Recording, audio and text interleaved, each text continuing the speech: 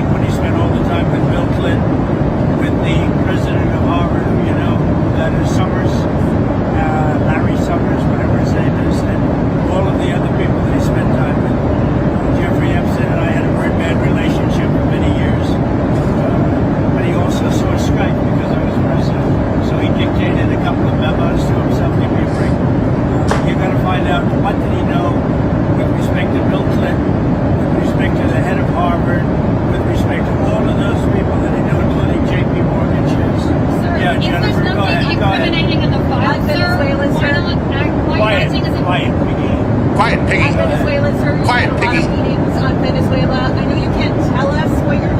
will be, can we say, have you made up your mind on what you'd like to do as far as action? I sort of have made up my mind. Yeah. You have. But I can't.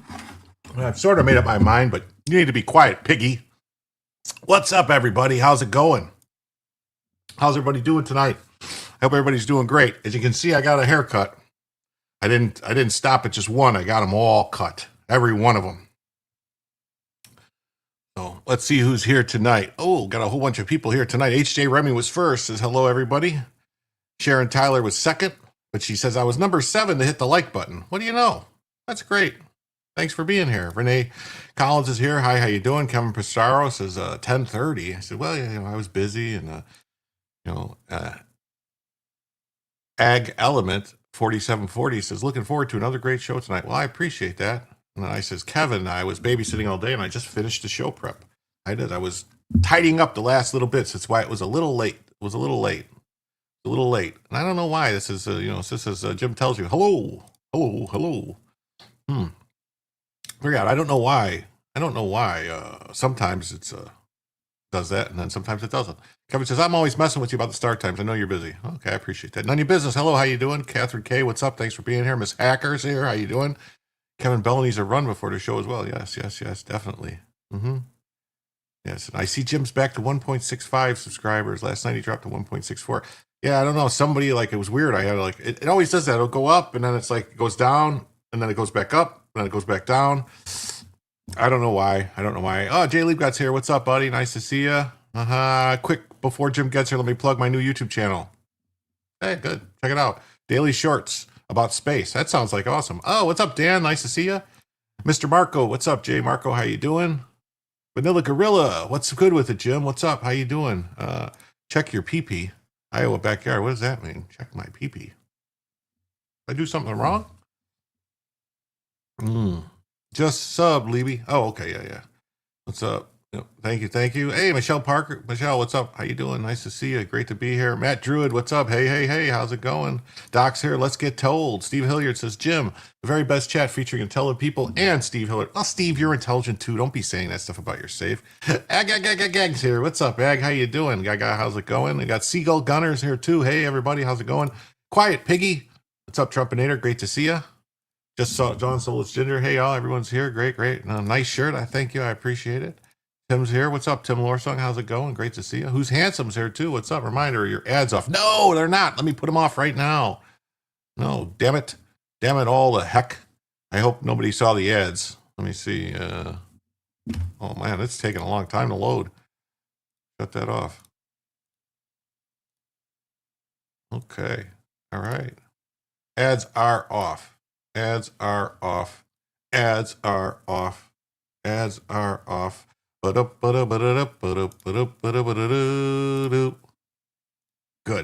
All right. Sorry about that. There's the dad joke. I'm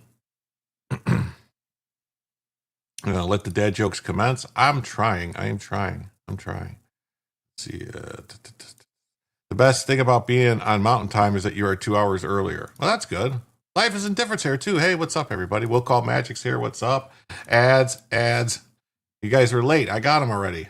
Rachel's here. What's up, Rachel? How you doing? It's Jamesy O. Jimbo. I just got in time for my first time looking forward to something playing while I waste time on WoW. Oh, well, that's awesome, Jamesy O. Jimbo. Thanks for stopping by. And you're a subscriber, too, so I don't know. Oh, got out here on time for the first time. Oh, okay. All right. Got it. I read that. Pesky Citizen, what's up? Hit the like, you pesky citizens. That's right. PayPal. Oh, PayPal is PP. Oh, okay. All right. I'm sorry. Check my PP. Okay.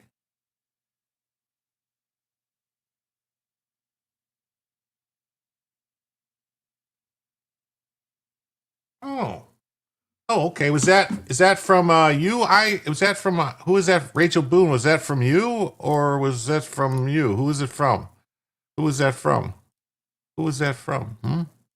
Who is that from? Watching that sleepy Bella girl. Look at her. She's sleeping there. Just chilling.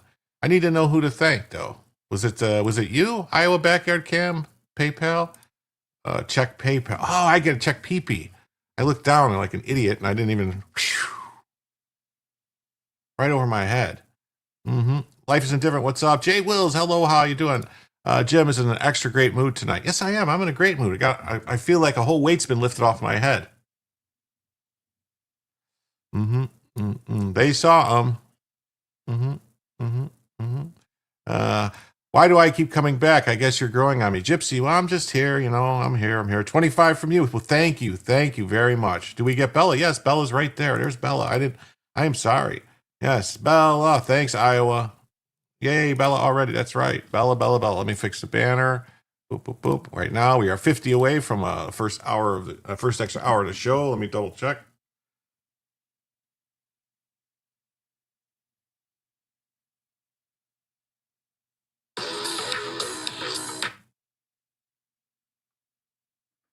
That was weird. Why would that music play like that?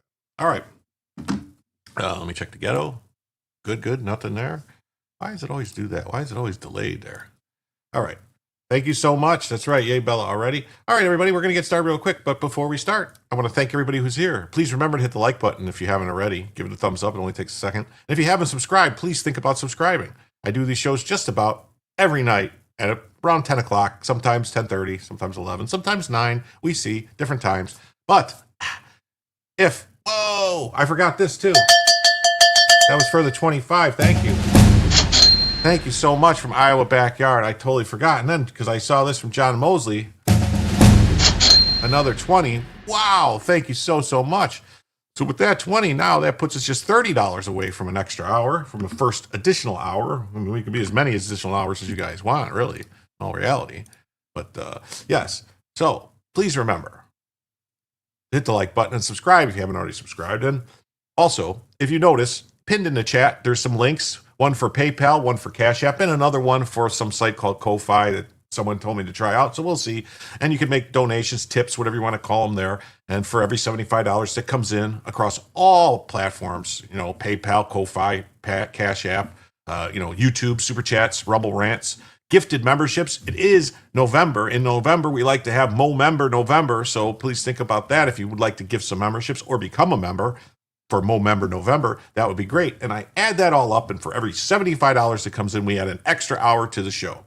Shows are as long as you, the fans, you, the guests, you, the audience, want them to be. I don't like saying fans because that makes me seem pretentious. I'll just say the audience. The shows will be as long as the audience want them to be. Thank you very much, John Mosley, for the 20, and thank you to Iowa, damn it. I'm losing my mind here. Iowa Backyard Cam for the 25 on PayPal. Thank you very, very much. Let's get rolling. Now, everybody's going to know the big story of the day is Ko-Fi is pronounced coffee like sci-fi. Okay, so coffee, I guess, is Jim's Stalkers. Yes, you guys are all here. Friends, you're my friends. Yes, sir. The show is as long as my friends want it to be. You guys tell me. You guys do run shit around here. You decide how long the show is. So, here we go. And away we go. So what do you guys think about that? Everyone, shh.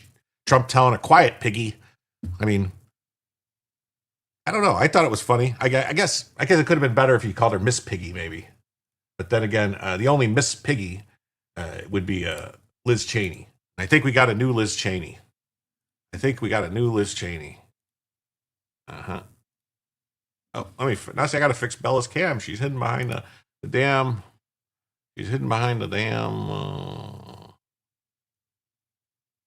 There we go. Much better. She's hidden behind. Can I make her bigger? She's hidden behind the thing there. So we got this. Maybe Peggy. Maybe. I don't know. So we got this. So the most bizarre thing about this affair, when we're talking about this long past event, like the Kennedy assassinations, it makes sense to focus on the release of old files. The eyewitness to the events are either dead or extremely old. But the Epstein conduct actually happened between 15, 25 years ago, and witnesses are almost all still alive, and most of the perpetrators are still alive. And why would we be focused on the files when those files wouldn't even be admissible in evidence without the testimony of the living victims? Yes.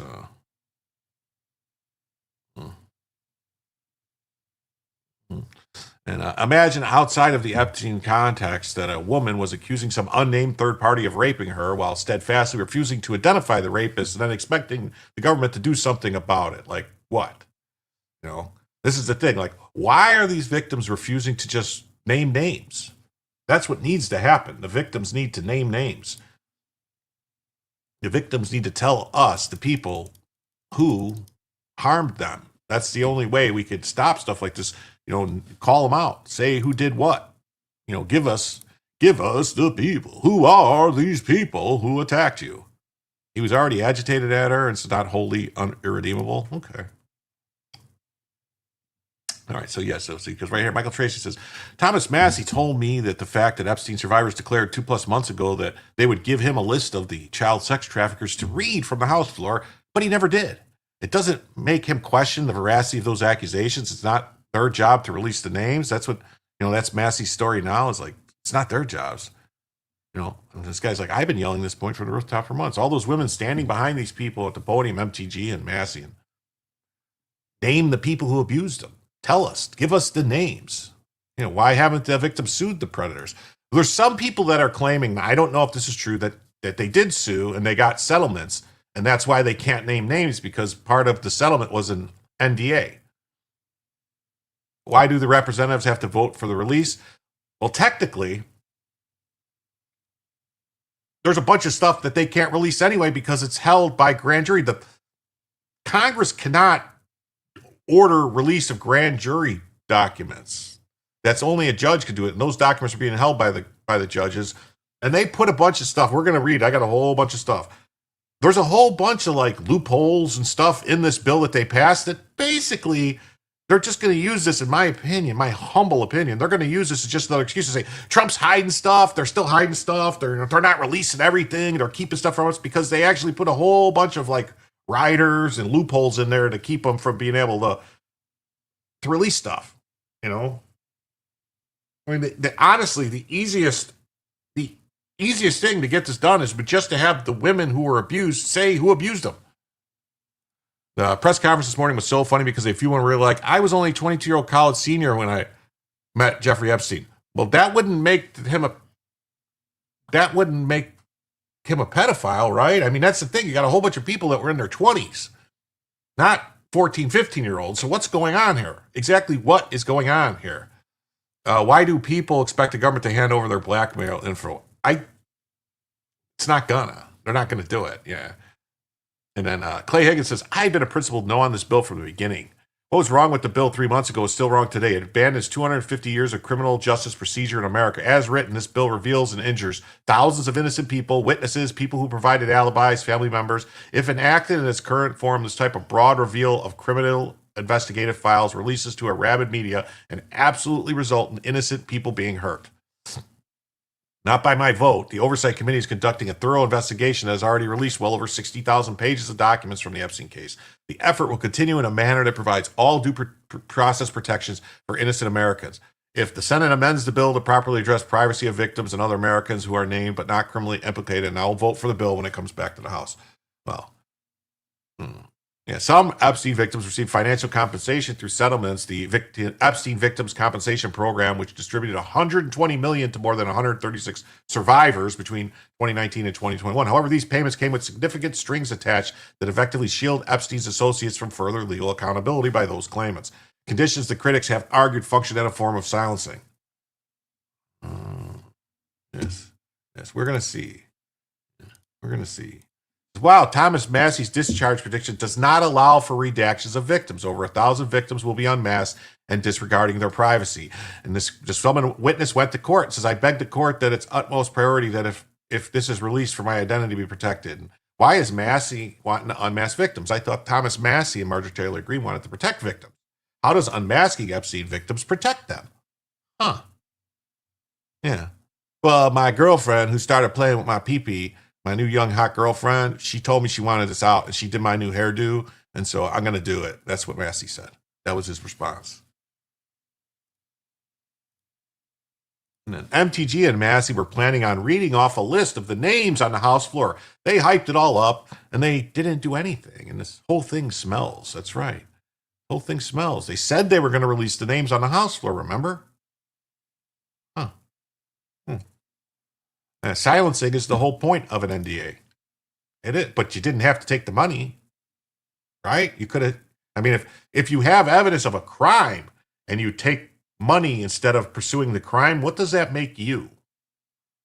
Because if you had something for a crime, I guess it's a funny thing, like maybe these people just didn't want to be associated, but I mean, if there was a crime committed and you agreed to take money to not say anything about the crime, I don't know, man.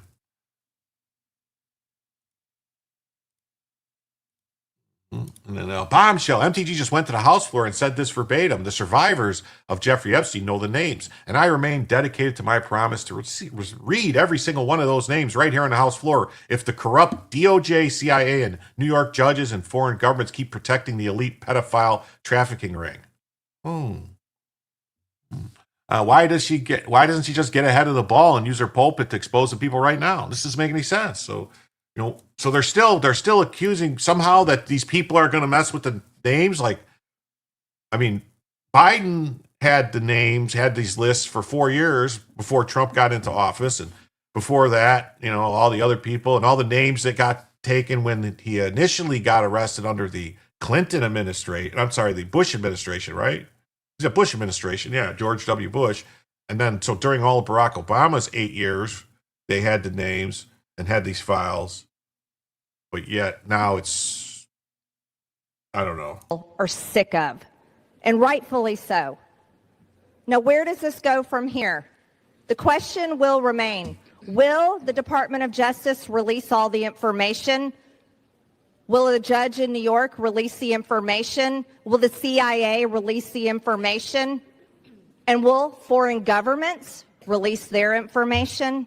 Or will this foreign continue governments after this vote today be a cover-up of the rich, powerful elites that bond together in sex and human trafficking abuse? I saw a bunch of stuff about Marjorie Taylor Greene recently, just like in the last day or two.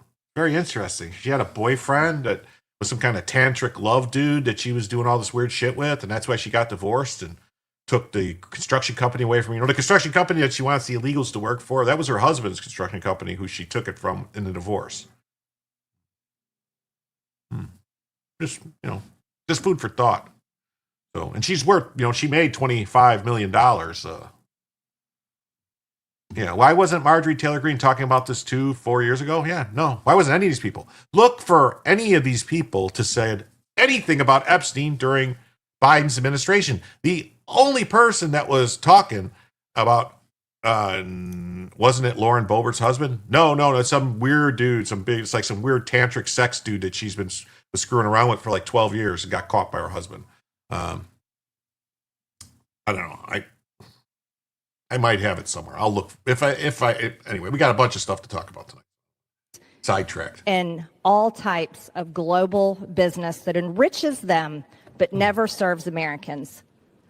The American people will know, and the victims, actually the survivors of Jeffrey Epstein, will know, because they know the list of names. And I remain dedicated to my promise to read those names here on the House floor if those women ever find them in a place that it needs to be done. I yield back to Mr. Gentlelady from Georgia yields back. Gentleman from Kentucky reserves. Gentlelady from North Carolina is recognized. Yeah, she cheated on her husband with Sting. I don't know the guy's name, but it was like a big, weird sex tantric dude. Like I saw, I don't know. Anyway, so we got a lot of stuff to talk about tonight. Robbie Starber says, I do find it strange that this group of alleged victims keeps demanding the release of information that they already possess. And if they're concerned about jeopardizing their settlement money, then have Massey read the files on the House floor. Well, it's very interesting. There's a breaking news. The House nearly unanimously approves the Epstein Transparency Act. One Republican votes in opposition. That's right, Clay Higgins, because he says that what they're asking to do is going to release the names of people who never committed a crime. 216 yeas, 211, 1 nay. The House passed the Epstein File Transparency Act. If passed in the Senate and signed by Trump, it would force the Justice Department to release the Epstein files. Well, not really, because there's actually, in this bill, it actually says that they don't have to release anything that could damage national security, that the Attorney General can withhold anything she deems as sensitive intelligence matters. So, like, I don't know if Epstein was working for, say, the CIA or a foreign intelligence agency like, say, Mossad, they wouldn't have to release any of that stuff. They could keep it. That's actually in the bill, just so you know. Yeah, never been convicted of a crime, not never did a crime. Well, yeah. Wasn't she just complaining about Trump being too involved in foreign affairs? Oh, yeah. Brian Glenn is his name. Okay, yeah. You know what I'm talking about then, right? Who's handsome? It's some weird dude and, like, anyway. And she's pretty rich and powerful herself. I mean, I don't know. I didn't make $25 million in the past couple of years. And Epstein was definitely working for the CIA, Mossad, and MI6. That's what I think. So anything relevant to actual crimes can be redacted. Yeah. Yeah. Yeah, it is a total clusterfuck. It is. And this is just going to give Brian Glenn is the new squeeze. I don't know. So, yeah, so they unanimously passed. Clay Higgins was the only member. We read what he said. And then Johnson told reporters this morning that the Senate Majority Leader will amend the discharge position in the Senate and send it back to the House to deal with apparent issues of victims' privacy. There's no certainty that the bill will even be processed in the Senate. Wow. The question is, who was he also given info to for them to burn him? Yeah.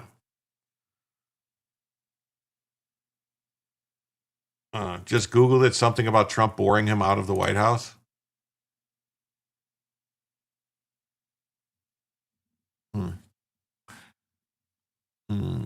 it comes after Representative Massey and Marjorie Taylor Greene and Ro Khanna will hold a press conference with the Epstein victims to discuss the bill where they all attack Trump. Glenn is right side broadcaster. Plenty of murderers walking around that never got caught. Yeah, same with pedos. Yep. As Gateway pundit, Trump said on Monday they would sign the bill if the House and Senate vote to pass it. That he's all for a successful vote.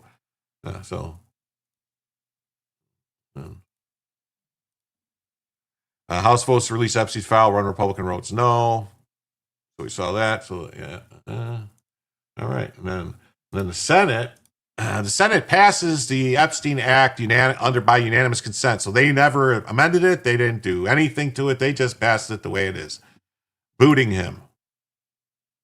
Oh, okay. Senate officially passed the Transparency Act to compel the Justice Department to release the Epstein files. The Senate passed the bill by unanimous consent as soon as it was transmitted from the House.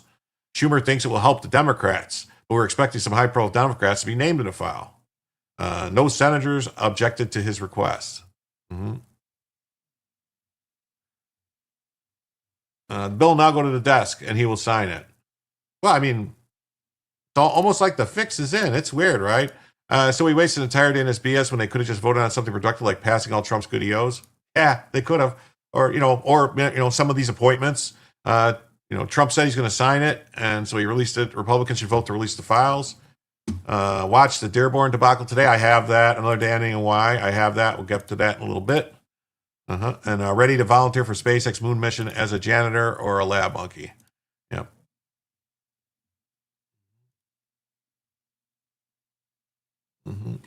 Politico, Senate approves Epstein's file, sending it to Trump's desk. And then they had some interesting things happening today on the news. It says that Mark Epstein, this is Jeff Epstein's brother Mark, says refuses to answer why he said in 2018 to his brother, ask him if Putin has the photos of Trump blowing Bubba. You know why? Because his ass would get sued into oblivion for lying. So instead of answering truthfully, he leaves everyone to think the worst. Yeah, he says, you better believe if they had anything remotely close to this that would have released long before they set foot in the office. Consider the fact the email was allegedly organically sent in 2018 after Trump was in office. I don't think Trump was lying when he said they may have planted things inside there. So, yeah, so here's look at, Chris Cuomo got a mustache, so he's trying to look like an Italian man. This back and forth with Jeffrey, where he tells you that Bannon is with him, and you say, oh, great, ask him if Putin still has photos of Donnie T, I'm assuming President Trump, with blowing, which we all know what that means, Bubba. Let me stop you here. I'm not discussing that email. This was a private email between Jeffrey and myself. There's two brothers talking. It's nobody's business what we wrote. The only thing I responded to is because people got crazy with the Bubba reference and they tried to pin it on Clinton. So I made a public statement that it was not any reference to Bill Clinton. I like Bill Clinton, and I didn't. Oh, of course you guys like Bill Clinton. Bill Clinton was really good to you guys. But the email had nothing to do with Clinton, and that's my last word on that email. My last word on that email. It's very interesting. Yes. The guy he had the affair with was her trainer, not Brian. That's what I'm talking about. The guy he had the trainer was some kind of tantric sex trainer. That's who she had an affair with. So she's into some really weird shit too. So that's all what I was getting at. The victims should be concerned about the children Biden trafficked into our country. Yes. Yes. What's up, Wildo? How you doing? Great to see you. James O. Jimbo says no Western government would ever release actual pizza content, so it's iffy on what this legislation means. Yeah. I heard that more than once. Yeah. And is he trying to look more like a douche with that stash? I don't get it. I really don't. He's trying to look like, okay, we saw that. The stash is horrific. It's a porn stash. Stop the world. I want to get off. Mama Pillow, correct. Look at him with that stash. Yes. And Ko-Fi Streambot. Jim tells you. Ko-Fi Streambot. Yes. And Mark Epstein says the Trump administration has only agreed to release the Epstein files now because they've sanitized the files to take Republican names out. That's what I was told by a pretty good source. So they all fought to release the Epstein files, and now it's going to happen. They're sanitizing the file. This dude is full of shit. So, this is, that he had to go through that. But the email had nothing to do with Clinton, and that's my last word on that email. What I do want to talk about is I've been recently told the reason they're going to be releasing these things and the reason for the flip is that they're sanitizing these files. There's a facility in Winchester, Virginia, where they're scrubbing the files to take Republican names out of it. That's what I was told by a pretty good source. Pretty good source. Look, do you believe that? Do you believe? Hold on, Mark, hold on a second. Two things. One, well, I believe that, if you don't want to talk about it, I don't have. All right, obviously you believe it. You just said it, but all right. But Mark, hold on a second. Let me ask you a question. Jeffrey did not commit suicide. That's my focus. I don't care about. Oh, Jeffrey did not commit suicide. I don't think he commits suicide either. I don't think he's dead. How do you like that? What's up, Spuds? What's up, Spuds? But the email. Yeah. What's up, Spuds is here. Yes. You mean to tell me it turns out that a member of Congress is also a degenerate? Shocker. Gun, I think we stopped spinning a few years ago and we all thrown into the damn Twilight Zone. A pretty good source. Pulled it out of my ass. Spuds is here too. What's up, everybody? Yes. Awesome.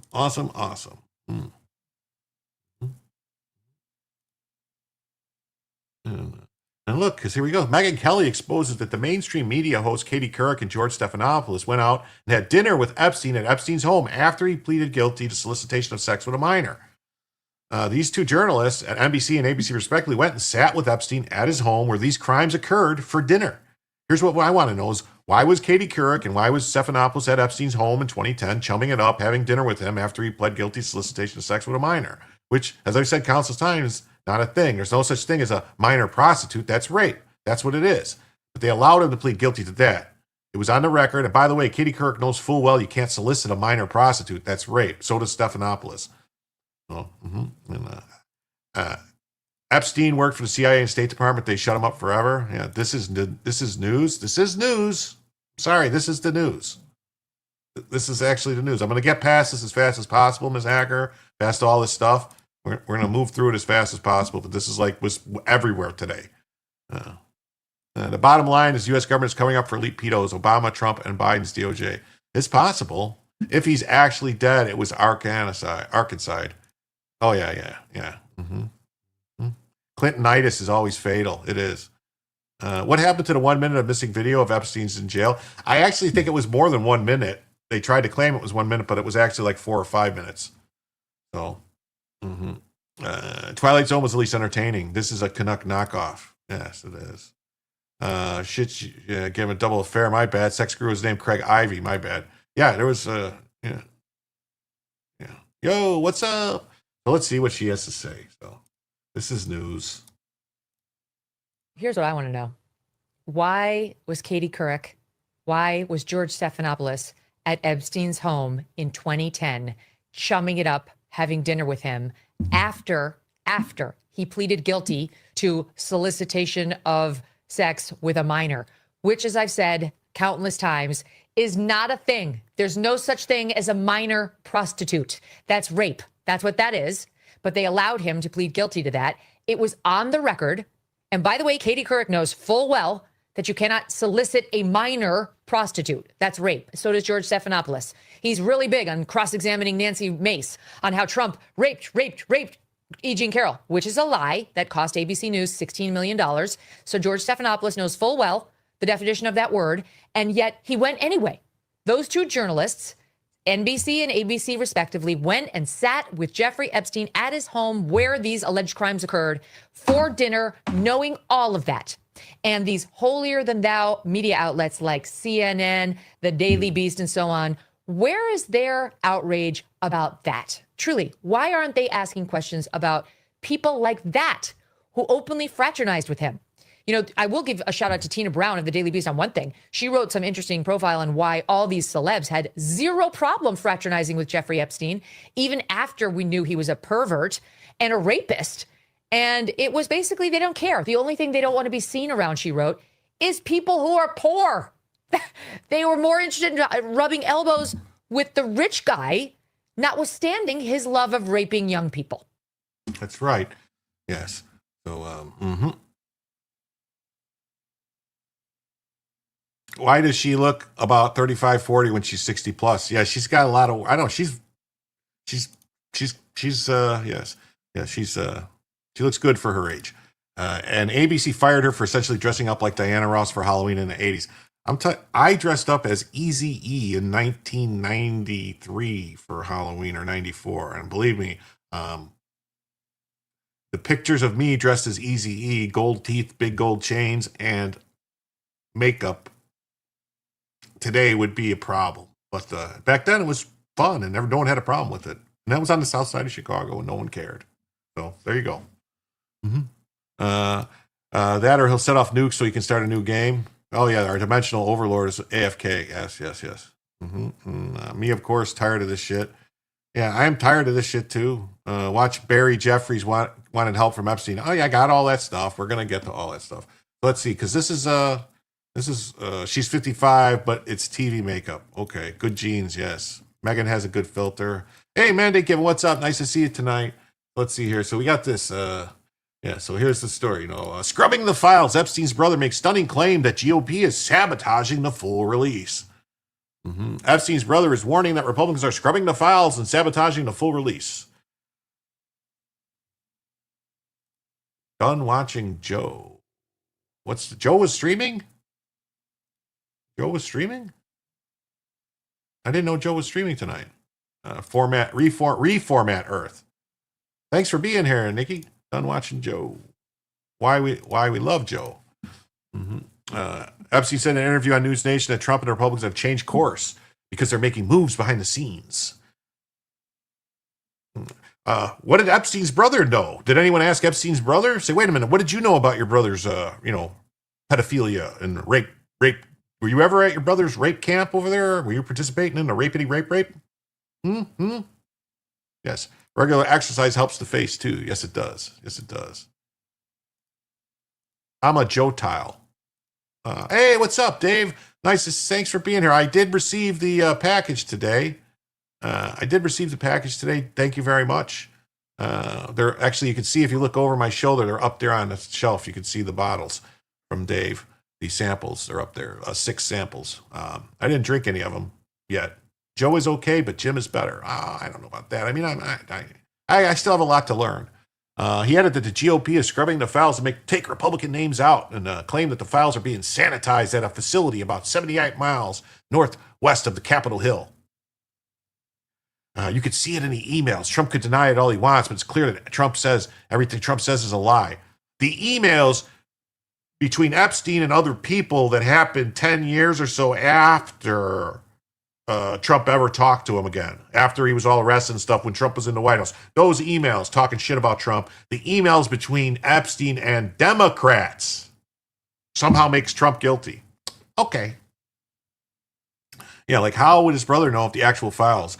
Not that we don't know that most of them was in him anyway, but how would he know? He wouldn't know.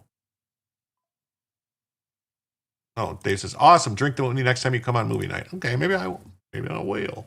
And the House of Representatives voted to release the files and send it to the discharge petitions of Senate. And we know that the Senate already approved it. Yeah. And then here's this, here's this other one, which I wanted to bring up just because I thought this was funny when I saw this. Because it's like this guy, Mark Epstein, his brother, says that, what the hell is going on here? Says that, he says, Jeffrey definitely had dirt on Trump. Huh.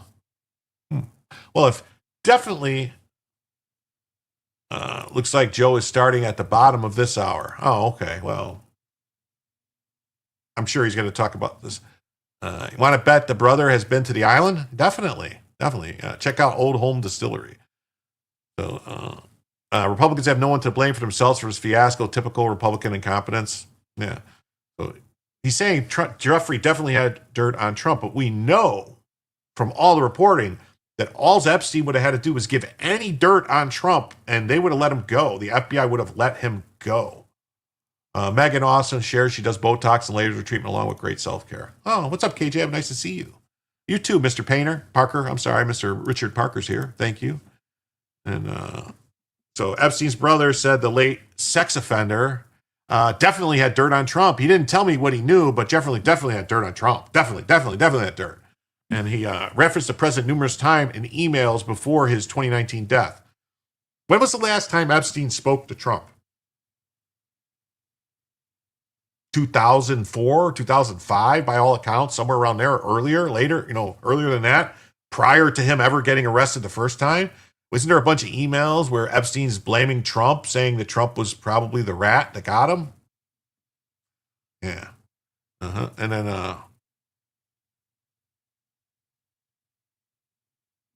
yeah, he had the dirt, but he didn't use it because, reasons. Yes. I said Parker, and then I meant Mr. I said, did I say Parker? I don't know what I said. Anyway, on Sunday, amid bipartisan frustration, the president reversed course and urged Republicans to support the bill. Yes.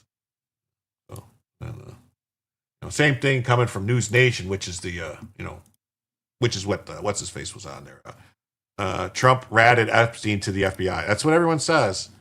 I think it's pretty clear from some of those emails he thinks Trump was a snitch. Yeah. Now, he definitely had dirt on Trump. If he had dirt on Trump, well, why wouldn't he have used it then? Yeah. Sent to me a dozen times this weekend. Did you see the emails between Jeffrey Epstein and his brother Mark? Did you see? It's proof that Epstein. Oh, it's proof. It's proof that Epstein and his brother were talking. So that's proof of something. People, yeah. Said alleges an FBI cover-up. Yeah, it's a facility and they're scrubbing everything. Yes. Well, Michael Tracy, who doesn't like Trump, just so we're going to get this right out of the way right now. This guy does not like Trump. This guy is not a Republican. This guy is a liberal. And this guy says this is all bullshit, what's going on. He says, Epstein survivors just went nuts and called the Capitol Police to prevent me from asking my polite yet uncomfortable questions, claiming harassment. One of their handlers berated me as a man who doesn't realize what no means no. So I guess they're accusing me of journalistic rape now? What's your take on this? Seems relevant. So this is stuff about Stacey Plaskett. We're going to get into this later. This is later stuff. And so it's been announced that the journalists who are not to be questioned or cross-examined, the purported survivors, but instead politely listen to their stories. Sort of strange that a journalistic no-go zone has been declared. Epstein knew not to play with Trump. Yeah. I am more of in preventing science from engineering ticks with. Oh yeah. No. Science has been engineering ticks for a long time, and I think they engineered one. There was a story a while back. The first person died from that allergy to beef or something, meat allergy because of science. Yeah. I am more interested in preventing science from engineering ticks to make us allergic to red meat. Yeah. That was stories I did have this story a couple days ago. We didn't get to it. It was down in the stack. We didn't get to it that day. But the first person died from that tick. And I want to say robot ticks are bad. Yes, they are. So yeah, so you're not allowed to question these people at all. Not allowed to question them. And how many accepted money when they were being abused, only to come back for more money? And Eve recruits froze. When they went out and took more money for their silence, they could suffer the same fate. Horrible what was done to them, but they admit they made choices where the other choices might have stopped us long ago. Mm-hmm. I'm pretty sure they declared a no questions for survivor policy because Haley Robson, leader of the Epstein Survivors Incorporated, spotted me at the press conference. It's been announced. Yeah, so see, it's been announced. This article contains my exclusive interview with a prominent Epstein victim, Haley Robson, who admits she trafficked younger girls to Epstein as an adult, but was never charged because she, too, is now considered a trafficking survivor and claims she was groomed. Plaskin and 6 for pugs, just one more stressor I do not need and cannot fix legally. Hey, Lady Bama, finally made it. Thanks for being here. Wow. Ooh, what do you know? We got 100 people watching on YouTube right now, so please, if you haven't, hit the like button, and if you haven't subscribed, please subscribe. You know, and keep in mind that we are only $30 away from adding an extra hour to the show. So, you know, we got another hour and almost 2 hours, an hour and 45 minutes to go here. But unless we get another hour. Yeah. And it says, also out for today's magazine, my long-awaited deep dive on what I've talked, the anti-trafficking industry, which is even better than I can imagine, the anti-trafficking racket. Oh.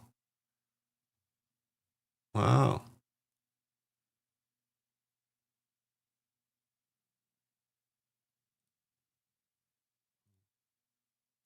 Here's Nancy Pelosi today with survivor Liz Stein in the purple, who has very possibly simply hallucinated her entire story.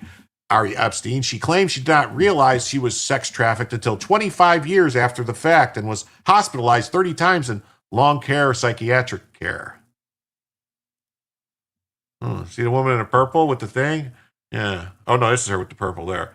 So, you know, Liz Stein and her PR handlers aggressively rebuked my attempts to ask her questions. And it's right here. Stein appears to be totally crazy, and it's impossible to discern what actually went on with her. According to a 2022 profile by a movie review website, Stein was at some point bedbound for a year and had to undergo therapy for her physical and emotional distress. However, she found some peace from her lifelong trauma when Jeffrey Epstein was arrested for his crimes in 2019, followed by Ghislaine Maxwell's arraignment in 2020.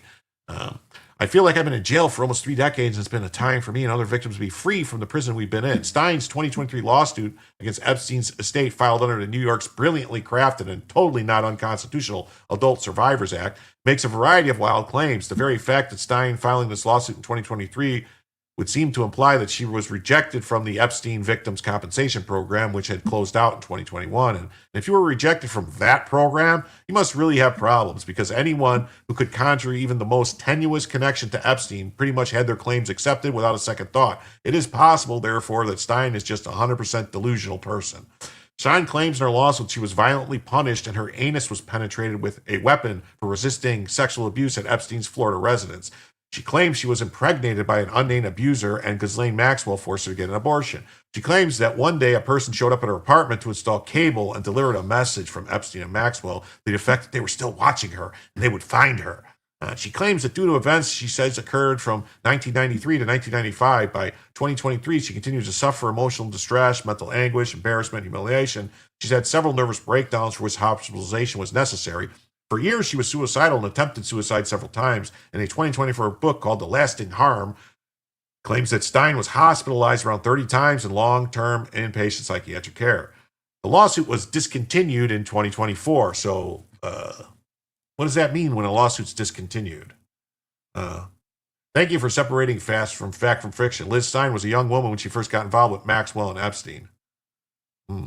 According to online info, Liz Stein is 59. Ghislaine Maxwell is 63.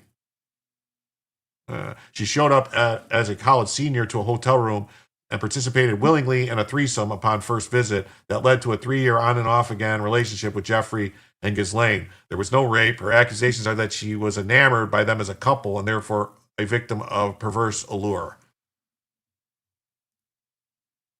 She claims she did not realize she was sex trafficked until 25 years after the fact was hospital times. That alone.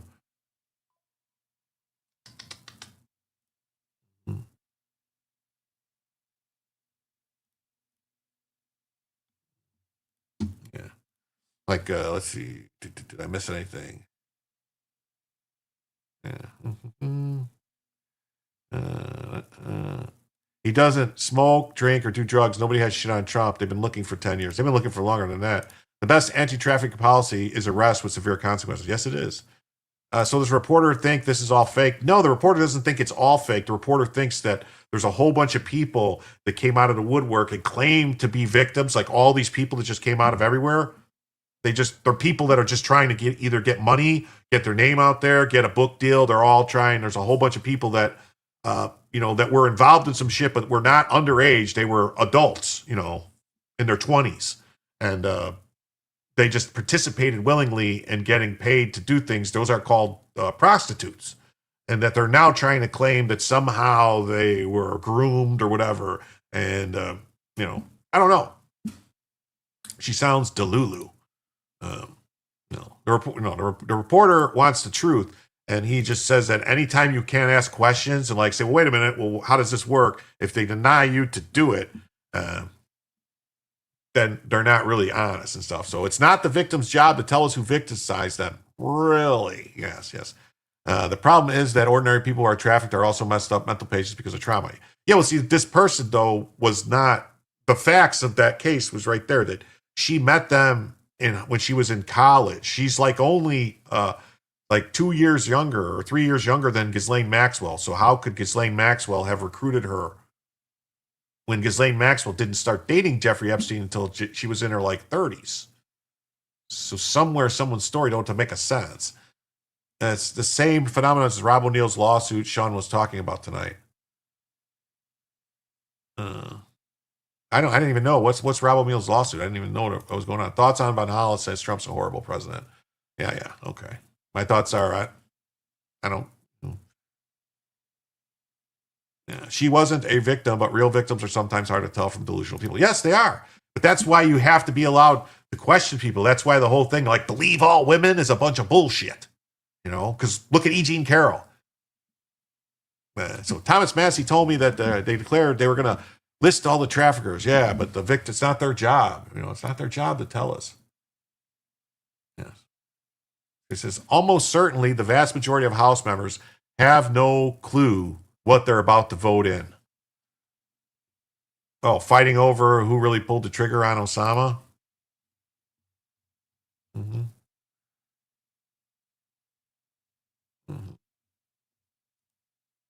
Yeah, because newly sworn in rep Adalita Gravalia gave her own Epstein files press conference. It was her signing of the petition that triggered today's vote. I asked why the legislation exempts files related to national defense from disclosure. She said, I have no idea. Yeah. Massey is a snake not to be trusted. I think so. So this lady goes, I don't know. I don't know. I just signed it because I thought it was the thing to do. And look, oh my God, that is what you call a big gordita. That's not a big booty Latina. That is wow. That's a gordita. Yeah. And then these are the alleged victims. They know the names. Epstein survivor. We're hearing the administration say they intend to investigate various Democrats who were friends with Epstein. I beg you, President Trump, please stop making this political. How is this not political? You motherfuckers have stopped all the shit in the house and done all this stuff. Tucson's best. Yeah, shaped like SpongeBob. Yeah, accused have the right to face their accuser. Yes, they do. Sorry, I don't have a lot of respect for Navy SEALs, especially the guys who brag about the shit they did while in the SEALs. The only ones I know don't ever even talk about it. That's all I'll say about it.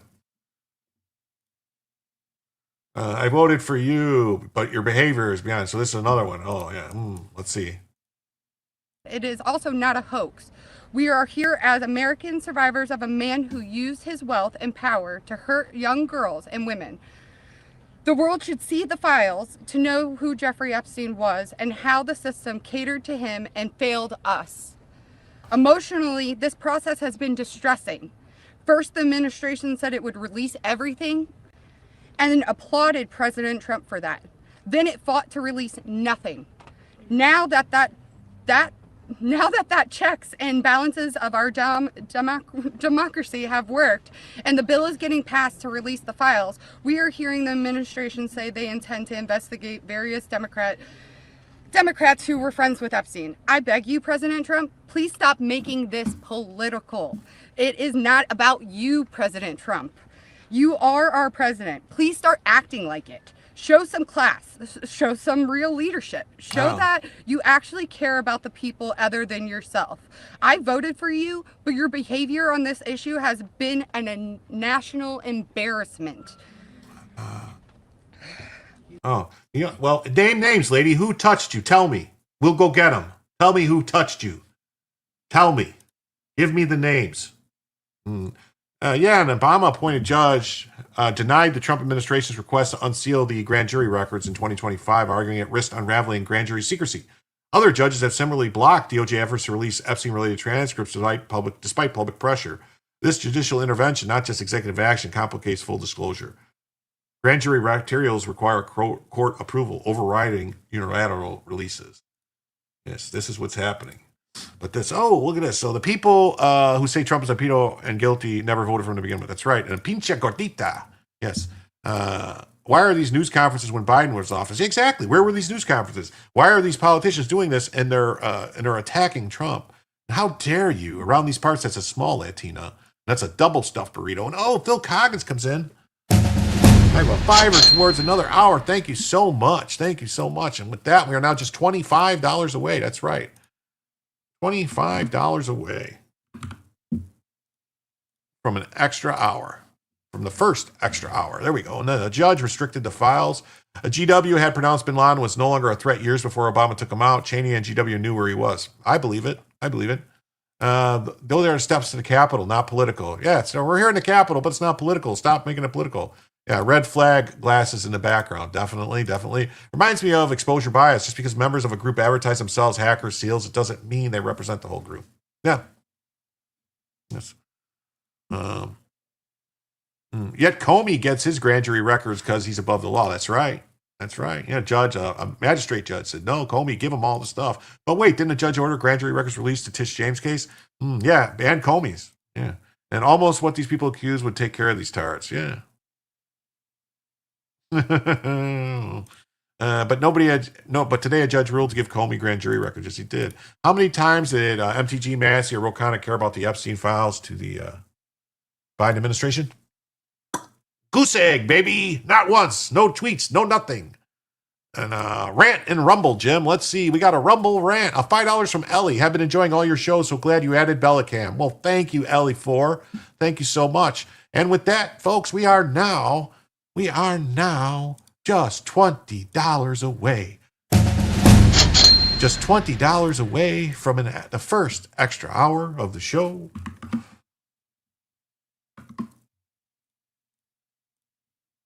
Just like that. I don't know about that, but the Pakistanis definitely knew where he was. Yeah, the Pakistanis knew where he was. Uh-huh. Oh, what's this? Spuds, member for 4 months, says Bill and Hillary ignore subpoenas, locking themselves up. Well, yeah, if you remember, there was a guy by the name of Peter Navarro, that ignored a subpoena and said, I have immunity, executive privilege and all that stuff, which is what Clintons are claiming. And they went and got him, and they shackled him in an airport and duck walked him, to jail and everything. So hopefully the same thing will happen to the Clintons. Go arrest them for ignoring a subpoena. Do it. Get on it. And Steve Bannon. Yeah. And Steve Bannon. Yes. By this point, would this be considered sex trafficking now? By this point, I used to cleaning up Olivia's messes. Not that long ago, I helped her untangle herself from an unusual relationship with Keith Olbermann, the former MSNBC host. She had messaged him out of the blue. They started talking, and soon after, she fled her unhappy home in suburban New Jersey and started living with Keith in Manhattan. He paid for her to attend college, outfitted her in Tom Ford and Hervé Leger dresses, and some $15,000 worth of Cartier jewelry. Later, he covered her rent and furnished her apartment in a doorman building in the West Village. And while Keith, who was 34 years older, was generous, there were strings attached. Olivia had concealed the relationship from me and other friends, but one day she told me everything. Too much, actually, and we actually hatched a plan for her escape. Wow. Ooh, what do we got here? We got James O. Jimbo for a $5 super sticker. Thank you so much. With that, then we are only $15 away. And then we got another one here from Jay Will says, have another $5. Come on, extra hour. Wow, man. Look at just like that. We are only $10 away. Just $10 away from the first additional hour of the show. Things are moving along just great tonight. Man. And then let's see. And it was widely reported as Democrat at the time. I questioned it all the time. Mm-hmm. Yeah. And it's a false claim that Trump promised to release the files when clipped. What he said was after the interview. It's never going to happen to the Clintons.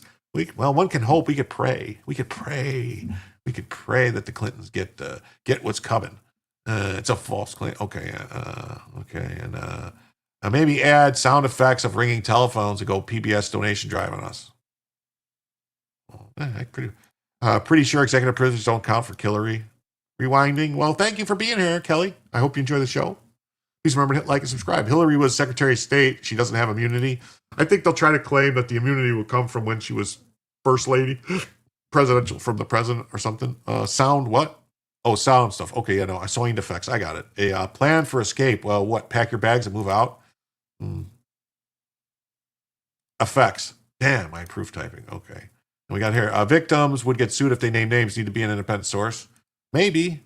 And then we got here, go to Sheriff of Baghdad, John McPhee, and watch his interview with Joe Rogan. Mel and Kelly interview of him was also good. Tells you about bin Laden. Okay. Thank you. Presidential immunity doesn't matter as Trump was brought to court using taxpayer money on Manhattan. Even Judge Judy called it out. Yeah, well. Oh, Life is Different. Here's your 10, Jim. Wow, did I get a 10? I did. Thank you. Life is Different. Since you all twisted my arm, here's an extra hour. Well, thank you so much. Life is Indifferent. Wow. Tactical assessment. Red Chinese victory. Impossible. America will never fall to communist invasion. Communism is the very definition of failure.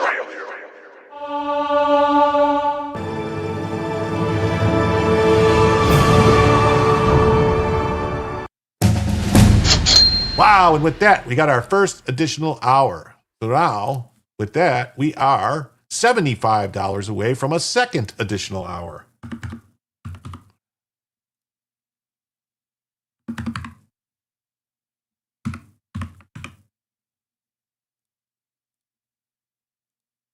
Thank you oh so much. Life, let's go. Thank you. That's right. The best thing about 2016 was Hillary not being POTUS during all the COVID shit. But then again, if she was POTUS, does COVID even happen? Makes you think, doesn't it? So who's this lady trying to protect? We know it's D for different. That's right. And what the hell? They're trying to go all 7th Cav on us, ghetto. That's right. Bringing it up. 7th Cav. Gary Owen. COVID would have happened. She would have locked down the planet. Remember, she wasn't supposed to lose. That's right.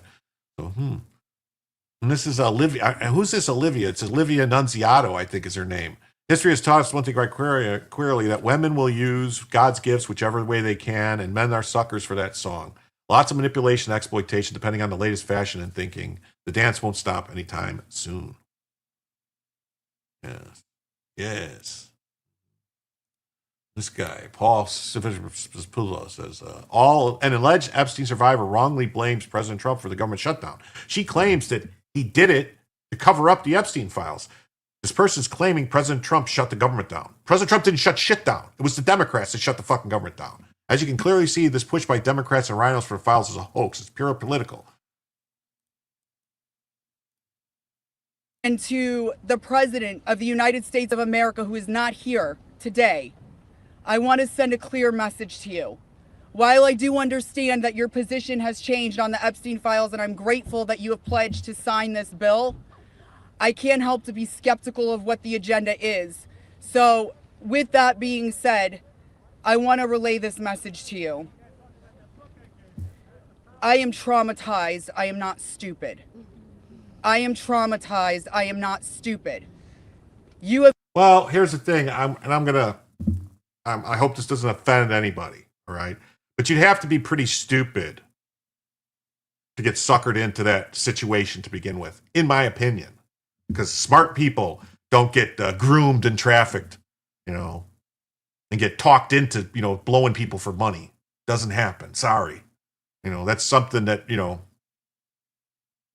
it'd be one thing if they were raped, but this is all about people were getting paid. We keep forgetting that it was people did things for money, and the vast majority of the people were over 18. Just saying. Put us through so much stress, the lockdowns, the halt of these procedures that were supposed to have happened 50 days ago.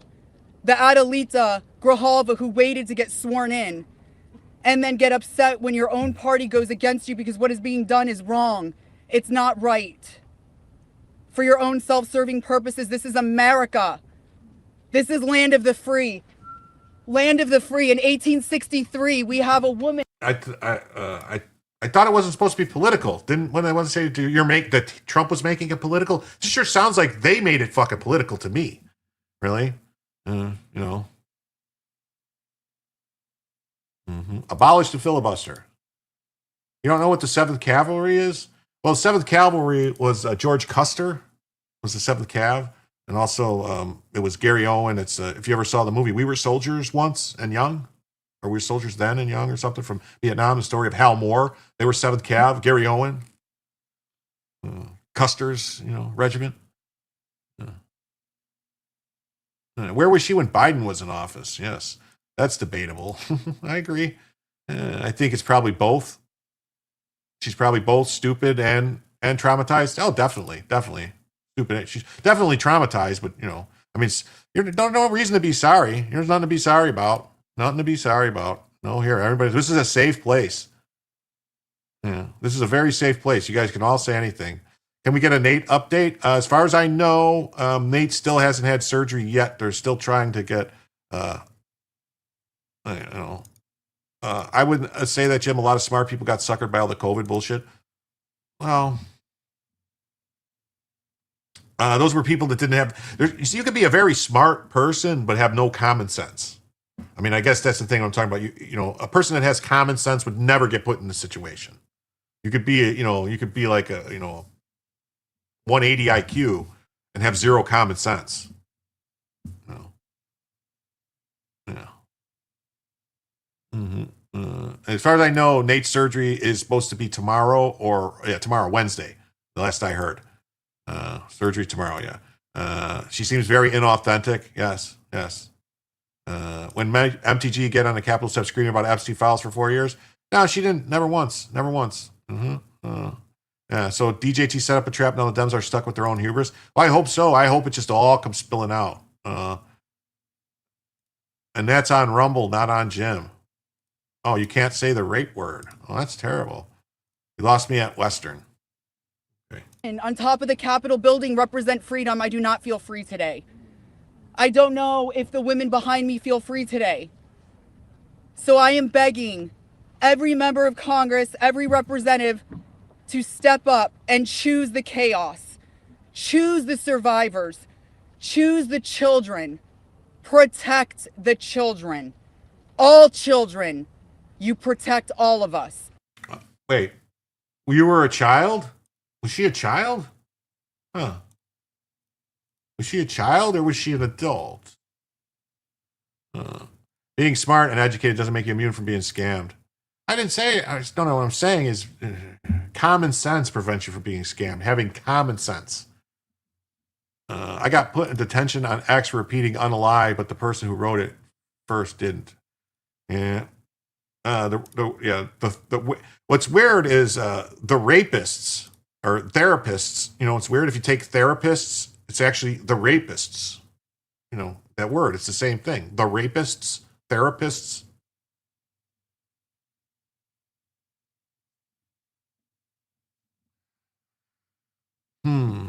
Some people will calculate the volume of a pickle jar but aren't able to open it. Yeah. Have gun will travel. Great show. Funny, they always get so much airtime. Yeah, they do. So a federal non-prosecution agreement, NPA, is a legal deal wherein federal prosecutors agree not to charge an individual involved in criminal activity in exchange for cooperation.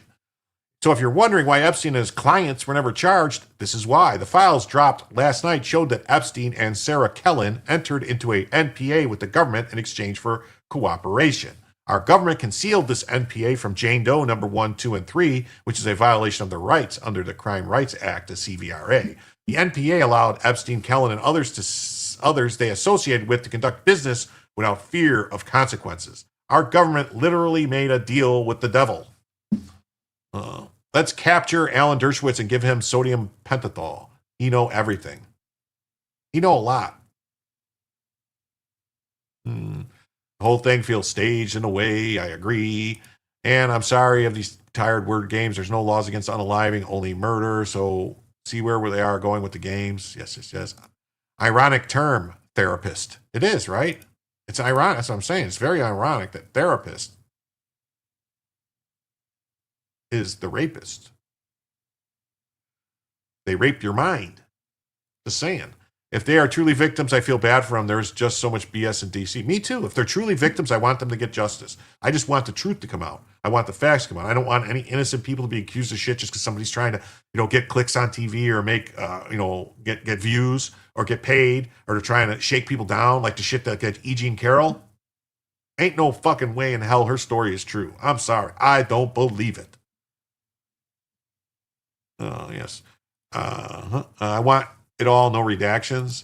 Yes. I was stupidly for thinking my government had my best interest at heart. Yeah. I thought the claim against Dershowitz was not true. So that's the thing. The claim against that, even a lot of the claims that, even the claims some of the people made against Dershowitz, I think it was Gaffrey. She walked it back as soon as there was a threat of,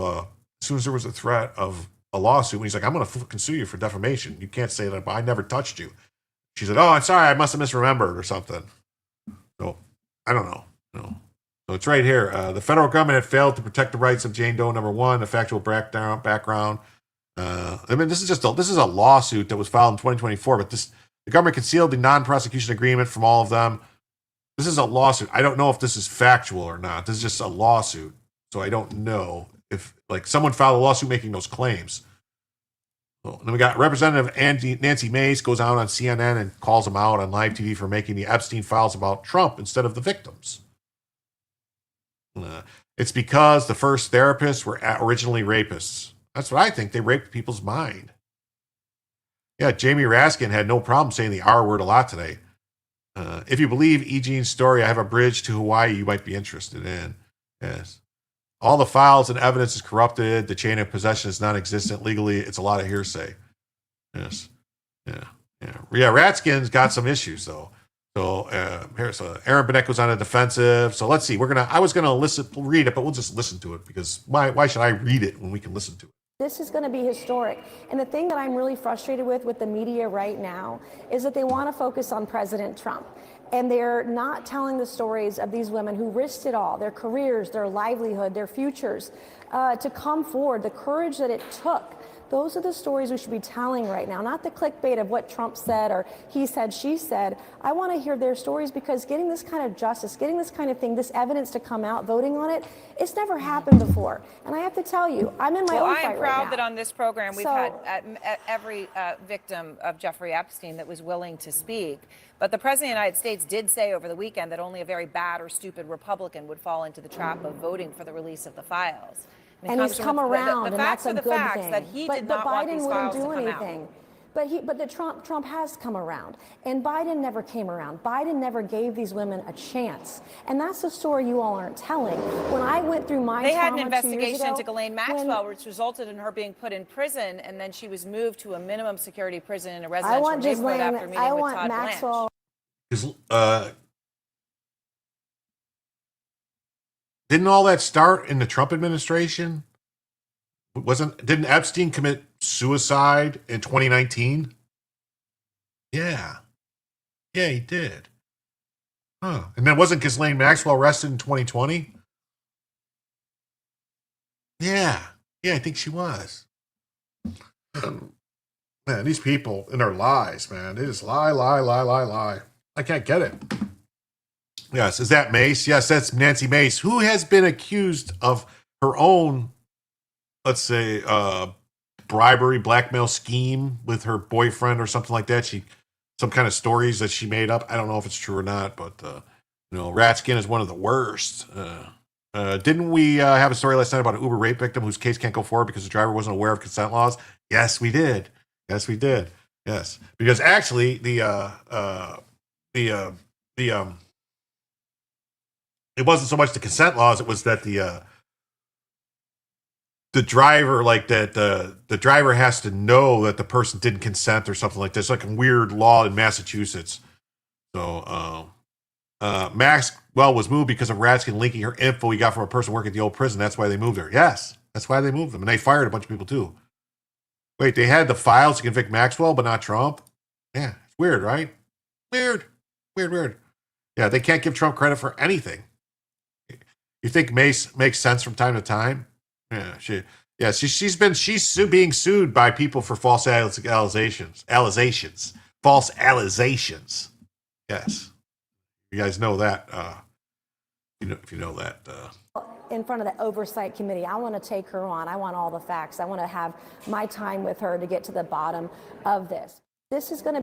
Oh, she wants to get her time. She wants to get to the bottom of it. Yes, that's what she wants. Get to the bottom of it. Hold on. I'm going to close some tabs here. I got way too many tabs open.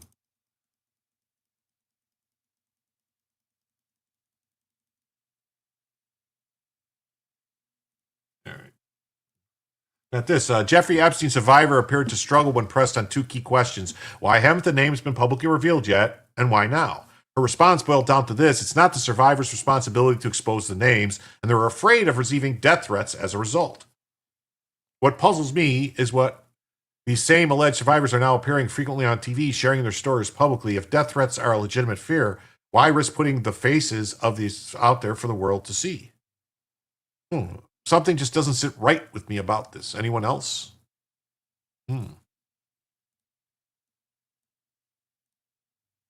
The other question is, why haven't the names come out before now?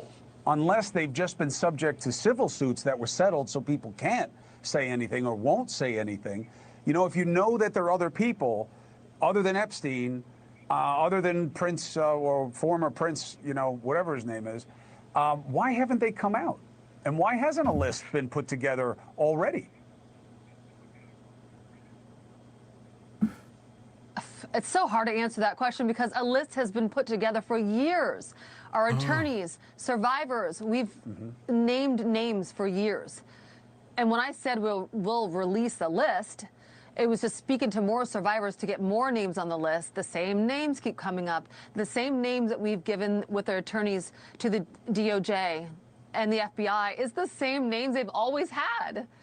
So we do want to help, but they already have had all the information they've needed to release for years now. Wait, we do want to help, but they've already had all the names, so we're not giving.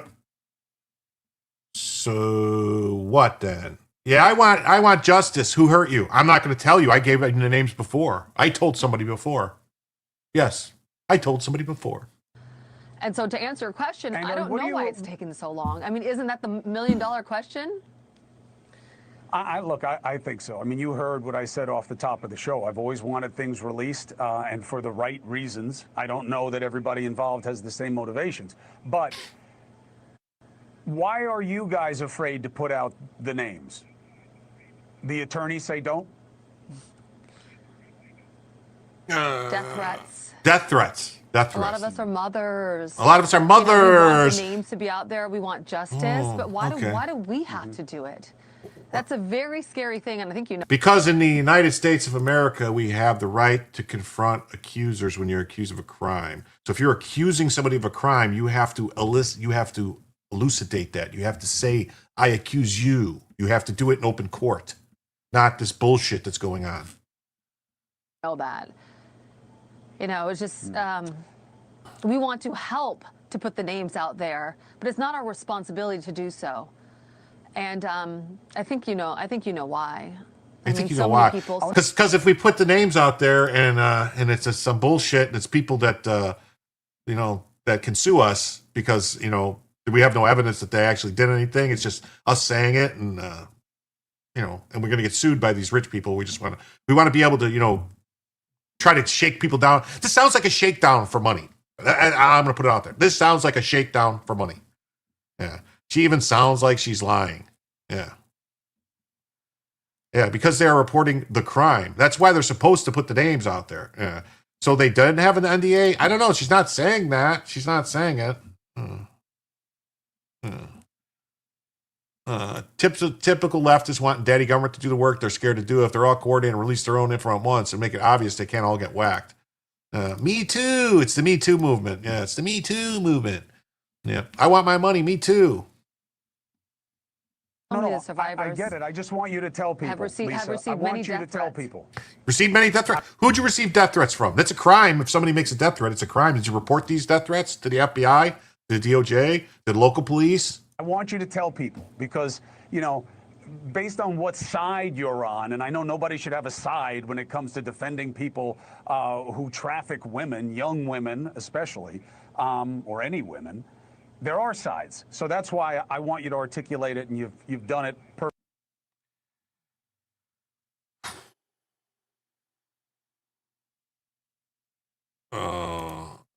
I had to tell my brother his best friend raped me. I waited years, but I promised there were tears, shaking, and everything, but I didn't friggin' blink. I'm sorry to hear that. I hope the person got punished. They felt free to take the money and sign the NDA. Stormy Daniels still paying Trump back for breaking her NDA. I'm a woman, and I'll say it. She doesn't have much credibility to me. Okay.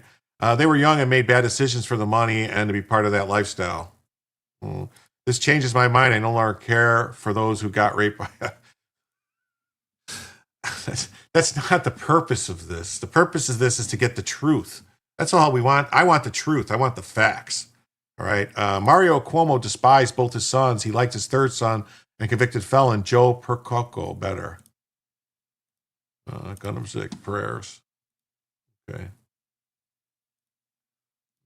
This is why we have to release the Epstein files. Jeffrey Epstein's victims. I spent the last 17 years in my own prison for what she, Jeffrey, and the co-conspirators did to me. I was raped repeatedly. I was raped 3 times a day. And I was not the only one on the island. There was a constant stream of girls being raped over and over again. Oh, this is Sarah Ransone. If I'm not mistaken, this person has been implicated in some other stuff. I have spent the last 17 years in my own prison for what she, Jeffrey, and all the co-conspirators did to me. I was raped repeatedly. I was raped 3 times a day sometimes. And I was not the only girl on that island.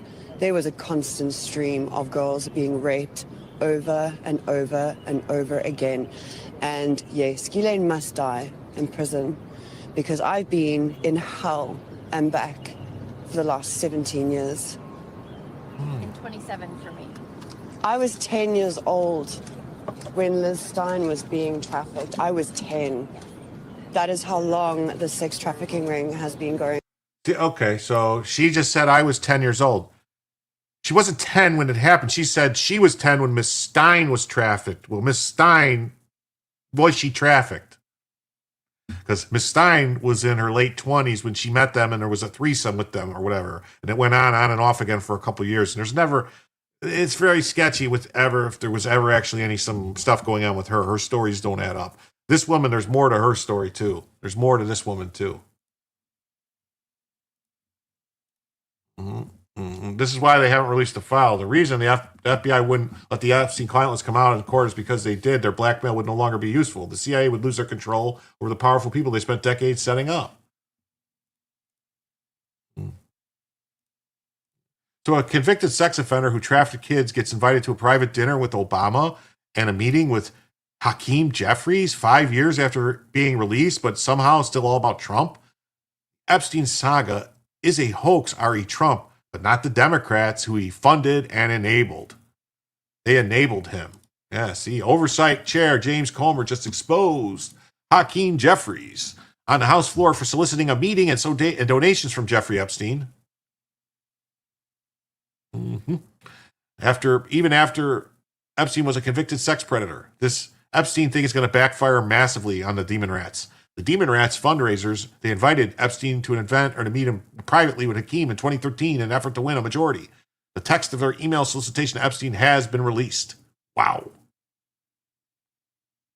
Oh, look at this. Here's the thing right here. Here it is. Wow.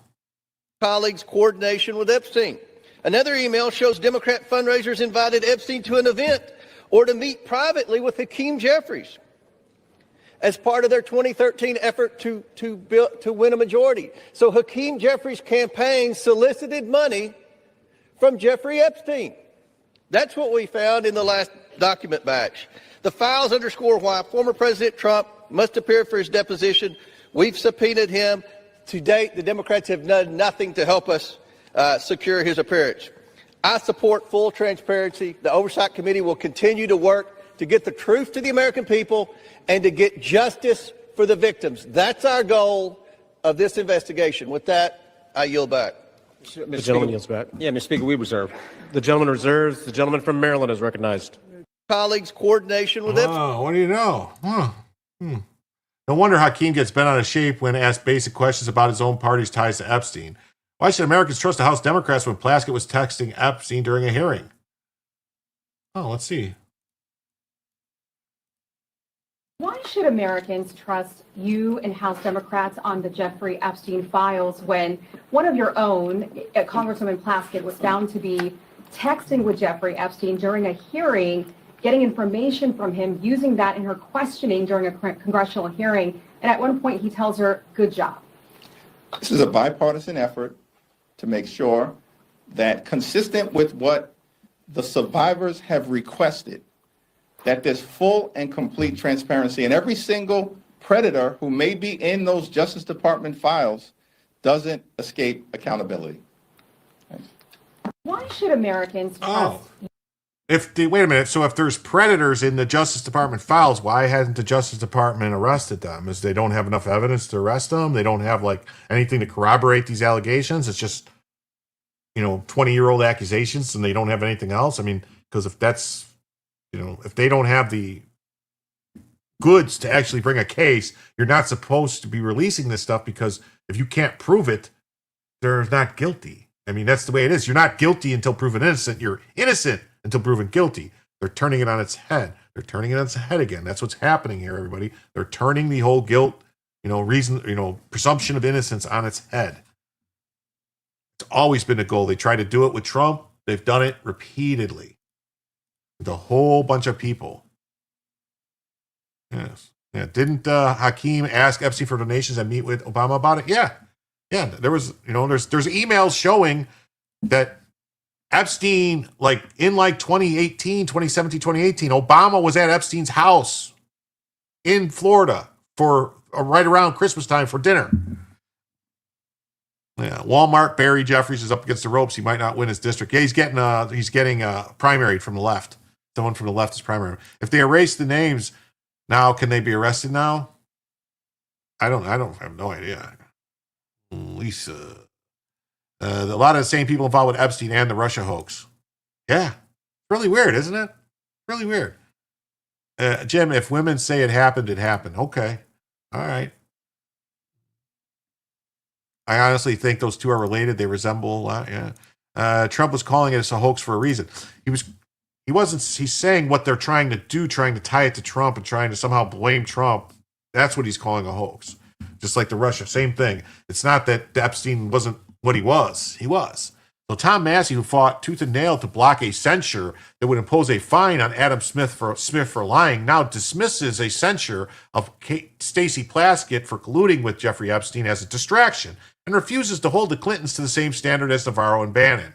There's not a Democrat out there that Massey won't gleefully fight to protect.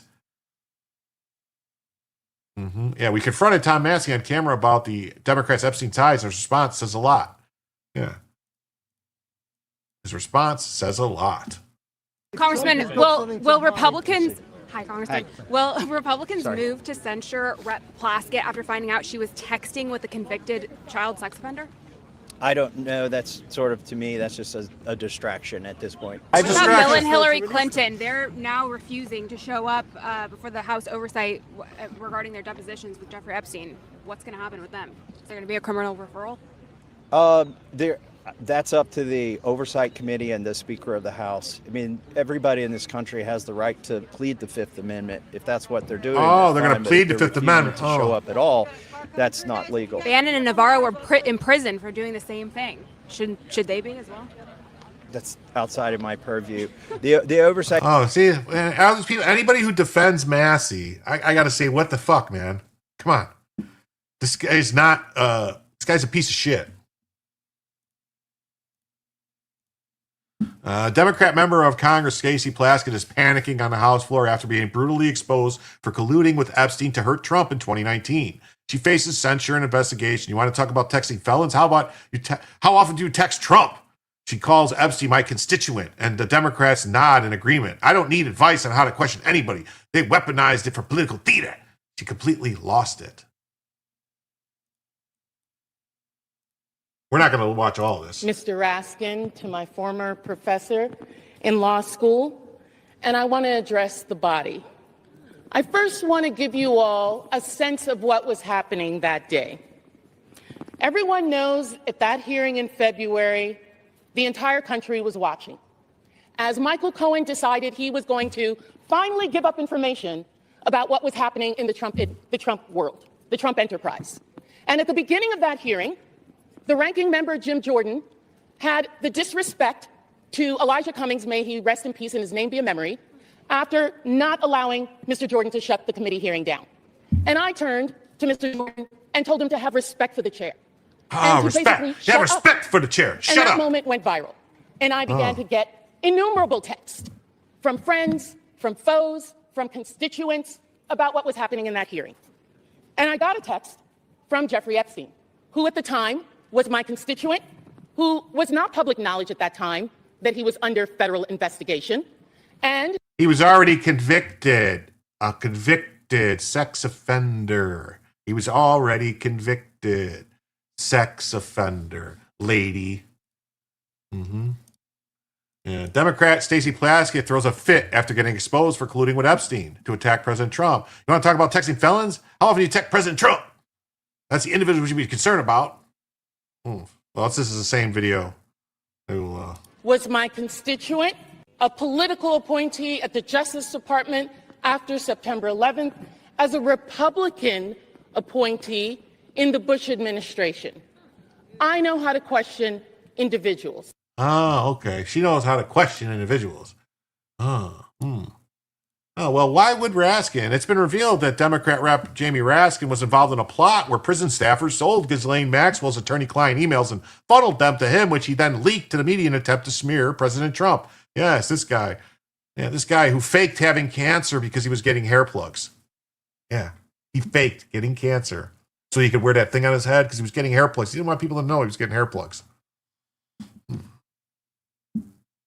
Yeah, I'm Blackburn's constituent, but I don't have her cell number. Yeah. I'm surprised Plaskett actually graduated law school. Well, her professor was Jamie Raskin, so go figure. I'm sure he passed her because of, It's so hard to watch these idiots. How did they ever get elected? I don't know. I mean, there's...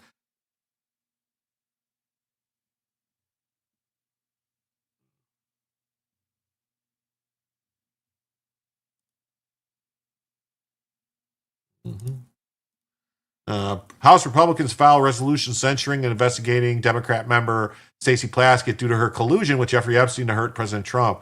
It would also strip her of her committees. She was coached by Epstein. Don't let her memory hold, the left memory hold this for you. Directs the Committee on Ethics to conduct a full investigation to the extent Plaskett's ties to Epstein any further improprieties. Yes. Idiots vote for them. Yeah, he does. So Epstein was a full-time resident of the Virgin Islands? I thought he was a full-time resident of New York. Can we just get rid of elections and make serving on Congress like jury duty? That would be interesting to just have people picked at random to go serve, and they only serve for 2 years or something like that at a time. It would be very interesting. Yeah, Ro Khanna says, tomorrow is the first reckoning in the Epstein class. It will not be the last. He said, excited to see you call for Stacey Plaskett to be expelled from Congress for working with Jeffrey Epstein. Yes.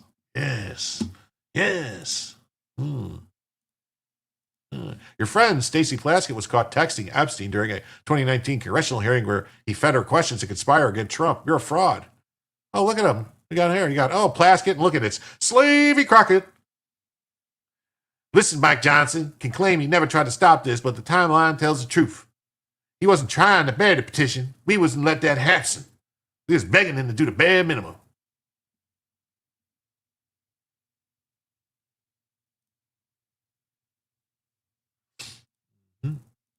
Democrats are trying to stall a censure motion against Stacey Plaskett for her collusion with Epstein. Wow, this is reprehensible. And there's only one explanation that makes sense. Dems are perfectly fine with their own being in bed with monsters like Epstein.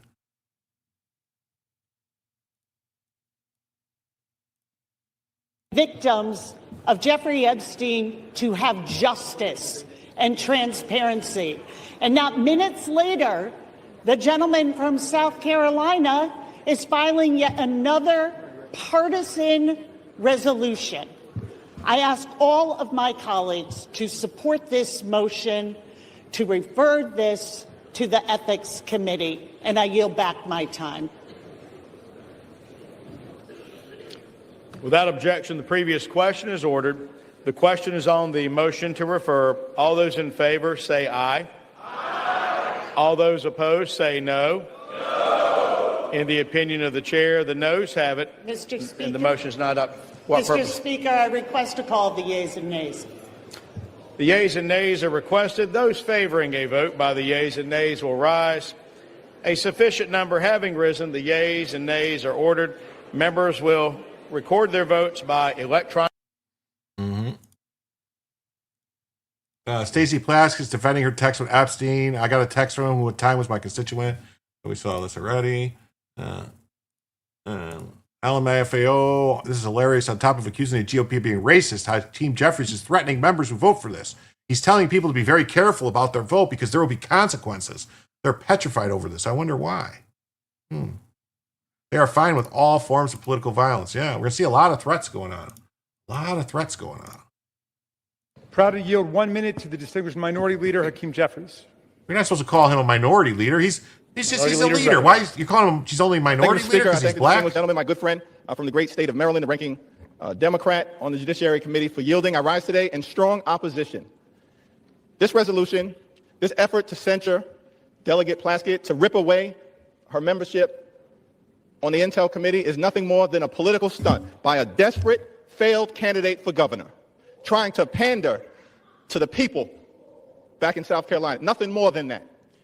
You want to make the statement about who's brought disgrace to the House? The actions of this House Republican majority have brought disgrace to the House of Representatives from day one of this presidency. The reality is, if you want to talk about fealty to the Constitution and things of that nature, the House is a separate and co-equal branch of government. You don't seem to understand that. You function from the... No, he's retarded. The House is not a separate co-equal branch of government. The Congress is. The entire Congress, including the Senate, the legislative branch, is a co-equal branch. The House is not equal to the presidency. The House and the Senate are equal to the presidency. There's a difference there. That's why the House can't just pass shit to hold the president responsible for anything or to do anything. It's the House and the Senate. So it's not the House. It's not a co-equal and separate branch, because that would mean that there's four branches. It would be the House, the Senate, the courts, the Supreme Court. The one Supreme Court is the co-equal branch, not all the courts, and the executive branch. Then you got Eric Swalwell says that he's going to threaten to weaponize the government. So he's going to come after everybody. He's going to threaten. He's going to come after everybody. You guys ready? He's going to get them all. He's coming for you. And Kristi Noem and Tom Homan, you should familiarize yourself with the four corners of this room. Kristi Noem and Tom Homan, get to know that witness chair. You're going to be parked in it for a long time. You're going to have a lot of questions under oath with the subpoena power. And I hope what you're doing is clean. and can withstand the scrutiny that everyone on this side of the aisle is going to bring. Oh, okay. You think we won't do it. You think you're invincible. You're wrong. Accountability is coming. Oh, what you gonna accountability? Accountability for you who slept with spies? That was coming? Yeah, so Massey and Bill Clinton and Hillary Clinton have the right to plead the fifth if they don't want to answer questions about Jeffrey Epstein. He didn't have the courage to say that Clinton should be jailed for refusing to show up for the subpoena, which is illegal. Thomas Massey's a fraud. Anything to get Trump, though. I'm utterly disgusted by Massey. Eric, yes. CCP, Asset Swalwell, it's a blatant threat.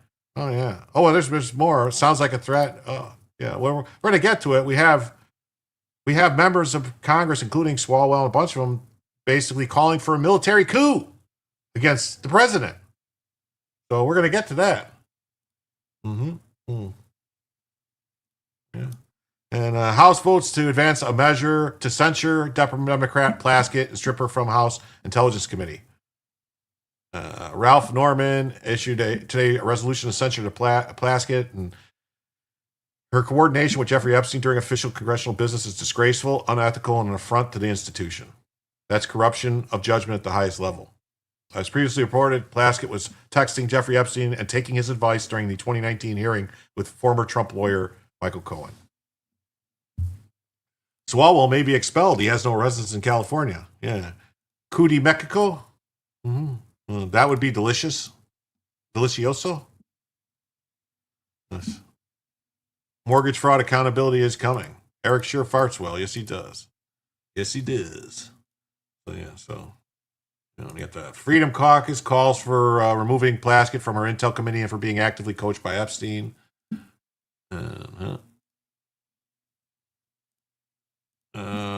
GOP effort to censure Plaskett for texting Epstein fails. Womp, womp, womp. It fails. You know why it failed? Because Massey voted against it.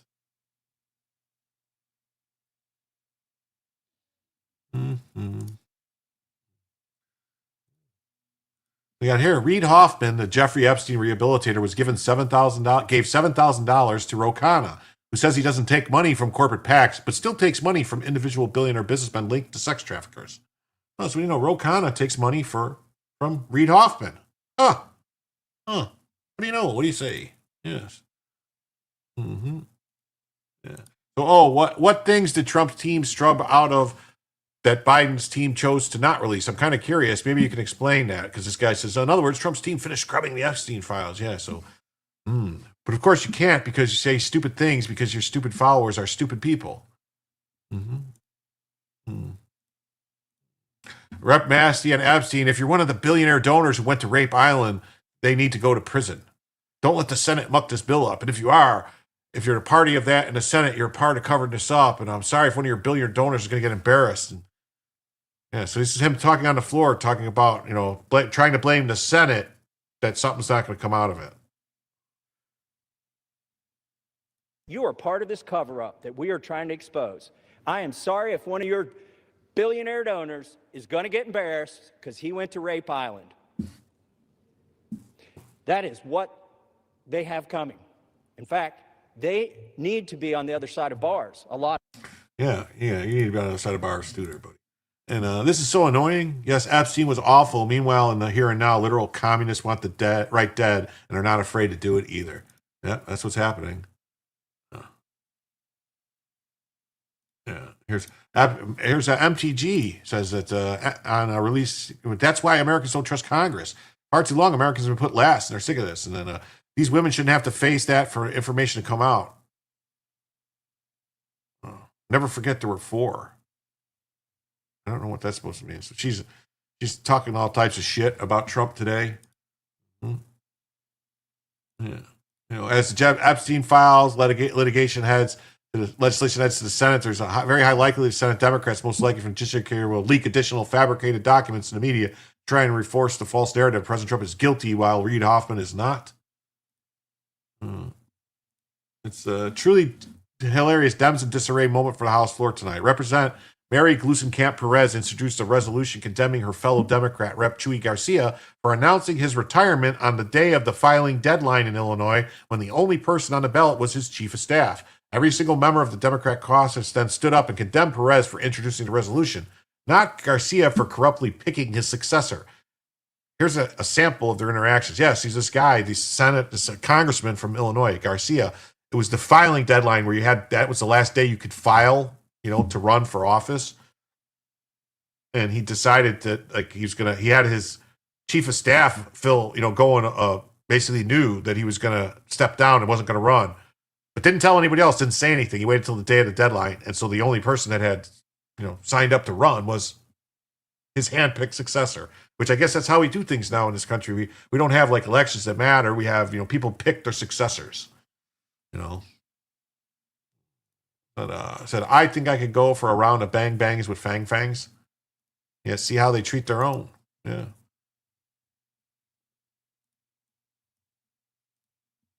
Punishment for our great friend. I mean, he has been there every day of the year, helping people, every day of the most recent years, helping people, because we know that people have been in Chicago trying to take away people's lives, taking them out of the country, people who are fine, wonderful people in the city of Chicago. Oh, I say shame on you fine, well, people in the for city of Chicago. deciding that this is the issue that you, who have no idea about the role that Chuy Garcia has played in the city of Chicago and continues he gets to special play treatment. in the city of Chicago. So people are above the law. So Chuy Garcia is above the law. He can do what he wants because he's done things for people, you see. He's special. It's D for different. Chicago. This should be diminished The gentlewoman's right now, time has and expired. I yield. The gentlewoman yields, and members are reminded to direct their comments toward the chair. The gentleman from New York reserves. The gentlewoman from Washington is recognized. There are claims that this was not the work that we were sent to do here. Then what gives us the right to be here if not being sent here? There's a premise here.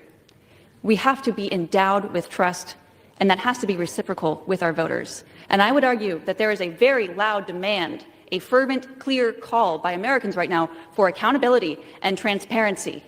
And it's not just about the Epstein files, it's all of it. They want us to stop this fight and be honest and deliberate and respectful, to humbly serve. That is what real leadership is. It is. Wow. This is a woman. She's a Democrat, and she filed the motion to have this guy censured for what he did. For the, we bow to the old white woman sage. Yes. Did she receive a high tax bill? Maybe. I don't know.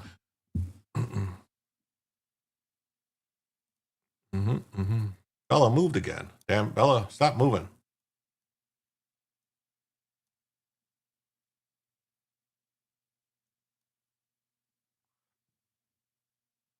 Yeah, it's really crooked again. Something happened. Something good. I think my camera got jacked up. I'll have to take a look at it later. Is she trying to show cleavage? I don't know. Could be. What? That was a bunch of nothing. This woman that's talking, she filed a motion to have this Chuy Garcia to be censured or something because he, like I said, he waited till the day of the filing deadline in Illinois to announce that he wasn't running for re-election. And the only person that was able to get their name in time that had the stuff in was his chief of staff, who obviously knew and had it all ready to go, had the signatures, because you need a certain number of signatures to be able to run. So he had it all ready to go. And so it's, it's clearly playing games. If he knew, you don't wait till the day, this filing deadline to announce that you're not going to run. You don't do that.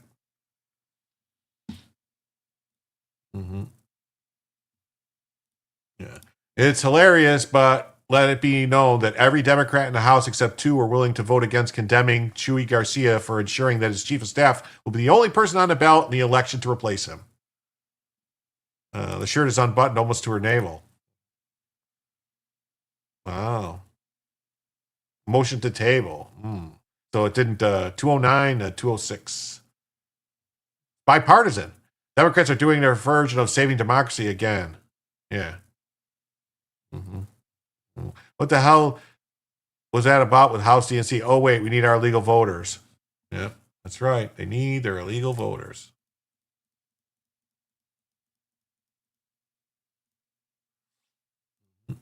We got Democrats just fractured and voted with Republicans to denounce one of their own members. The Democrat civil war is intensifying quickly.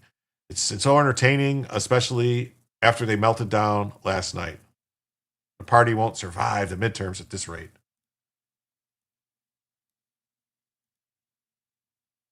The House has passed a resolution disapproving of Democratic Congressman Chuy Garcia of Illinois because of the way and he timed his decision to retire.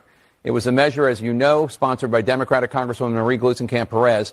She and 22 other Democrats joined 213 Republicans in supporting the resolution. Now, let me explain. The House has passed a resolution. The House has passed a resolution. Wow, what do you know? MTG's transformation to Liz Cheney is nearly complete. She's got all the talking points down, and now she's playing the victim like a real pro. What we did by fighting so hard against the most powerful people in the world, even the President of the United States, in order to make this vote happen today. I was called a traitor by a man that I fought for 6 years for. And I gave him my loyalty for free. I won my first election without his endorsement, beating 8 men in a primary. And I've never owed him anything, but I fought for him for the policies and for America first. And he called me a traitor for standing with these women and refusing to take my name off the discharge petition. Let me tell you what a traitor is. A traitor is an American that serves foreign countries and themselves. A patriot is an American that serves the United States of America and Americans like the women standing behind me.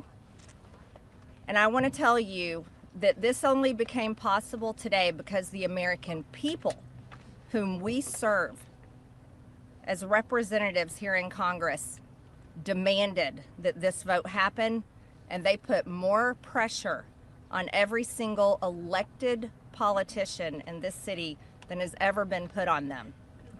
And today you are going to see probably a unanimous vote in the House to release the Epstein files, but the real fight will happen after that.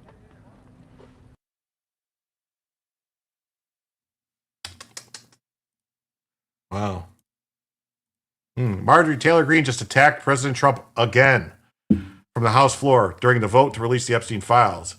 This comes after she held an anti-Trump press conference this morning with Rep. Massey and Ro Khanna.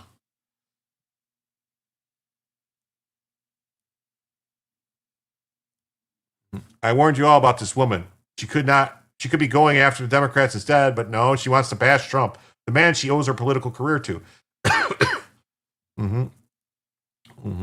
She's only been self-serving since they kicked out McCarthy. Yeah. She's on drugs, prove me wrong. So like all the other resolutions got members of Congress, he got a stern finger wagging. That's all that ever happens. MTG is playing a part. Yes, she is. Another victimless victim. She never got to in the Capitol steps during the previous 4 years. Not one request to even investigate the files. Traitor is what you, MTG, did. Say one thing, but do the opposite. He's so dumb.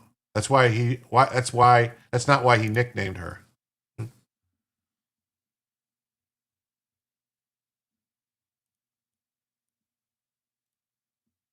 It should have been the easiest thing for the President of the United States to release all the information, every single file, on behalf of these American women.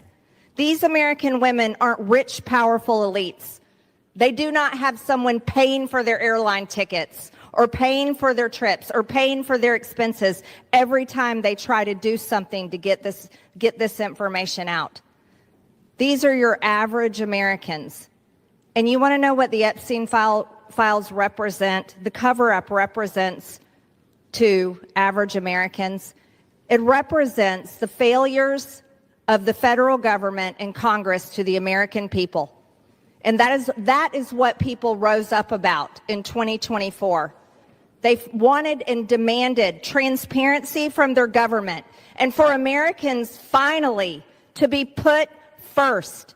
And today, with this vote, we are finally putting these victims and these survivors of Jeffrey Epstein and the cabal of rich, powerful elites that expands not just here in the United States of America, but to other countries as well. We're putting them last. And that is Yeah, it's not Trump's responsibility to release the files, it's Bondi's. Yeah. Marjorie Taylor Greene, instead of going after Democrats who sat on the files for years, uses another opportunity to attack President Trump. Yeah. So Thomas Masshole and Marjorie Taylor Greene are the new Adam Kinzinger and Liz Cheney. Never doubt MAGA again.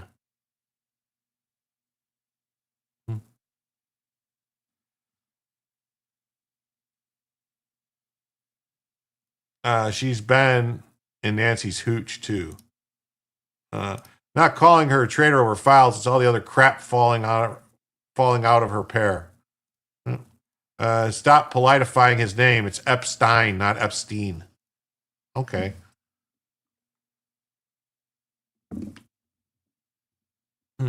Pie hole. Oh, okay. Pie hole. Trump actually did a total U-turn on this Epstein shite. The question is why? Why did he do a total U-turn on it?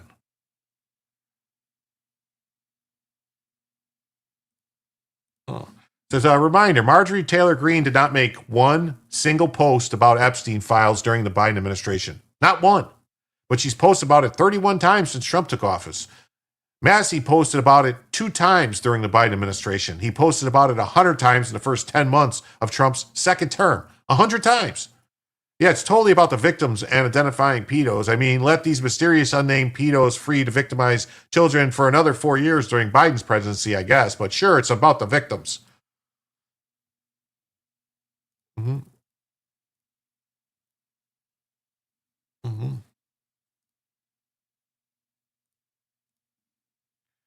Rep. Marjorie Taylor Greene takes an apparent disgusting shot at President Trump while speaking at a press conference with Epstein victims. Yeah. Marjorie Taylor Greene from Sellout, Georgia. Now, I wonder, is that really the name of the place she's from? Sellout, Georgia? Or is it just Sellout because they put it in there just to be funny?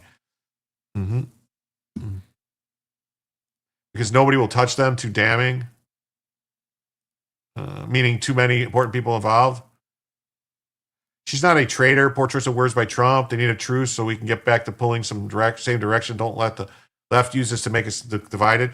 She's the one doing it, man. She's all the stuff she's doing, Rick. The stuff she's saying. She keeps attacking Trump. She's basically calling him a pedophile, doing all this shit. Yeah. Trump, and he encouraged releasing the info in July. Yeah.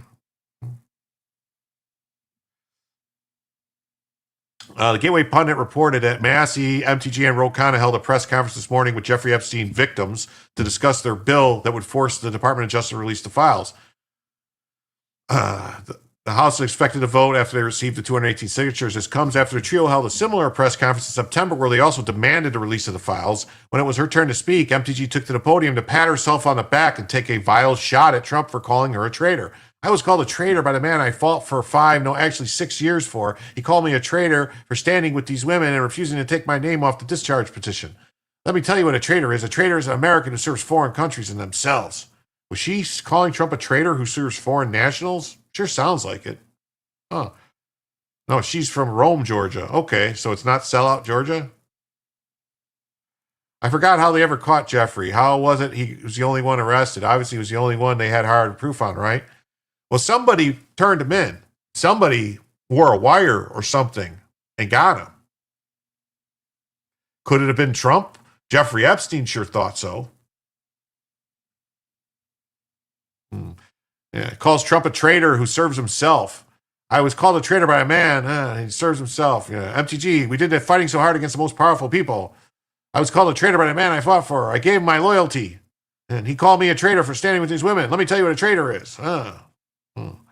Trump announced on Friday evening that he was withdrawing his support and endorsement of MTG. He said he was tired of her complaining, despite of his record of achievements for the country, and went on to say the attacks began after he sent her a poll stating she should not run for Senate or governor. He also nicknamed her Marjorie Traitor Green. Aren't all these so-called crimes beyond the statute of limitations? Yeah.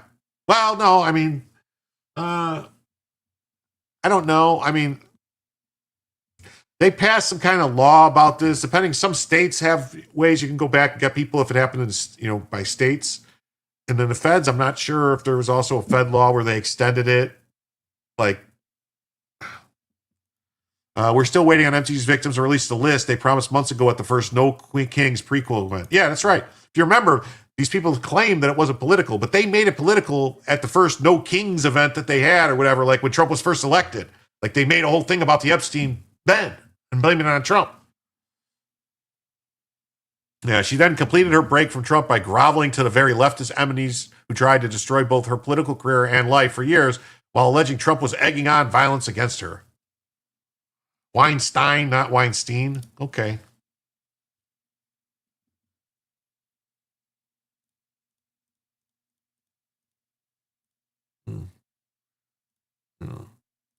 Marjorie Taylor Greene blasts Trump for vicious attacks amid pipe bomb scare and death threats against her son.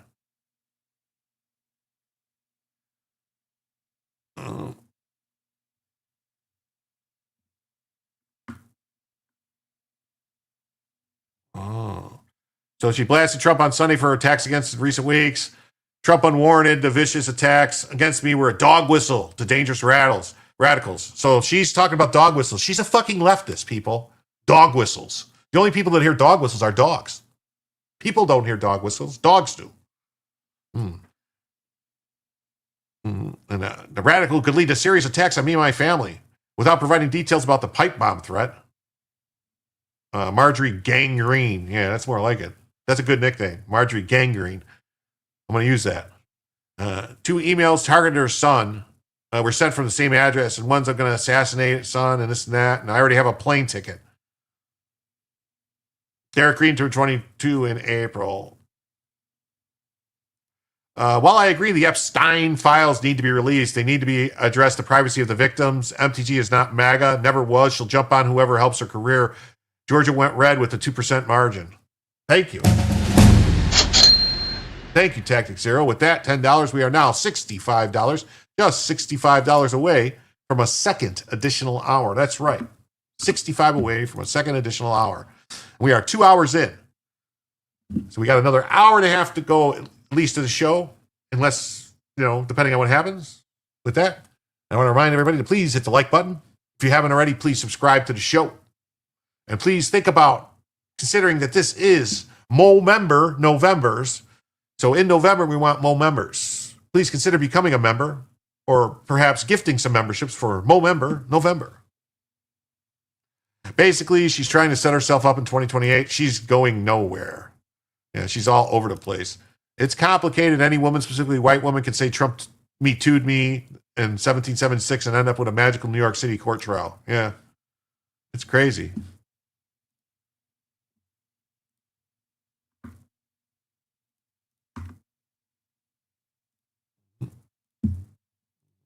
MTG is the Maxine Waters of the GOP. She's going to run for re-election in 2026. Between now and then, she's going to siphon off as much campaign money as she possibly can for her family in this fashion. That's what Ilhan Omar did in Minnesota with her then boyfriend, now husband's company. It's what Cori Bush did in Missouri with her boyfriend's security company. Here it is. Here it is. Representatives MTG's daughter and campaign manager are now trying to cover up the money trail from her campaign account to the pockets of her daughters Taylor and Lauren Green. MTG's family grift continues. FEC filings reveal that Green for Congress has paid Malco Strategies a whopping $952,000 since July 2024. But here's the real kicker. LinkedIn confirms MTG's daughter Lauren Green Sanders has worked as the creative director for Mawco since 2023. This follows my bombshell report from yesterday exposing how MTG's campaign enriched her family by funneling over $113,000 directly to her other daughter, Taylor Green, in staff payroll while her daughter lives in Texas. Since my report came out yesterday, Mawco has scrubbed its employee team page in response to my exclusive reporting to cover up the fact that they're paying Marjorie Taylor Greene's daughter and have been since MTG sent their company nearly $1 million.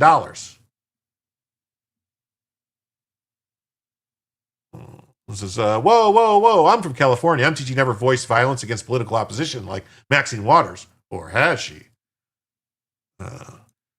So if Jeffrey Epstein could sing like Elvis, would everything be okay, or has the world changed that much, fortunately?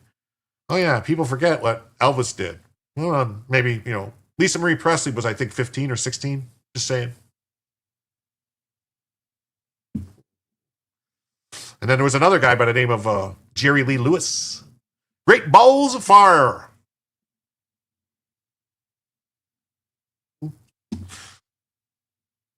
Unlike MTG, I'm not dumb. I move fast, so I archived their entire staff page before Mawco scrubbed it to run cover for MTG and her daughter. Screenshots below. The page now says, oops, the page doesn't exist anymore. As of yesterday, it did exist. I have the archive to prove it. See the screenshot below. She used her campaign manager's company to launder money back to herself. So it appears to be using a MAGA grifter, Isaiah Wortman, as well as her own campaign to enrich both her daughters while East Palestine suffers.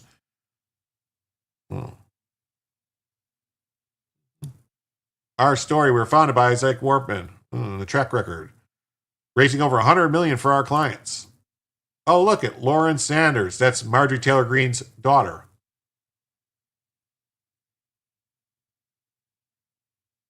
This Kevin Capolino looks very sketchy to me. Oh, oops, it doesn't exist anymore.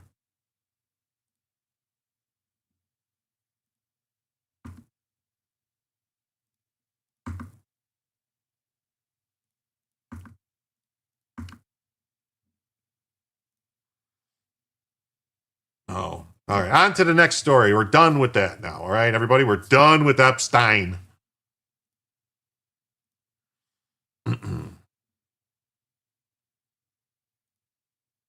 MTG was complaining last week that their kids could never afford to buy a home.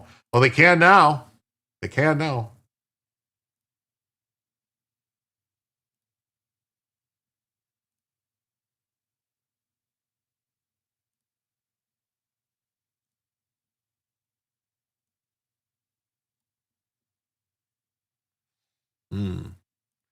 Breaking. A federal judge has just blocked Texas from implementing their new congressional maps, which would add 5 Republican House seats. Yet California is being allowed to get away with it.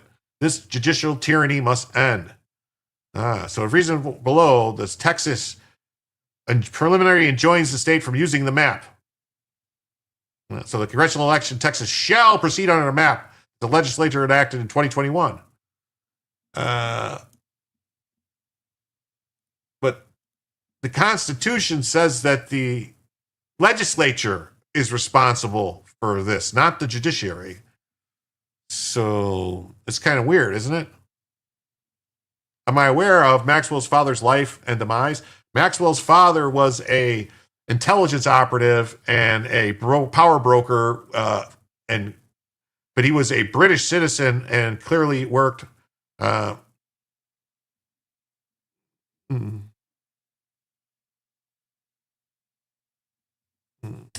And also supposedly great ties to the state of Israel. He had like a state funeral when he died for Israel.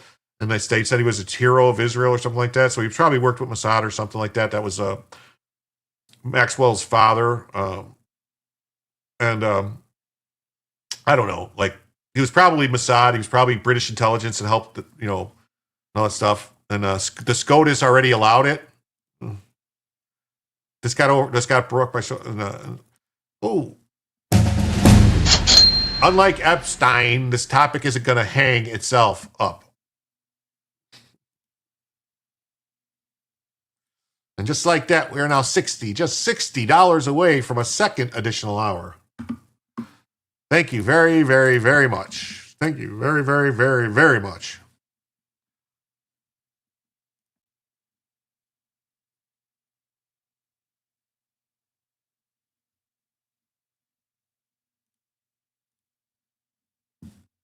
Yes. Yes. Odd things happening with MTG, Candace Owens, Bondi, and others. Something in the water. It's possible. It's possible. So yeah, a panel of federal judges blocks Texas's new congressional map, orders the state to use the 2021 map. A panel of federal judges blocked the new Texas map. In a 2-1 ruling, 3-judge panel ordered Texas to use its original map. The judges claim the newly redrawn map is unconstitutional because it appears to be race-based gerrymander. The ruling is expected to be immediately appealed. The U.S. District Judge, a Trump appointee, wrote the majority opinion. Said a panel of federal judges blocked the Texas's redrawn congressional map that made 5 districts in the state more favorable to Republicans, saying the plan appeared to be an illegal race-based gerrymander. And a 2-1 ruling, the court ordered Texas to rely instead on the boundaries drawn in 2021. The new map, the majority concluded, appeared likely to be unconstitutional and was drawn at the urging of the Trump administration. It was drawn because the Trump administration told them that their maps were actually race-based gerrymandering, and they had to undo the race-based gerrymandering. So this is like backwards and upside down. The map ultimately passed the legislature, was signed by the governor, and achieved all but one of the racial objectives that the DOJ demanded. U.S. District Judge Jeffrey Brown, a Galveston-based Trump appointee, wrote on the majority panel. In late August, the White House, the Texas House voted on the new congressional map after Democrats stonewalled them for more than 2 weeks. The map passed 19-2 along party lines and was designed to create up to 5 new Republican-drawn House seats in anticipation for the 2026 midterm. This mid-decade redistricting isn't about fair representation. It's about politicians picking their voters instead of the voters choosing their leaders, a Senate Democrat caucus said in a previous statement.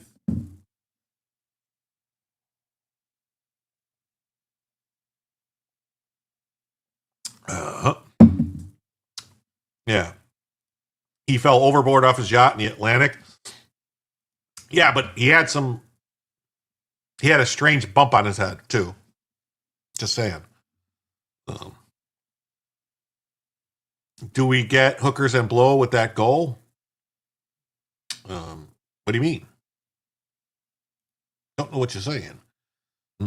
Democrat-run California passed new maps and eliminates 5 GOP seats in response to Texas' new map. The Justice Department filed a lawsuit against California, arguing its new map is unconstitutional because it's allegedly race-based. It is. California's map is extremely race-based, which is against,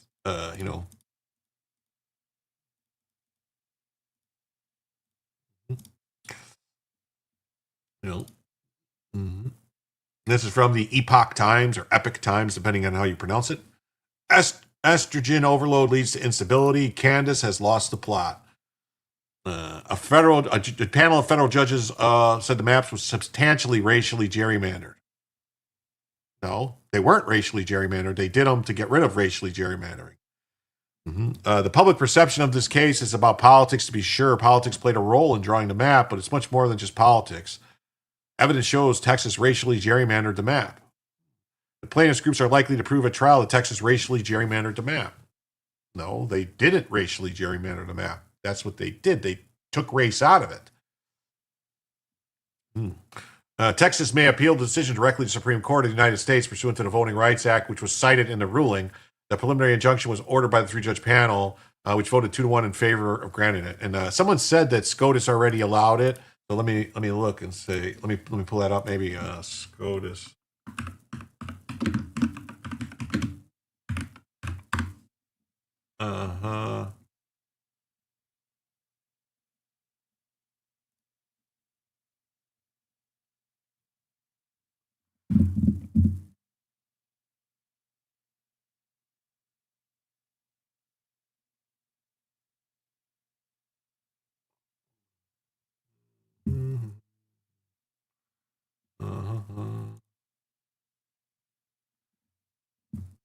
I don't see anything in the news. If someone has a link to something, I don't see anything in the news about. I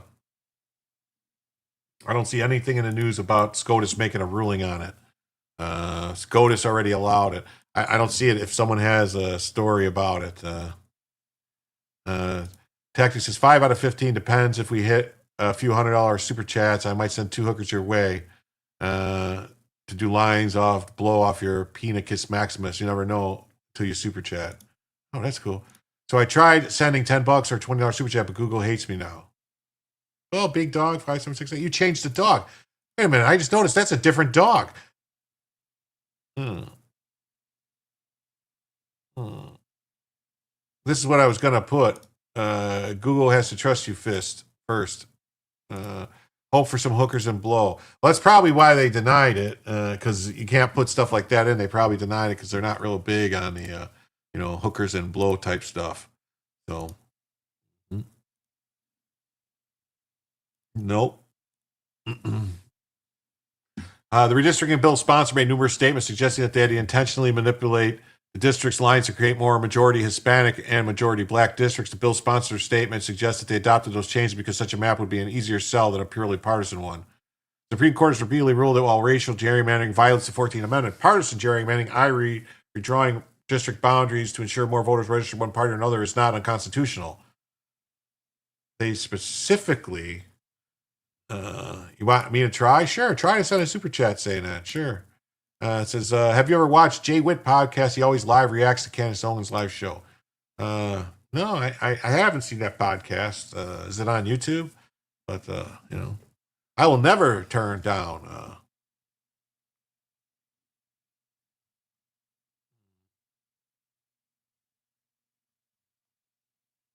Yes. Skippy has my pick. It's been my original pick since 2023 since I lost him. Oh, I thought there was, maybe I'm thinking, no, that was not Big Dog. It was Big Howard. I think his name is Big Howard.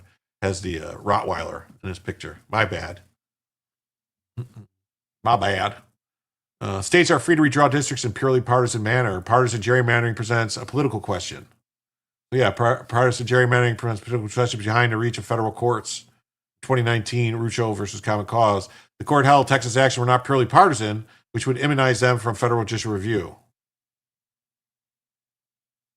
Oh, what do you mean? They were not purely partisan. They specifically did. Jay Witt is very religious and calls out Candace for not having biblical values. Thought Candace, when race is a predominant factor above all over traditional redistricting considerations. See, they were undoing this doesn't make any sense. Texas was told they had to undo the racial gerrymandering that they had. So I don't get it. I don't get it. Yeah. I don't get it. Blaze Media says, federal court sides with radical activists, strikes down new Texas maps on racial grounds. In a decision that's a blow to Republican efforts to maintain control of the Congress, a federal court sided with advocacy groups, including the League of United Latin American Citizens. The League of United Latin American Citizens. Why would Latin American citizens be worried about voting in America, United States of America? Latin America is South America. Huh. Let's just say, nowadays the hookers might be underage and the cocaine might be fentanyl, so not a good look. You got to be careful. You got to be very careful with that. You got to they have test strips, just so you know, that you can put in there and check it. Fentanyl test strips. Just saying, I've heard. People tell me. I don't know for a fact. I would never know. I just say no to drugs. Christians shouldn't be celebrating Halloween.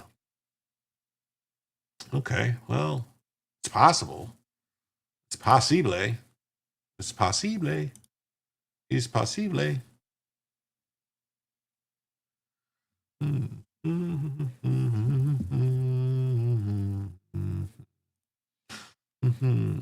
Stepped on blow kills. Yes, it does, man. Always get the pure Peruvian flake, man. Bolivian marching powder. The booger sugar. The mother of pearl. A 3-judge panel for the district court for Southern District of Texas found. Well, wouldn't it be? Wait a minute. Is this supposed to be for the circuit? Shouldn't it be a 3-judge panel for the circuit court, not the district court? Democrats claiming that redistricting is racist are lying. 4 out of 5 districts the Texas legislature is drawing will be Hispanic districts. The public perspective of this case is all about politics. To be sure, plain politics played a role, but it was much more than just politics.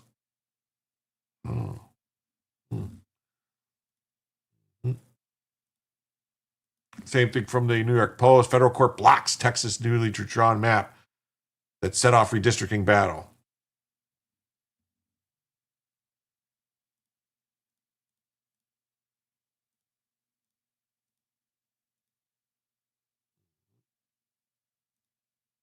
got this breaking news. A Muslim organization in Texas, including CARE, have been designated as foreign terrorist organizations by Governor Greg Abbott, blocking their ability to purchase land after it was revealed that nearly 50 mosques have been set up in 24 months using taxpayer funds to do so. Say what? I thought they couldn't use taxpayer funds for churches and stuff like that. That's crazy. It's crazy. This is crazy.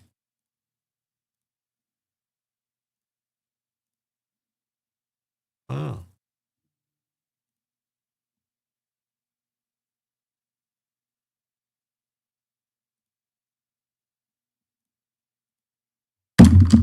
Uh-oh.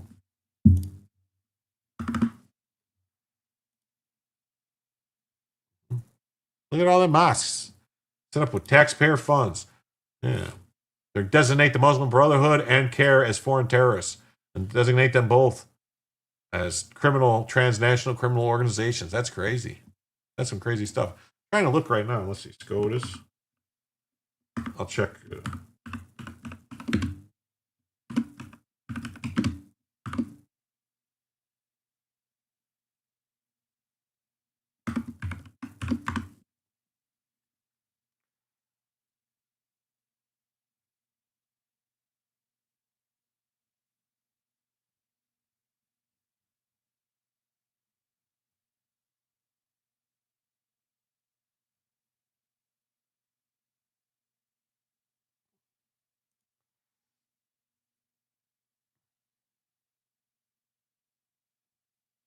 So they did appeal it to SCOTUS. So it says all consolidated cases. The new Texas map has appealed this ruling on a congressional map to SCOTUS, state of Texas. So.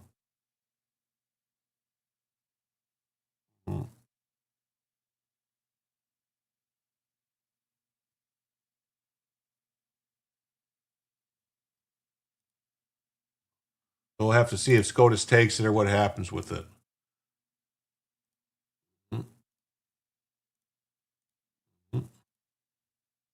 Greg Abbott designates the Muslim Brotherhood, CARE, as foreign terrorist organizations, blocks them from buying land in Texas. I wonder what the Muslim Brotherhood was classified as before. Only Christians can't, Jim. But yeah, so it looks like that's what's going on is you have, they can use money for other religions, just not Christian religions. What about the land they already want to make a super city? I don't know. They should take that bet. So Texas can't have their legislature set districts, but California can. It's not crazy, Jim. Machiavellian. Okay. What's this? True, my county gives out Narcan for free. I took 3 cases and distributed them among my sales route, and apparently I need to retract my hooker statement. Apparently I can't say blow. Need super tip. I do need super tip. I do, but I'm not large enough for super tip yet. With that, $10, folks, we are now just $50. Just $50 away from a second additional hour. That's right, just $50 away from a second additional hour. Man, oh man, oh man. Ooh, buddy, thank you so much. Epic City has been blocked now, I believe. Dolly Smile, why would you get your version out of the Bible? Never mentions spirits in which they are related to ghosts. Slaughter a pig and smear the blood at every location. That's what I would do. That's what I would do. Yes, that's what I would do. Definitely. Mm-hmm.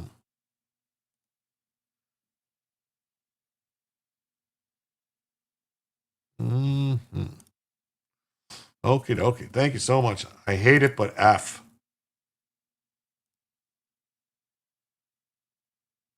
Bullshit, you're large enough. I'll write letters. What about lamb's blood? Yeah. I don't know. Lamb's blood would work. Put it over the door frame, right? To keep the spirits out. But Melton. I've asked Melton. I sent letters and all that stuff. I applied. And they said I don't have a large enough audience to qualify for the beta. That as soon as they're going to go, live to everyone, that I'll be able to get in then. But it sucks, but helping your community, right? Yeah. Governor Abbott on Tuesday designated the Muslim Brotherhood and the Council on American Islamic Relations, CARE, as foreign terrorist organizations and transnational criminal organizations, blocking the groups from buying land in the state. The proclamation filed with the Office of the Secretary of State on Tuesday morning said that the founder of the Muslim Brotherhood stated that jihad is an obligation from Allah on every Muslim and cannot be ignored nor evaded, and that the eighth supreme guide of the Muslim Brotherhood, Muhammad Badi, who is serving a life sentence for plotting an armed insurrection in Egypt, has stated that the group's goal is to establish Islam's mastership of the world. Big enough for just the tip, not the super tip. Just not the super tip. That's right. Today I designated the Muslim Brotherhood and account.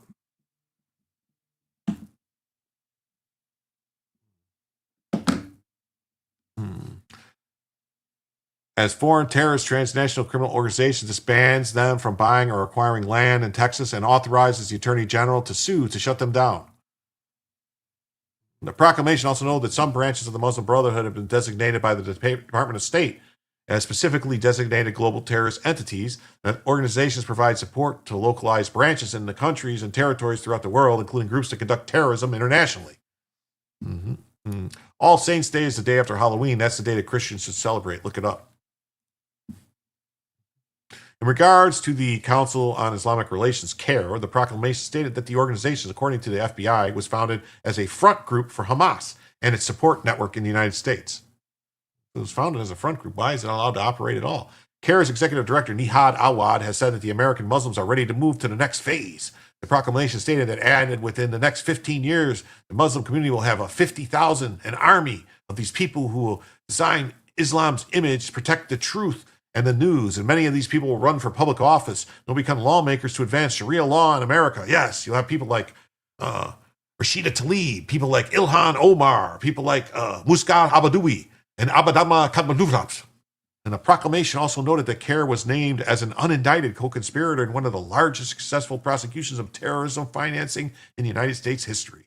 A case in which CARE was identified as a subsidiary of the Muslim Brotherhood, and a federal court found ample evidence to establish that CARE was associated with Hamas. Not hummus, that wonderful thing that you eat, but Hamas, the evil group of people that blow shit up. The proclamation designated CARE and the Muslim Brotherhood as foreign terrorist organizations and thereby subjected these organizations and any persons promoting or aiding their criminal activities to the heightened penalties authorized by Chapter 125 of the Texas Civil Practice and Remedies Code, which, among other things, authorizes lawsuits to block the organization from engaging in future gang activities, monetary fines and imprisonment, and other actions. What does it say? Prince of the Air Jr.? Hey, hey. Did I miss something?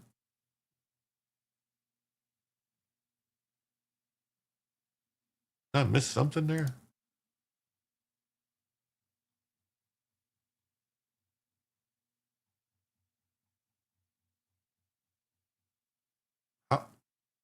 How is this happening that I'm seeing that and then I don't find it? All Hallows Eve. The two organizations were also designated as transnational criminal organizations and thereby subjected those organizations and their affiliates and members to Chapter 5 of the Texas Property Code, which prohibits them from purchasing or acquiring land in Texas. No more land in Tejas. No more Tejas land.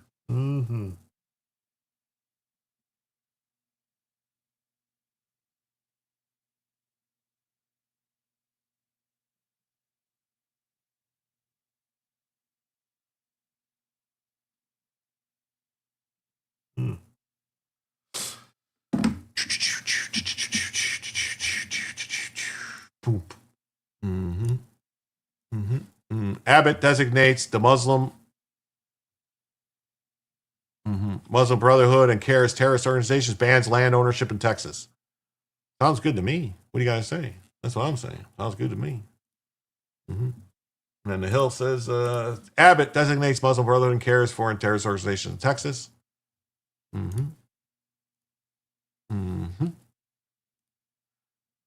right. This story I saw, and I wanted to talk about it because I was very surprised. I wonder if this is going to get appealed. This might get appealed because this was just a judge's decision. So Meta Facebook beats the FTC antitrust case that sought to break up Instagram and WhatsApp.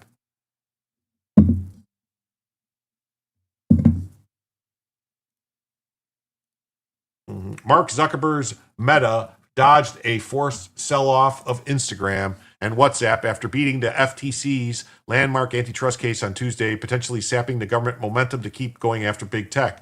U.S. District Judge James Boasberg, that name sound familiar? A guy who people say that should be suspended or removed from office. Boasberg, who presided over the bench trial, said the FTC attorney had failed to prove their argument that Meta held a monopoly over social media sites built on friends and family connections. Think about that. Facebook is the only social media site built on friends and family connections. That's the bottom line. The court ultimately concludes the agency has not carried its burden. Meta holds no monopoly in the relevant market, and that judgment must therefore be entered in its favor. Yeah. The ruling marked a major setback in a long-running campaign by regulators eager to rein in big tech. Google dodged the Justice Department's request to force a sellout of Chrome-based browser despite being dinged by a federal judge as monopolist. Still, big tech isn't out of the woods yet. That's right, it's not out of the woods yet because they better appeal this. I would definitely appeal this. Who the fuck does Boasberg think he is?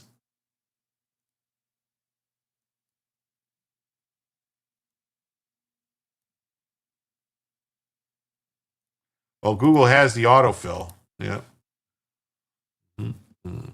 I think it will be wrong to say tech antitrust is over, but hopefully the case will serve as a strong reminder to the government to take merger analysis seriously. The judge's ruling affirmed it's easier to prevent a problem at the merger stage than to try to fix a resulting monopoly through post-merger antitrust enforcement. The ruling capped a 5-year legal saga, which was accused of utilizing a buyer-bury strategy to acquire upstart firms before they could threaten its empire, which is exactly what they did repeatedly. This is going to have to be appealed. Facebook acquired Instagram for $1 billion in 2012 and then WhatsApp for $18 billion in 2014.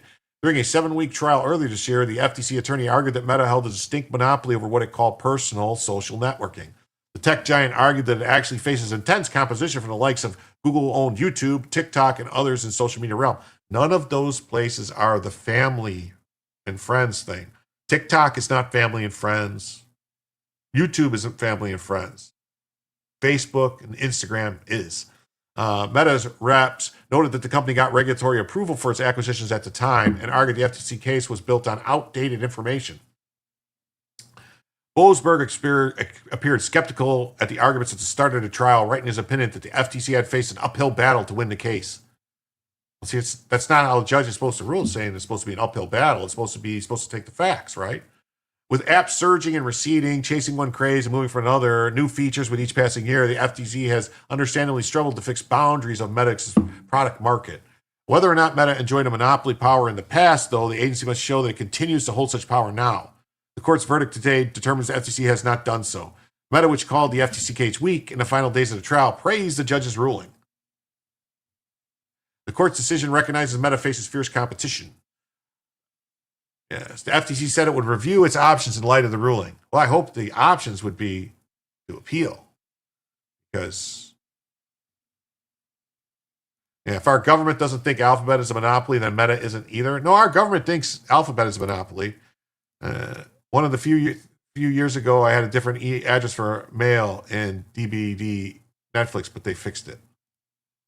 Ko-Fi. What the fuck? Instagram, Facebook, YouTube all allows links to adult, non-family friendly content. There's an active promotion of those.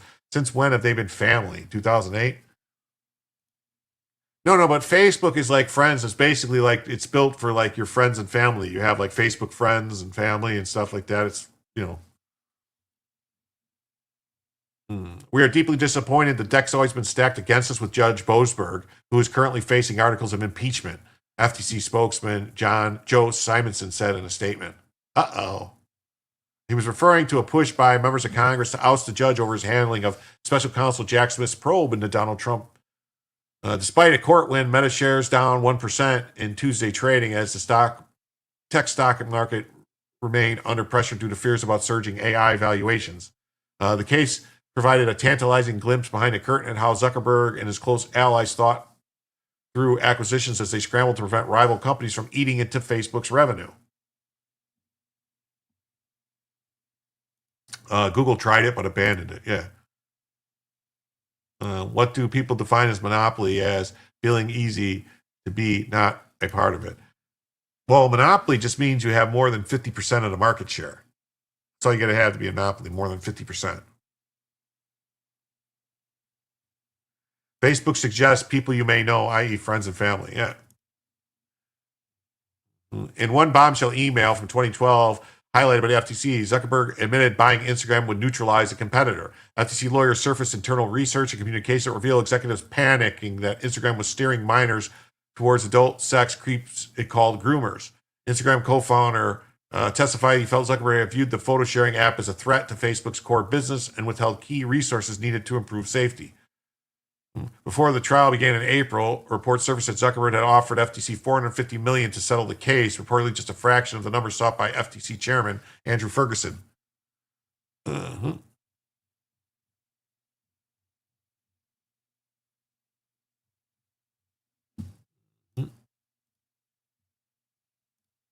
Judge rules Meta does not hold illegal monopoly in social media networking. Judge Boasberg ruled the FTC case against Meta engaged in illegal anti-competitive behavior in the social. So Meta holds no monopoly. Boasberg. The case began in 2020 and reached trial in April with Meta CEO Mark Zuckerberg testifying about his intentions to developing the company. Wasn't there like FTC attorney Danny Matheson accused the company of acquiring his competition, Instagram and WhatsApp, rather than competing with them. With Meta's purported monopoly power, he said consumers lack reasonable alternatives for interacting with people in their lives. In a statement provided by the Epoch Times, Meta spokesperson says Boasberg's decision recognizes that Meta faces fierce competition. Not for what Facebook is, Wow. Meta stock loses $214 billion in market cap and biggest single-day decline in 3 years. Also, when they found out when they said it was a monopoly, they said you're not worth any money. I left Facebook when they tried to tell me that people I couldn't stand were my friends. I don't get why some view Zuckerberg as a villain, but hopefully Trump, Elon never fiddled in this case. I hope so too. Our products are beneficial for people and businesses and exemplify American innovation and economic growth. We look forward to continuing to partner with the administration and to invest in America. In a statement provided to the Epoch Times, FTC said it was deeply disappointed. The deck was always stacked against us with Judge Boasberg, who is facing articles of impeachment. We're reviewing all options. Boasberg has significant criticism. He blocked Trump's deportation under the Alien Acts. He called for impeachment, and he has a misconduct complaint. The FTC attempted to show that Meta violated the Sherman Antitrust Act, which prevents businesses from monopolizing certain markets through anti-competitive conduct, which they did. He said the FTC offered a flawed conception of the relevant market and failed to show that Meta enjoyed a monopoly. At trial, the FTC argued Meta was part of a market for personal social networking, which included Snapchat, Instagram, was separate from another marketing containing TikTok and YouTube. Well, yeah, they're not. Their core business is not videos. Boasberg disagreed, highlighting the competitive threat that TikTok poses to Meta and how users employ both TikTok and YouTube as substitutes for Meta's product. They're different. Nobody uses fucking YouTube as opposed to Facebook. Nobody uses TikTok as opposed to Facebook. TikTok is for short little video clips. That's it. If Elon Musk got his head out of his ass, he would get Periscope back up and running on X for the short clips like it used to have, because that's what TikTok filled that void. Mm-hmm.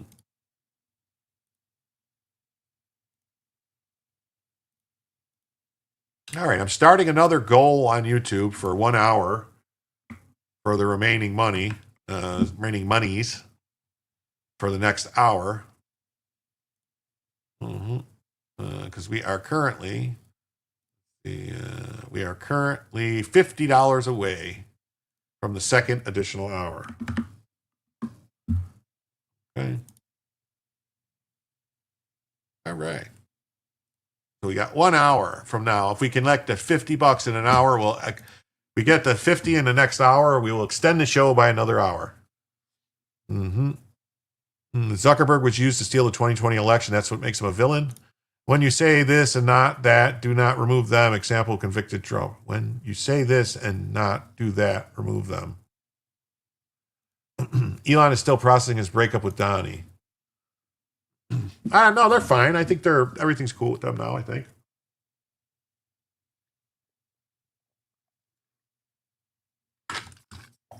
All right.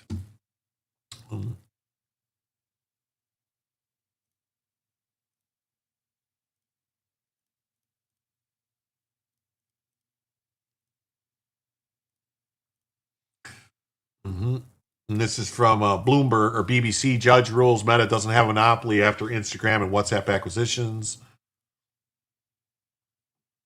All right. In this case, there's another case here. It says Trump nominated judges affirm dismissal of his CNN lawsuit. That's right. Judge Baught-Offsberg. Yeah, Baught-Offsberg. A rally starter designee here says rally, rally, rally, rally, rally, rally, rally. That's right. All right, there we go. So now we're just $48 away from a second additional hour.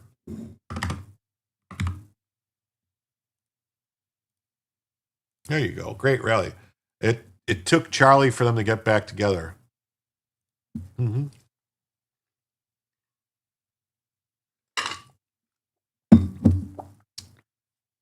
Elon was at the White House tonight. Trump nominated judges affirmed dismissal of his CNN lawsuit. Let's see. What's this? What do we got here?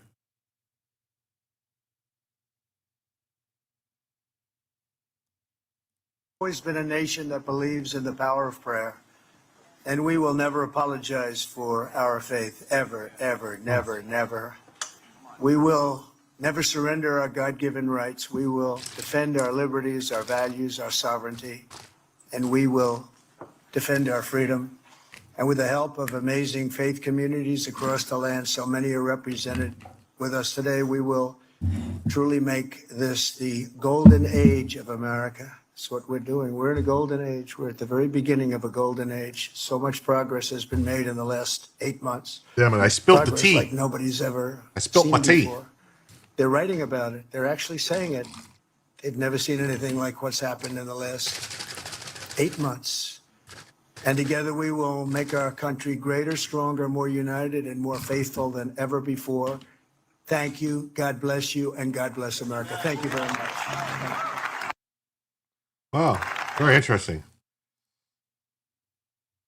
So a federal appeals court panel affirmed a lower court's dismissal of President Trump's $475 million lawsuit against CNN, calling the president's arguments meritless and unpersuasive. Trump filed the suit claiming CNN's use of the phrase big lie to describe his 2020 election claims defamed him by implicitly comparing him to Adolf Hitler and Nazi propaganda. Well, that's exactly what they were doing. In an 8-page ruling, the 3-judge panel of the 11th Circuit Court of Appeals determined that Trump had not adequately alleged the falsity of CNN's statements. Therefore, he has failed to state a defamation claim. The district court dismissed Trump's defamation claim because the statements for which he complained were opinion, not factually false statements, and therefore were not actionable. Judges Alberto Jordan, Kevin Newsom, and Elizabeth L. Branch wrote in their opinion. Alternatively, the court ruled that Trump did not sufficiently plead that CNN acted with actual malice. We agree that Trump did not adequately plead falsity. Therefore, we affirm the dismissal of Trump's claim. 2 of the judges on the appeal panel, Newsom and Branch, were nominated to the bench by Trump during his first presidential term. He also reportedly nominated District Judge Rag Singhal, who initially dismissed the case in July.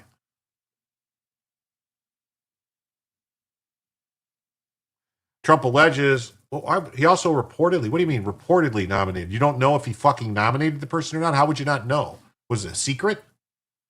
Was it a fucking secret? What are you doing? Is it a fucking secret? Kind of secret that Trump nominated the person? Is that what we're doing here now? Secrets? Secret squirrel? Look at Bella's head. Look at her just laying there all pretty. Trump alleges the CNN published false statements of fact when it used the phrase big lie, which he asserted was intended to associate him with Hitler and Nazi propaganda. And to be clear, CNN has never explicitly claimed that Trump's actions and statements were designed to be and actually were variations of those Hitler used to suppress and destroy populations. Oh, whoa. Whoa. I don't do Cash App or others. I said it before, but I am more Dem than Republican, so thanks for covering this for everyone on every side. I don't, and I appreciate this more than anything, Big Dog, the 50, and I'm going to tell you, oops, no joking, meant it. Yeah, I try not to let my bias, because everyone has bias, all right? I try not to let it color the stories. Sometimes I can't avoid it, but I try my best to state what's going on and to get it factually correct. That's my purpose. That's my point, is to be factual. And I will call out the Republicans when they do shit wrong. I will call out Trump when he makes mistakes, when I think he's making mistakes, and he does. Just as like call everybody out, because that's what I'm trying to do here, is I'm trying to share the news and try to cut through the bullshit is what I'm trying to do. But I thank you so very much for the $50. Tactical assessment. Red Chinese victory. Impossible. America will never fall to communist invasion. Communism is the very definition of failure.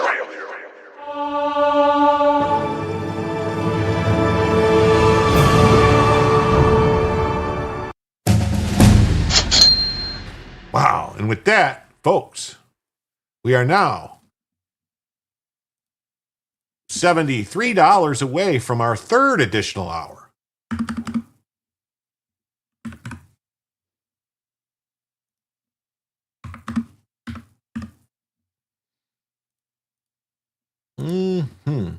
Oops, I was not no joking. I mean it. Wow, thank you. And then Tactical Zero comes in and says they have to reportedly, since the government Department of Misinformation got shut down. Thank you. Have you covered Aaron Spencer? Wait till you hear that story. Aaron Spencer? No. Pew, pew, pew. Pew, pew, pew, pew, pew. Feel that freedom? Thank you. And with that $5, now that makes us to be $68. So $1 less than $68 away from a third additional hour. Wow. Thank you. Big man, yeah. Some commentators love fake Arizona, unlike Broken Baker. Aaron Spencer, is that an Arizona story? From Broken Baker? Broken Baker is, I think I know who that is. Thank you so much. So, in the ruling, the court also addressed Trump's argument about multiple instances of CNN's uses of big lie. We have held that by pushing big lie to describe Trump, CNN was not publishing a false statement of fact. Therefore, whether CNN used big lie one time or many is irrelevant. In the original complaint, Trump sought $475 million in punitive damages. He's alleged more than 7,700 instances of CNN linking his conduct to Hitler's propaganda tactics. I think they actually, Arkansas.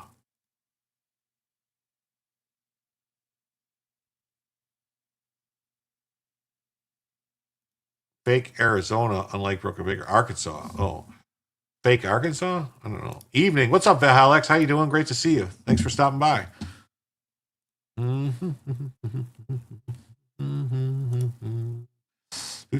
You're late. Well, better late than never. Do you have Big Dog? What's this? So what is it? The Aaron Spencer story. I'm gonna have to look into that.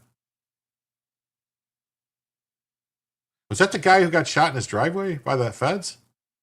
Is that the one I'm thinking of? Okay. And it says appeals court sides with CNN over Trump.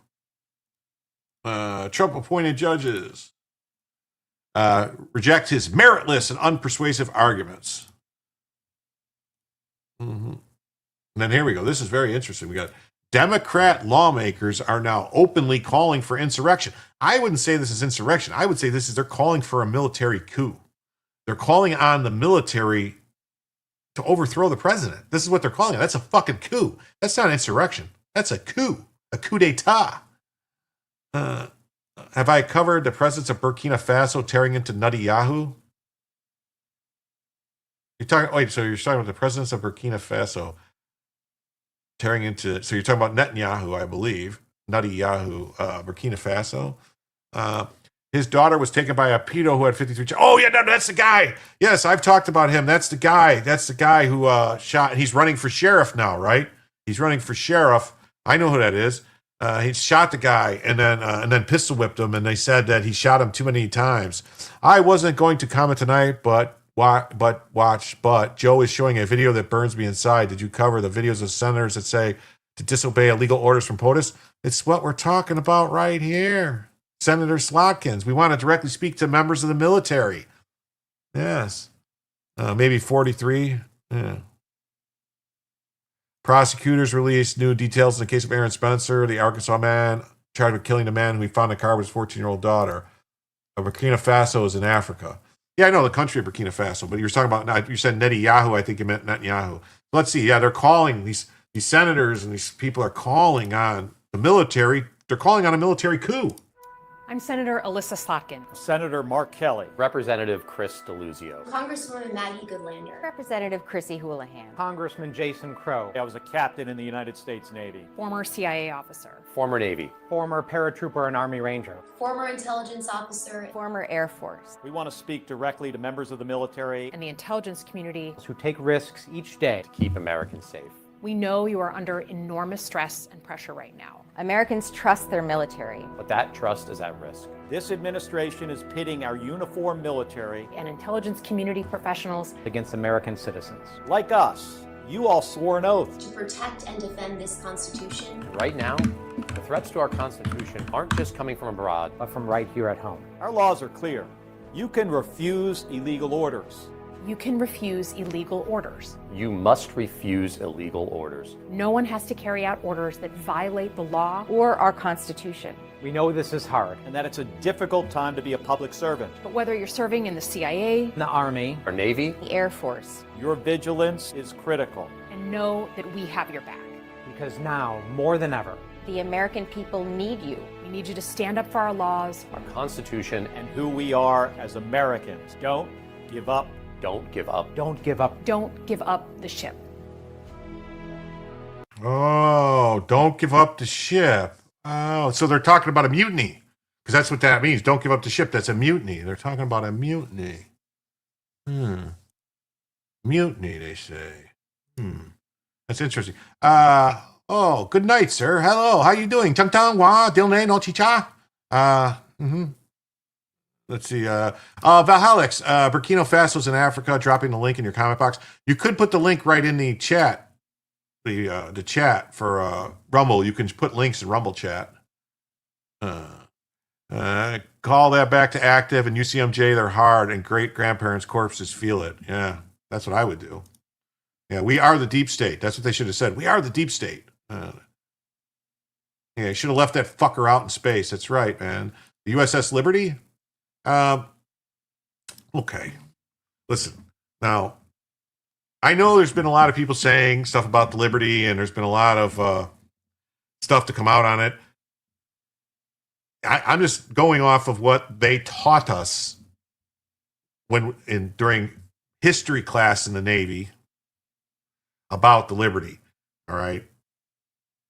They taught us, the U.S. government, now whether you're going to say the U.S. government's covering for the Israelis, maybe, but the U.S. government's story is that the Liberty was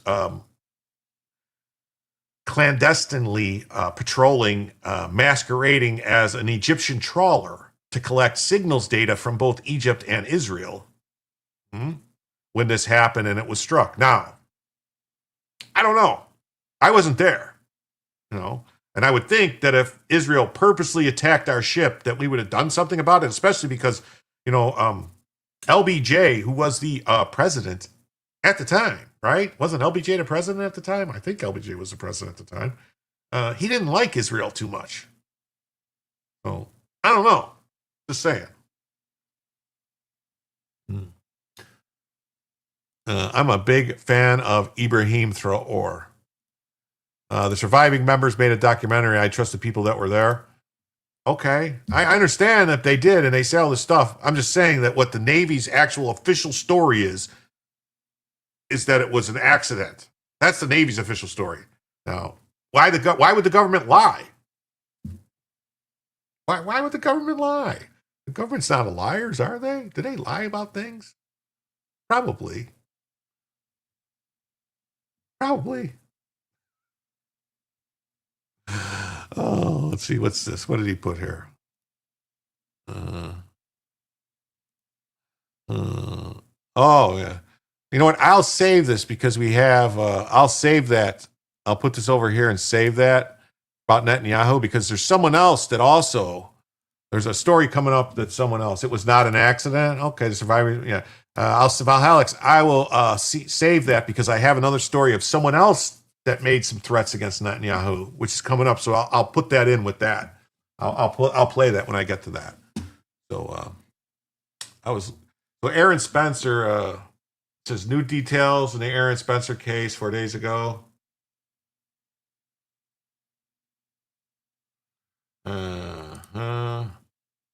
I don't see new news. Let's look for news. Aaron Spencer news. I don't see.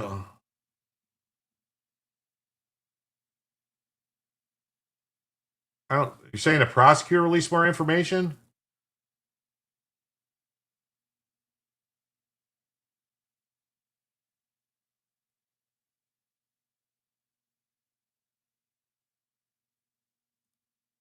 Let's see.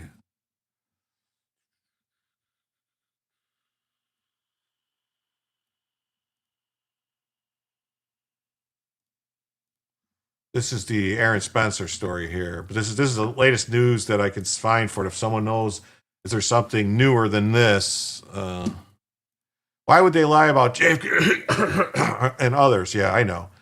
Sorry for the cursing. I'm a fluent in Army speak. That video got to me. I'll try to stay quiet. No, I feel the same way. The official position changed several times. The sailor's story was consistent.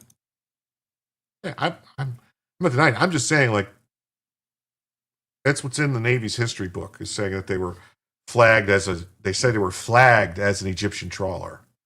Did Hexeth respond to this? I don't know if Hexeth even knows about it. They're saying don't give up the ship, but it turns out we gave up the Liberty. I'm not sure what ship they're talking about. Wait. Was the Liberty the ship that was later taken by the North Koreans? No, that was the Pueblo. We gave up the Pueblo to North Korea. Yeah, you didn't know that. Like the same type of thing happened with the Pueblo. The North Koreans took the ship and kept our. Aaron Spencer is running for the county sheriff position. He has brass balls. Lawyers for the Roanoke County father say 24 killing was not vigilantism. This is the newest stuff that I have is from the 15th. Is there something newer than the 15th? A newer story? You're saying? Prosecutor released more information. I thought there was a gag order. Oh, I have to subscribe to read. Defense Diaries is usually on top of it. The motto is Bob's dad was Gacy's attorney.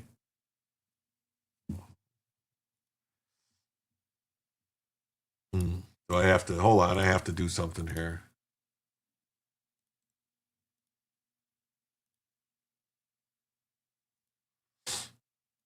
It's going to take me a minute. All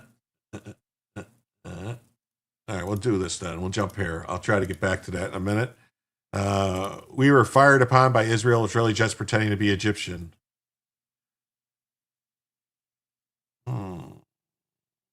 Okay. Okay, well. Stephen Miller just accused congressional Democrats of demanding insurrection after they asked members of the armed forces to rise up against Donald Trump. That's what I heard. The gag order was deemed unconstitutional by the appeals court. This is unbelievable. We want to speak directly to members of the military and intelligence community and tell them, don't give up the shit, which is terms for a mutiny. Do not give up the ship. No, the jets were unmarked. It's old news. No, I know the Liberty's old news. It happened in 1968 or something like that during the 68 war, right?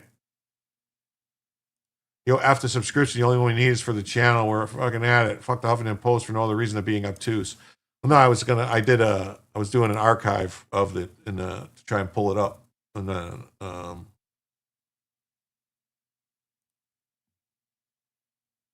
Let me look if there's anything on X real quick before I hold on. Aaron Spencer.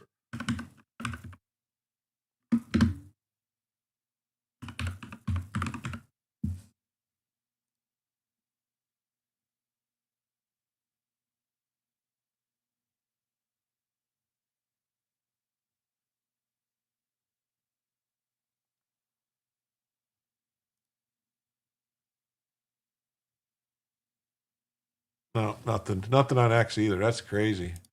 So yeah, don't give up the ship. We saw that. This is crazy. Miller's Democrats are openly calling for insurrection. All right. There we go.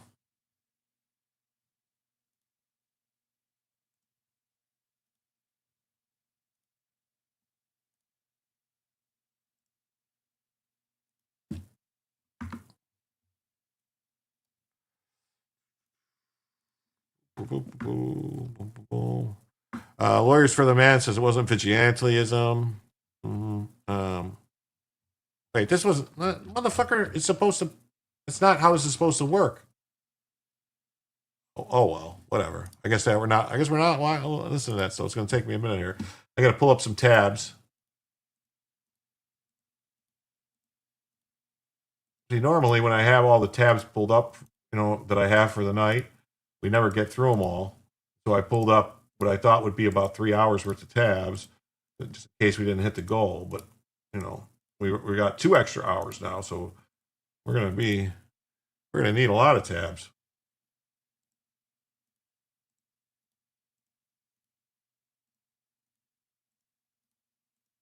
I might actually have to jump back to some of yesterday's news.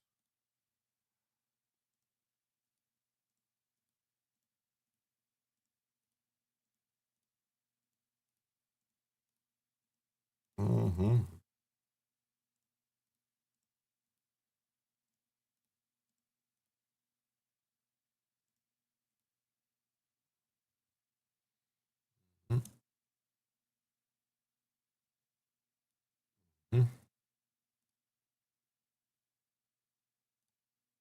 Okay, let me get this.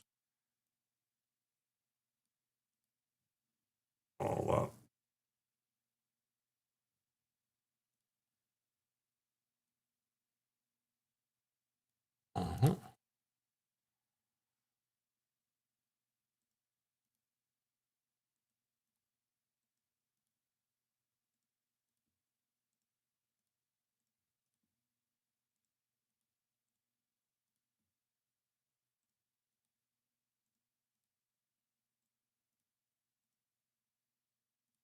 Okay. All right.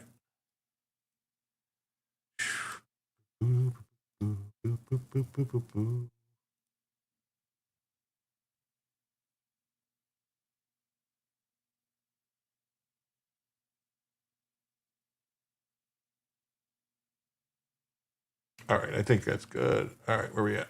All right, sorry about that. Here we go. Boop. Boop. All right, we're ready to go.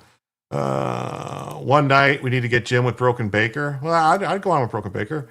Fuck Miller. What party controls the Senate, House, and presidency? It might not be Republicans. Who cares about the people? Oh, well, yeah, fuck the subscription. Okay. All right, here we go. Democrats' favorite MS-13 gang members convicted of first-degree cold-blooded murder after kidnapping a Maryland teen and then hacking her to death with machetes.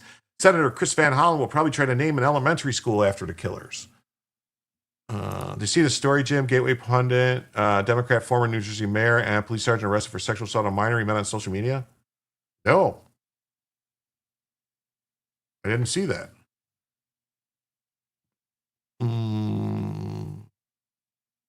I did not see that. I will look for that. I will look for that right now. In Maryland, a judge finds a woman guilty in the brutal gang murder of an 18-year-old in Montgomery County back in 2023. The judge convicted Iris Alonso Salgado in a bench trial. She is one of 4 people charged with killing Rosa Marino. Prosecutors say the group, at the direction of the MS-13 gang, drove that teen from New Jersey to the woods in Olney. They gagged her, then stabbed her to death with a machete and buried her in a shallow grave. The 24-year-old could spend the rest of her life in prison when she's sentenced in January. As for the other suspects, one pleaded guilty, another is awaiting trial, and the fourth person's case is shielded due to their age. In Maryland, a judge finds a woman guilty in the brutal gang murder of an 18. Wow. Are you talking about? Is that the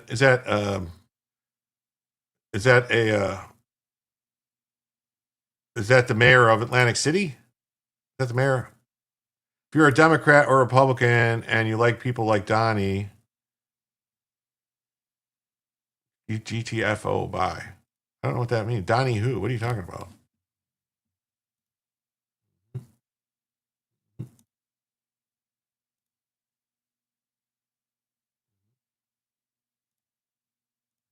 Because according to the man whose car window was smashed by the DHF, he was showing him his real ID. That doesn't mean anything. Oh, a real ID doesn't matter. Illegal immigrants get IDs in this country all the time. No, Scott. Real ID is, you can't get a real ID unless you have documentation of your civil legal status.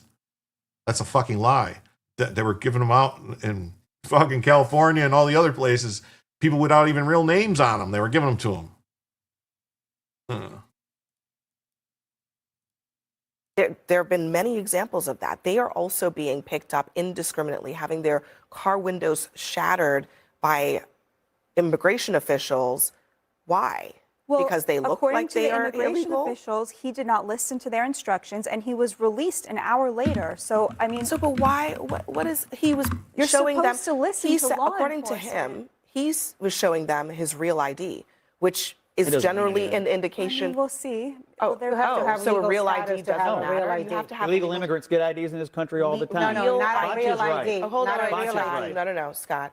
Real IDs, you cannot get a real ID unless you have documentation of your How do they know it legal was status. his? Here's the bottom line. Botch A is real right. ID, Scott? Of course, Botch is right. So why not just If the look at hold cops on? come to your but why car- not just look at the real ID and determine whether or not it actually belongs to him, as opposed to shattering his window? I'm and confused arresting reading him? this shit. It's a I am simple too. I'm question. getting really If I confused. were driving down the road and got pulled over, and the Yeah. police came up to my window and gave me instructions, and I didn't follow it, what would happen to me? Yeah, but hold on. Smashing in my window. That's what would happen to me. First of all, Follow the laws. I think that we and also just need to acknowledge that there are different versions of what happened here in terms of what DHS is saying versus what the individual is saying. So I think that there's that. But secondly, if you were stopped and a cop stopped you and was like, "Are you a U.S. citizen?"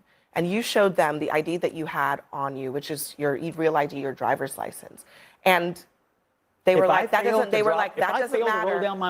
We're gonna arrest you and we're gonna figure it out later." What would you say? If I failed to roll down my window, if I didn't listen to the instructions of law enforcement, I'd have whatever was coming at me, because that's stupid. Just say, yes, I'll roll down my window. Let me show you my ID. Failure to follow simple instructions gets people in trouble all the time. Now, Charlotte, by the way, human trafficking hub, major MS-13 problem, huge murder rate issue, and the governor right now won't turn 1,400 illegals over to the feds, and he should be doing it. Just to note, crime is down 20%. 24%. They have a huge uptown Charlotte major homicides are down 24%. Aggravated assaults down 19%. Robberies down 20%. Well, they're cooking the books. That's what they're doing. They're cooking the books. They're cooking the book. They're cooking the books. I think this is the story. Is this the story you were talking about right here? Former Democrat Maryland mayor charged with possessing 45,000 files of child sex abuse? The former Democrat mayor of University Park, Maryland, is facing 20 charges after the FBI investigators discovered 45,000 files of child sex abuse images on his electronic devices. Is this the one? Wait, who's Jim? Did you tell the host to get the fuck out? Moderator, lol? I don't know. That's what I'm saying. I don't know what's going on.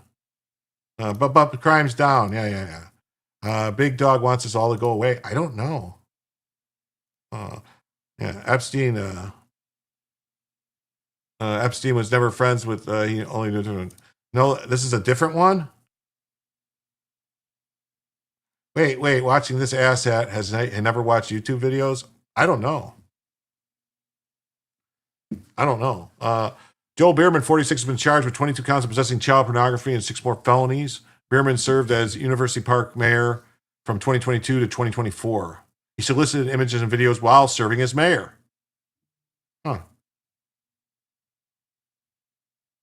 He's got the look. He was charged with 22 counts of possessing child sex abuse images.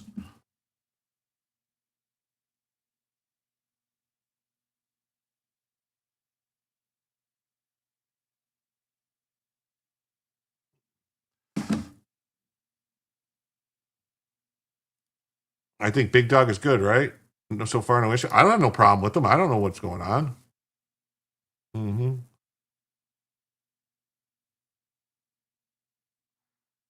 Oh, he's talking about this. No, he said he wished. I think he was just trying to be polite to her when he said he wished the lady well. Investigators say he distributed, and knowingly possessed images of children. While law enforcement searched his home Monday, they located electronic devices with tens of thousands of files. Some of them as young as 2 years old. Can we all agree that this deserves a wood chipper? Is this like Chippy the Chipper? We need to roll out Chippy Chipperstein? Chippy Chipperstein? Beer Man has previously shown his support for the Biden-Harris administration. Beer Man's Facebook page showed a link that he donated to the Biden-Harris campaign. He also wrote F Trump. Wow. F Trump. Wow. No, it sounds like, does he think it, So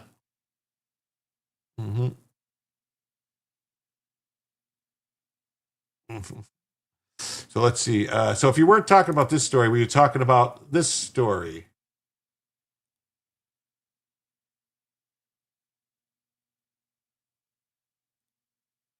Oh, wait. Go back.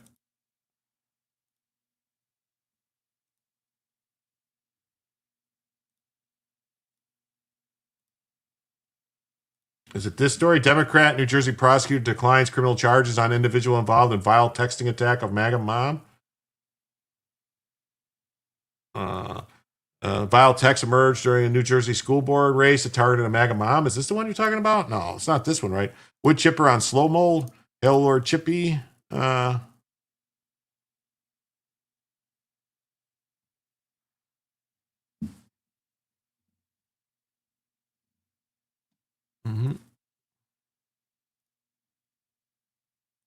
Andrew LaBruno, former Democrat mayor of Dumont. Is that New Jersey? Because I saw something about, okay, Andrew LaBruno. Let me find it.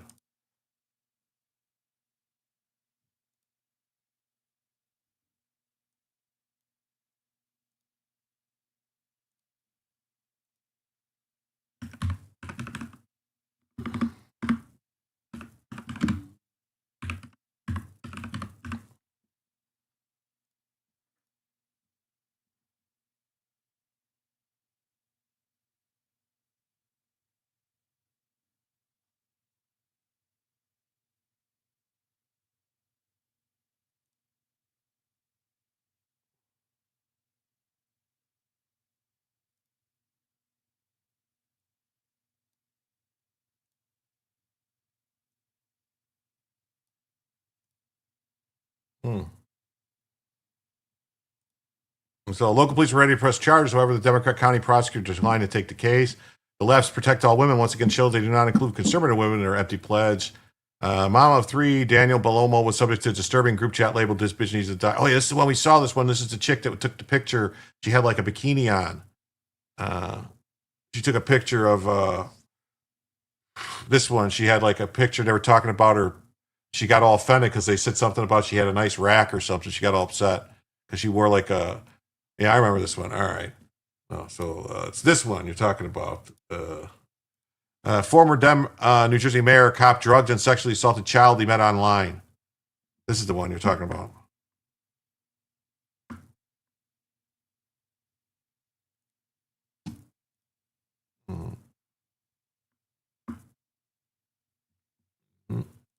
Yes. Socialism just doesn't work. It doesn't. Socialism doesn't work. Where are we at? It says, I'm a California Democrat. I don't think the comedy wishes her well or negative is a thing. Did you see the context when she said it? I think you're off the mark. I see myself more as a JFK Democrat. The problem is that JFK wouldn't be in today's Democrat Party. There's going to be a major problem in the Democrat Party.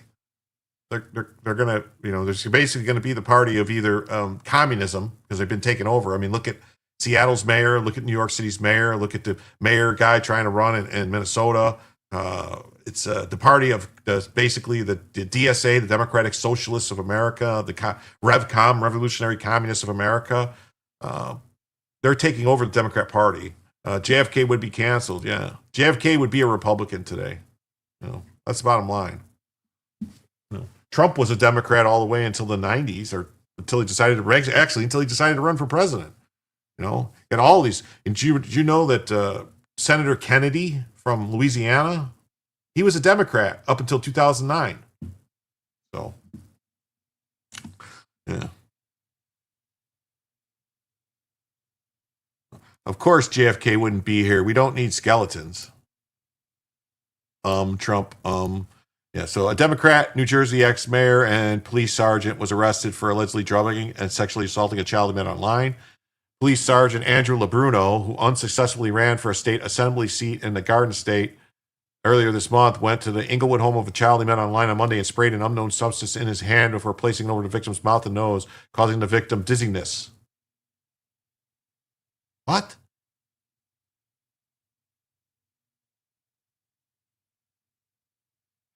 A married dad of two is the former mayor of the Bergman County town of Dumont. He sexually assaulted the child who was physically helpless from the drugging, all the while the victim was home alone. He ran on a Democratic ticket for the 39th Legislative District in Bergen County. He has been charged with aggravated sexual assault, and endangering the welfare of a child. Authorities said they had enough probable cause to arrest LaBruno, including statements he made at the scene of the crime captured on body-worn cameras, the victim's account, and corroborating physical evidence taken from the scene and from actors. Actors? Why was there actors there? Why would there have been actors there? What the fuck? Why would there be actors?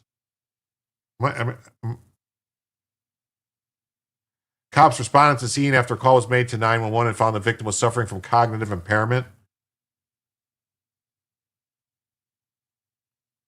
The victim was brought to the local hospital. Bruno is currently being held without bail in Bergen County Jail and is expected to appear in Bergen County Superior Court in Hackensack later Tuesday. He's been suspended without pay. It was not immediately known who was representing Bruno in the case. Bruno's campaign website touts the fact that he's a family man who's worked in public service for years and founded his own charity. We had Weekend at Bernie's from 2020 to 2024. I think they'd embalmed him, so no skeleton. Perhaps I'm naive, but these kind of stories still shock me.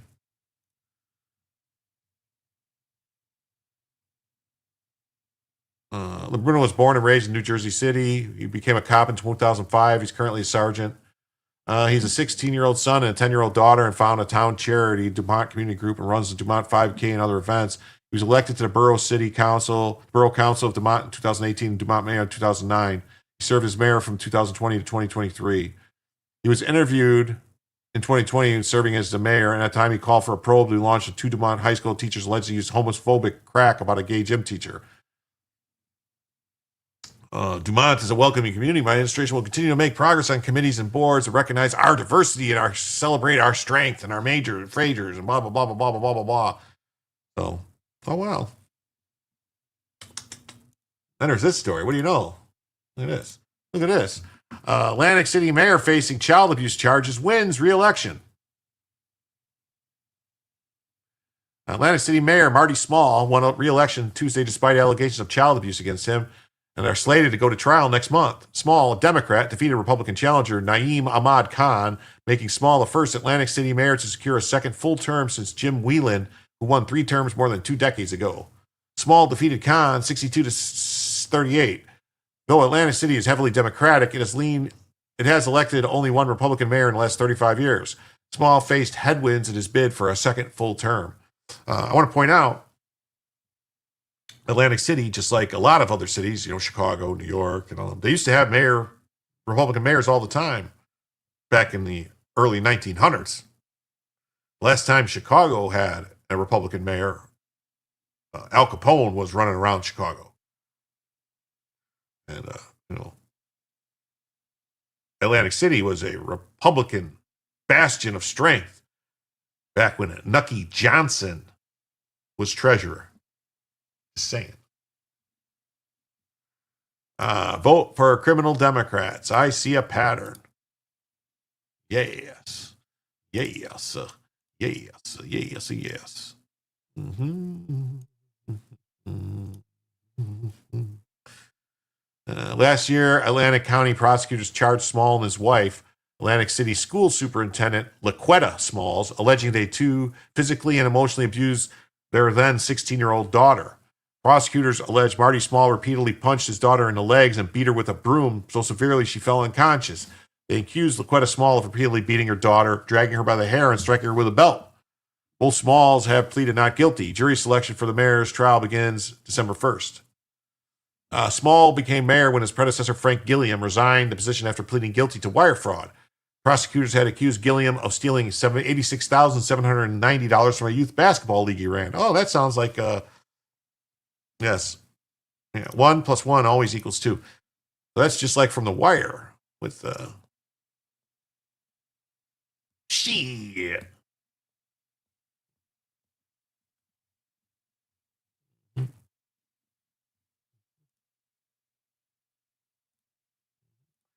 Maryland teen kidnapped by MS-13 gangbangers, then hacked to death by machete wielders. This was supposed to be with that. This was supposed to be with that first one. It somehow got miscombobulated, so I apologize. Maryland teen kidnapped by MS-13 gangbangers, then hacked to death by machete wielders.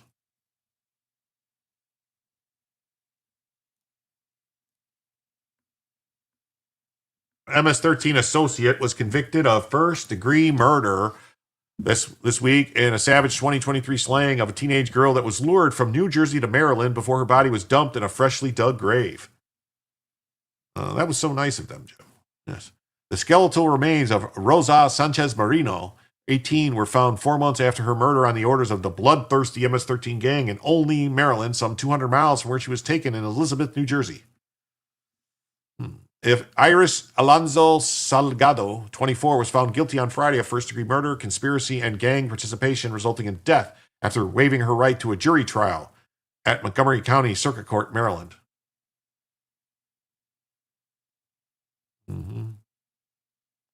Alonso Salgado and Rivera Delgado had taken Sanchez Marino to New Jersey to visit friends and family, according to a statement from Montgomery County State's Attorney's Office, Patch reported.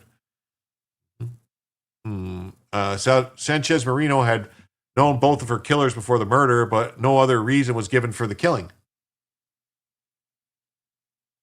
Aramoon's here. I'm so upset. Just wanted to say hi. Why are you so upset, Aramoon? Tell me what the problem is. I'll try to help. What are you so upset about? I'll try to help you. I'll do what I can. The teen was lured by Alfonso Salgado along with 3 others to a wooded area north of D.C. in May 2023. There she was gagged and forced to kneel before her attacker stabbed her with a machete. Why? Why are you upset? Alonso Salgado, who's a Maryland State Attorney Office, said an MS-13 associate faces 2 life sentences, 25 years when she's sentenced on January 21st. The topic. This topic is brutal. It is. The stuff is so bad. This stuff goes on. It's nuts. Co-conspirator Roberto Rivera Delgado led detectives to Sanchez Marino's burial site on September 30th, 2023. He pleaded guilty to murder and gang charges in July 2024 and is awaiting sentencing. A third defendant, Aracelia Abarcara Malgar, is awaiting trial, while a fourth defendant, who was a juvenile at the time of the killing, has not been publicly identified. Yes, it's very sad and sick. So,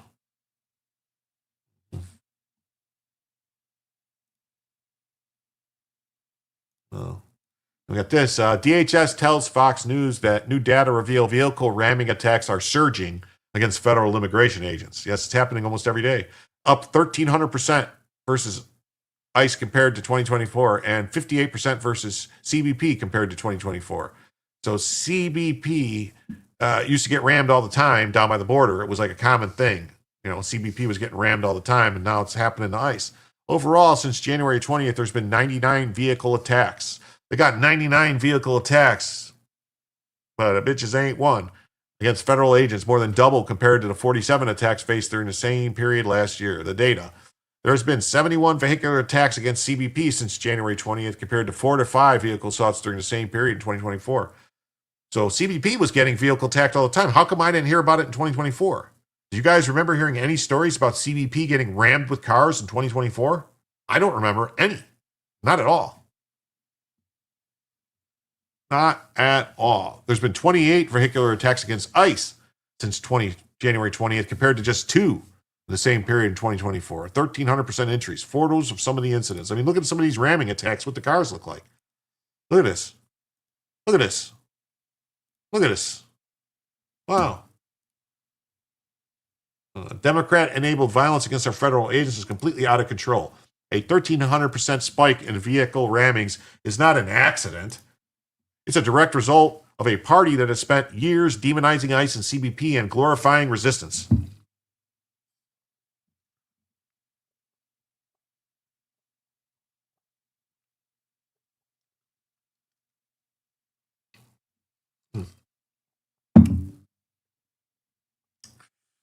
These aren't incidents, they're attempted murders of federal officers. Every single driver who weaponizes a vehicle against an agent should be arrested, prosecuted, and put away for a very, very long time. Law and order is back. The only people angry about it are the ones who never wanted it in the first place. I wonder if these rammers will ever be able to get auto insurance after their valiant acts. I don't know. I thought a car was considered a deadly weapon. Yeah. Do you think they care? I don't think a lot of them... Here's the thing. A lot of the people who are doing the ramming are illegal aliens, so they don't have insurance anyway. You know, they don't. They don't has insurance anyway. Mm-hmm. They don't has insurance anyway. Most of them. So, how many are too many? Mm-hmm. How many are too many? Oh, look at this. Ron DeSantis comes out swinging hard and says, good grief, the legacy media is shilling for a convicted rapist. That's your sob story? Oh, Anne-Marie, what's up? Just think the ship people are advocating for the military to show this, to continue. To allow this to continue, I think is what you were meant to say. True that. What's up? Did you move over to Rumble from YouTube? I think you did. You look familiar. Progressives would probably cover them. Ultra left company. True that, Jim. Well, I mean, if they try to make a claim on the car that was rammed, like the car that they used to ram, and they wouldn't be able to make an insurance claim. If they don't file an insurance claim, I don't think the insurance company's going to care, per se, if they don't make a claim. I don't know though. Look at this person. Not to mention the headline, but 32 paragraphs into the story, we found out that this Sanford grandfather nabbed by ICE is a convicted rapist. Crackhead just smashed my parked car. How annoying to find a new car. Oh, it sucks finding a new car, let me tell you. It's brutal. Yeah, it's brutal. Yeah, it sucks. Sanford grandfather born in a refugee camp, nabbed by ICE after 70 years in the U.S. Really? 70 years in the U.S.? But he was never a citizen, huh? Wow. Wonder why he was never a citizen. Oh, because he was a rapist and had an order of removal. And that's why they had to get him out of the country. Because we don't let rapists stay in the country. We just don't. We tell them they got to go. Wall Street Ape says, we need more of this. Portland residents confront Oregon Rep Maxine Dexter on saying ICE is terrorizing the country and blaming Donald Trump for Oregon's problems like out-of-control homelessness. She dodges answering every question. Yes, that sucks, Aramoon. It totally sucks. Hi, Hey. my name is David. Hi, Dan. I just want to tell you, I don't agree with pretty much everything on how you stand. Okay. But my biggest thing is you use the word terrorizing about ICE. Do you not give them any credit for like taking Trende Aragua people out of here or any of the people that are here? Of course. Yeah, I mean, it's not terrorizing though. That's why I said if I know. they have a warrant with Yeah. that person's name, that is a absolutely rightful detention. But I don't ever hear you like give ICE credit, or I don't ever hear you give President Trump credit for getting the bad people that are actually actually committing crimes. So I'm not talking about people that are here for a better life. These are not the people who are detained. We know that under 20% of people being detained right now have any criminal history, let alone the violent criminal history that we are being. I don't ever hear that from you, and I follow you, and I don't hear that kind of talk. I hear terrorizing. I know you don't like President Trump, and I'm not here to defend President Trump. I'm simply saying is we have a lot of problems here at home in Oregon. I mean, the Democrat, your party controls every branch of government. Our education is a disaster. Our economic, our livability, our homelessness downtown that you used to sit on the committee for is a disaster. It's increased by 67% according to PSU, or 63%. That was according to PSU. I mean, you think they're not telling the truth over there? No, it's how you look at the data, and I'm happy to sit down. How you look at the data. If you look at it, you'll see it. If you don't look at it, it's so what not am I there. missing? Or what is PSU missing? Okay. So let me just say very clearly, I talked with our city council members. How goes Portland, so goes the rest of the state. We cannot leave people on the streets and call that compassion. We cannot leave people. Your party's been in control of it for years, though, and it's gotten worse. So, sir. And you guys are more like. And listen, I know we have problems, but you're more concerned about Trump. Yeah, sir. We don't want to talk about the problems that we could do. We're just going to blame Trump. It's Trump. Yeah, a family man that rapes people. Yeah, definitely. Got a bombshell from Tom Homan, a wanted Uzbek terrorist who's been on his home country's list for belonging to a terrorist organization, was just caught driving an 18-wheeler in Kansas. He illegally entered in 2023. Told him they were lying before they said he was properly vetted. They released him before the FBI vet came back. Federal law, you shall be detained, not catch and release, shall. That's how terrorists end up with CDLs on American highways. The bro is awesome. Yes. Yeah, you need to look at her data scans. Yes. Last question here. Apparently an illegal alien from Uzbekistan was arrested driving an 18-wheeler in the state of Kansas, illegally entered in February of 2023 and wanted in his own country for belonging to a terrorist organization. What do we know about this, or what do we need to know about him? You know, Bill, you and I talked the last 4 years. I've done your show, a million times. I said the Biden administration was lying to the American people, and they said everybody they released in the country was properly vetted. They weren't. I talked to several whistleblowers, and Borto said they were forced to release people quickly so there wasn't overcrowding, so they can say nothing to see here, no border secure. They released them before vetting even came back from the FBI. And as you know, most terrorists in this world, you can't find in any database unless they're on the battlefield and had a retina scan done by DOD, unless they're part of a T3 investigation. We don't know who all the terrorists are. That's why they should have detained them as required by federal law. Federal law says if you enter the country illegally without proper documentation, you shall be detained. Not maybe, not think about, not release them to an NGO. You shall be detained. And that's what President Trump's doing. Most secure border in history of the nation right now because we're following federal law.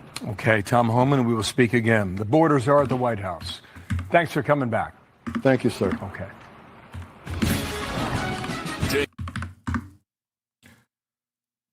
Wow, that is interesting, right? Did we lose Big Dog? I don't know. I hope not. I hope he didn't leave. No reason for him to leave. No.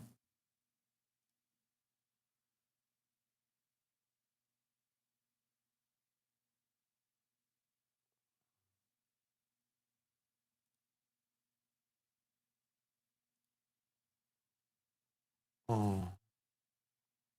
Hope he didn't leave. Williamson County, Texas, illegal alien Hernan Perez Juarez has been arrested for the murder of a woman in 2020. He had been previously deported in 2018. Oh, hell no to the immigrants driving. Yes, I know. So this guy, look at this guy. This dude's been previously deported. And he says he's Perez Juan Hernan. He's a white male, 5'11", 178 pounds. What do you know? For murder. Previously deported. Huh. Man, we got to do something about all these white people, Joe. Got to do something, Joe. Members of the U.S. Marshals led Lone Star Task Force on Monday morning, arrested an individual who was sought for a May 8, 2021 homicide in Georgetown, Texas. Hernan Perez Juarez Ete Pericio Perez, a Mexican national, was arrested and charged with the murder for an incident that occurred at the 2200 block of Tower Drive, where a woman was pronounced deceased after she was found inside of a residence in the bathtub with a deep laceration on her lower abdomen. The Georgetown Police Department investigating incidents obtained an arrest warrant in March of 2022 in the District Court of Williamson County. Georgetown PD requested assistance from the Lone Star Fugitive Task Force to locate and apprehend Perez Juarez, whom they suspected had fled into international territory after his vehicle was found abandoned in Laredo near the international border. During the investigation, members of the Austin-based task force learned that Perez Juarez had fled to Mexico. In November, the task force developed information indicating that Perez Juarez had returned to the U.S. illegally. He was arrested at the 700 block of South 4th Street in Temple and transported to the Williamson County Jail to await further judicial proceedings. According to U.S. Immigration and Customs Enforcement, Perez Juarez was deported in 2018 for an immigration violation and had no legal status in the U.S. ICE has filed immigration detainer on Perez Juarez following the judicial process in Williamson County. So he got deported in 2018, came back in 2020 and killed somebody, and then fled to Mexico again, and then came back again. So it's almost like you can get in and out of the country pretty damn easy. Doesn't Texas have the protesters intervening in ICE arrests? Yeah, don't they?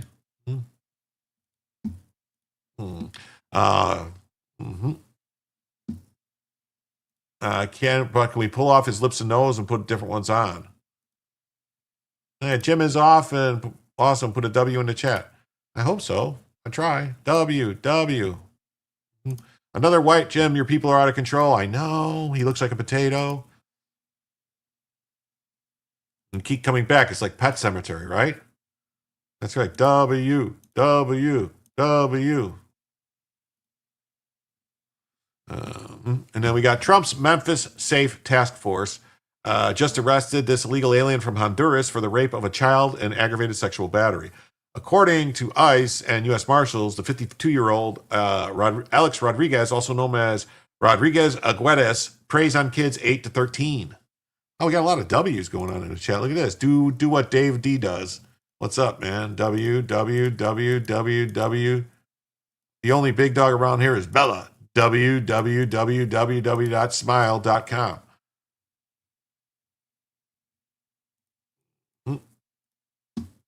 The latest arrest is 52-year-old Alex Rodriguez, who was charged with the rape of a child and aggravated sexual battery.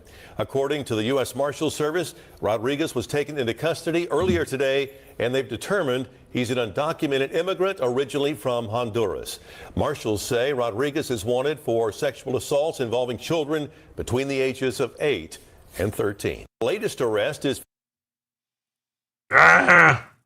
ICE raids matter. That's right. ICE raids matter.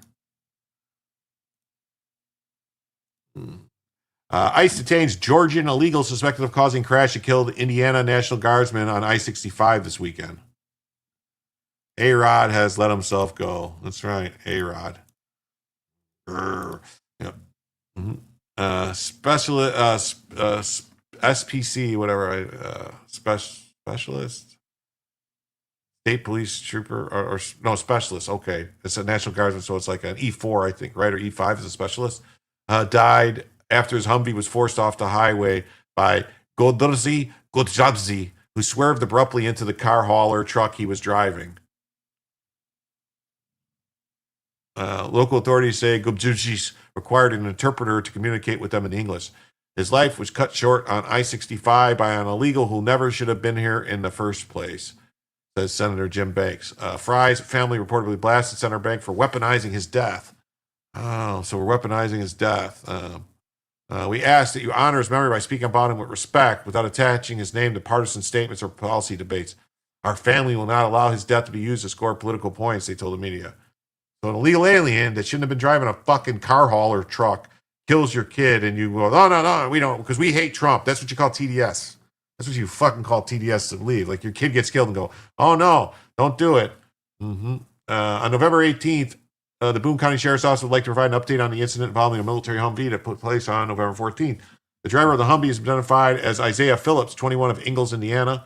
3 passengers inside the Humvee were identified as Nicholas Reinhart, Luke Richardson, and Terry Fry of Lafayette. Mr. Fry was pronounced deceased at the scene, and the other passengers sustained injuries and were transported to local hospitals. The driver in a white Subaru was identified as Veronica Webster. Ms. Webster was treated on the scene. The driver of the car hauler truck was identified as Goderbsky Gajubsky of Brooklyn, New York. Mr. Gajubsky was treated at the scene. During the initial investigation, all non-injured drivers were transported by law enforcement to a local medical facility for a blood draw and post-accident interview. In accordance with department policy, due to a language barrier with Mr. Kajibski, he was transported to the Boone County Sheriff's Office afterwards to meet with a translator.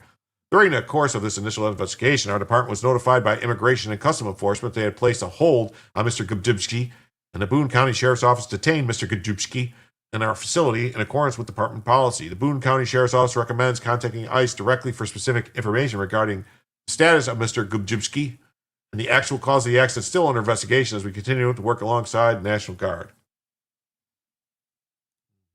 So there's Mr. Kajibski. And there's the soldier, the trooper specialist who was killed, whose family loves illegal aliens so much that they sacrificed him. His family was willing to sacrifice his life to the illegal aliens. You know, specialist is an E4. Okay, smashed all the buttons. Yeah, do it. Nero said so. Yes.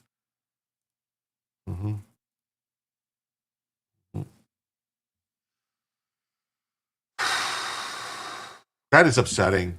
It is. That is upsetting. That they would be willing to just say like, oh no, illegal alien killed my kid, but I don't want to be involved. Don't use our kid's name in politics. Like,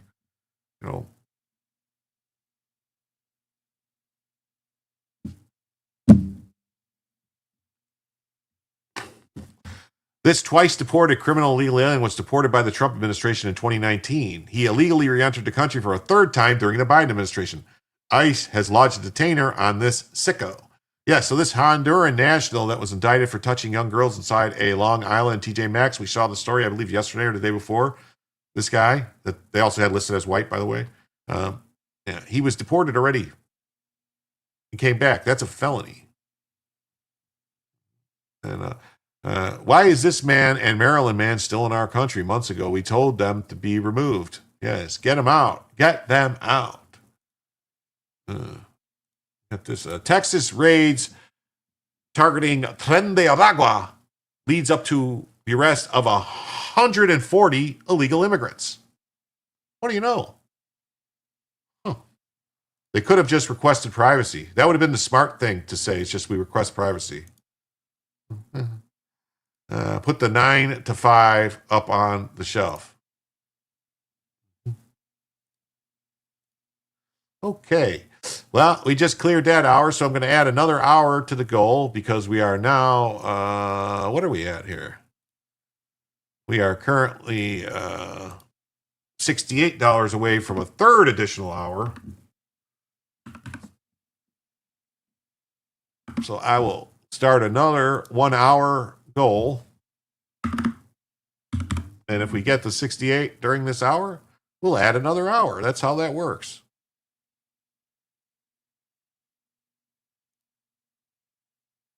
All righty, and away we go.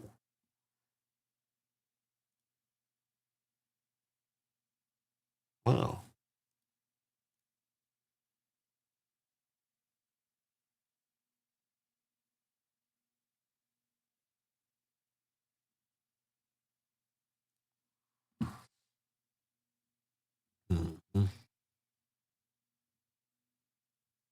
Alligator Alcatraz, make America safe again. Yes. Texas raid targeting Tren de Aragua gang leads to the arrest of 140 illegal immigrants.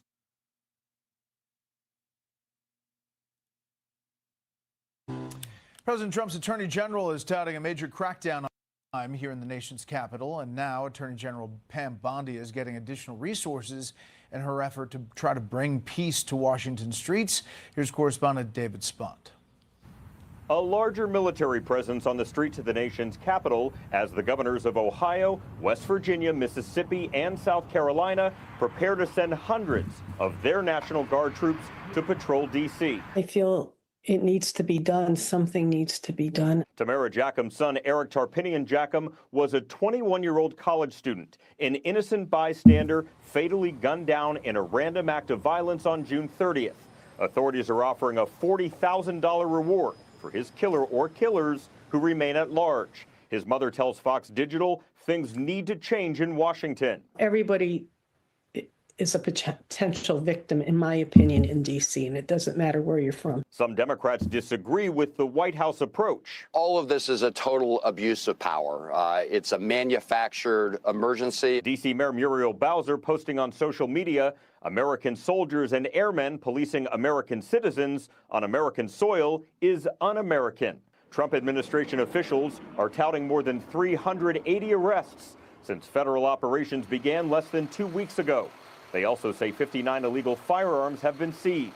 We have been working hand in hand with our great men and women in the Metro Police Department, the Transit Authority. We've brought in the Park Police, the National Guard, all of the agencies that fall under me. Mayors of other large cities are paying close attention to what's happening in D.C. We do need assistance on the federal level.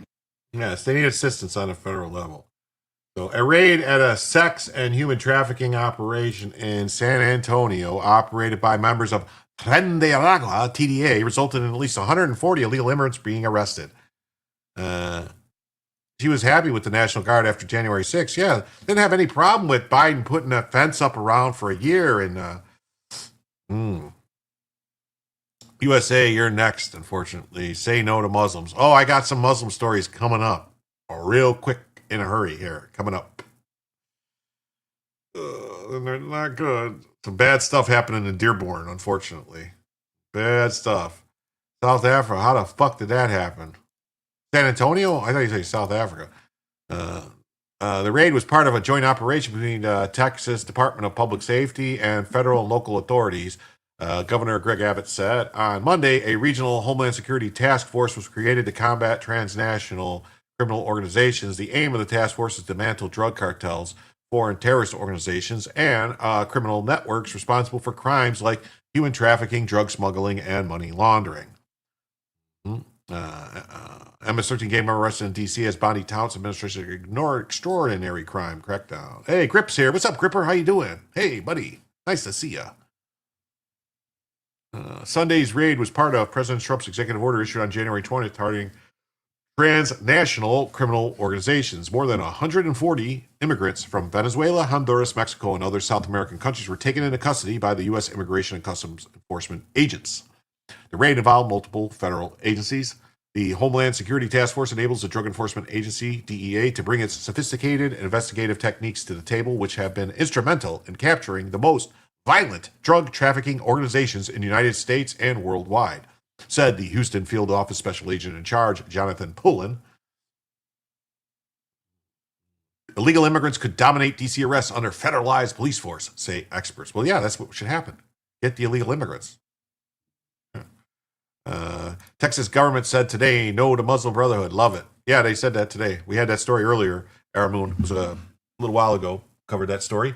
And they classified the Muslim Brotherhood and CARE, the Council on American Islamic Relations. They classified them both as terrorist organizations. So there's that. Hey, look at Bella's laying on her back. Look at that, everybody. Look at that. Look at Bella's laying on her back. She's going to show her belly. Oh, that's so cute. Look. She was a second ago laying on her back. Oh, that was so cute. Did a little roll over for y'all. Watch her breathe. U.S. Rep. Joaquin Castro, whose brother serves as a mayor of San Antonio, said he has asked the Justice Department and local agents for more information on the raid, claiming the raids conducted elsewhere have seen U.S. citizens and immigrants with no criminal records arrested. They raided a fucking place where they were doing sex trafficking out of it. And he wants to... Oh, yeah, he wants to free those people. He's got like his name Castro. Go figure. Yeah, fucking Fidel's fucking cousin or something. Meanwhile, in Houston, ICE arrested 3,500 criminal legal aliens, including child predators and murderers, during the 43-day government shutdown. Suspects taken into custody include 13 people convicted of murder, 51 child predators, 67 sex offenders, 23 gang members, and an MS-13 member with a triple homicide in Dallas. Wow. Great job, Abbott.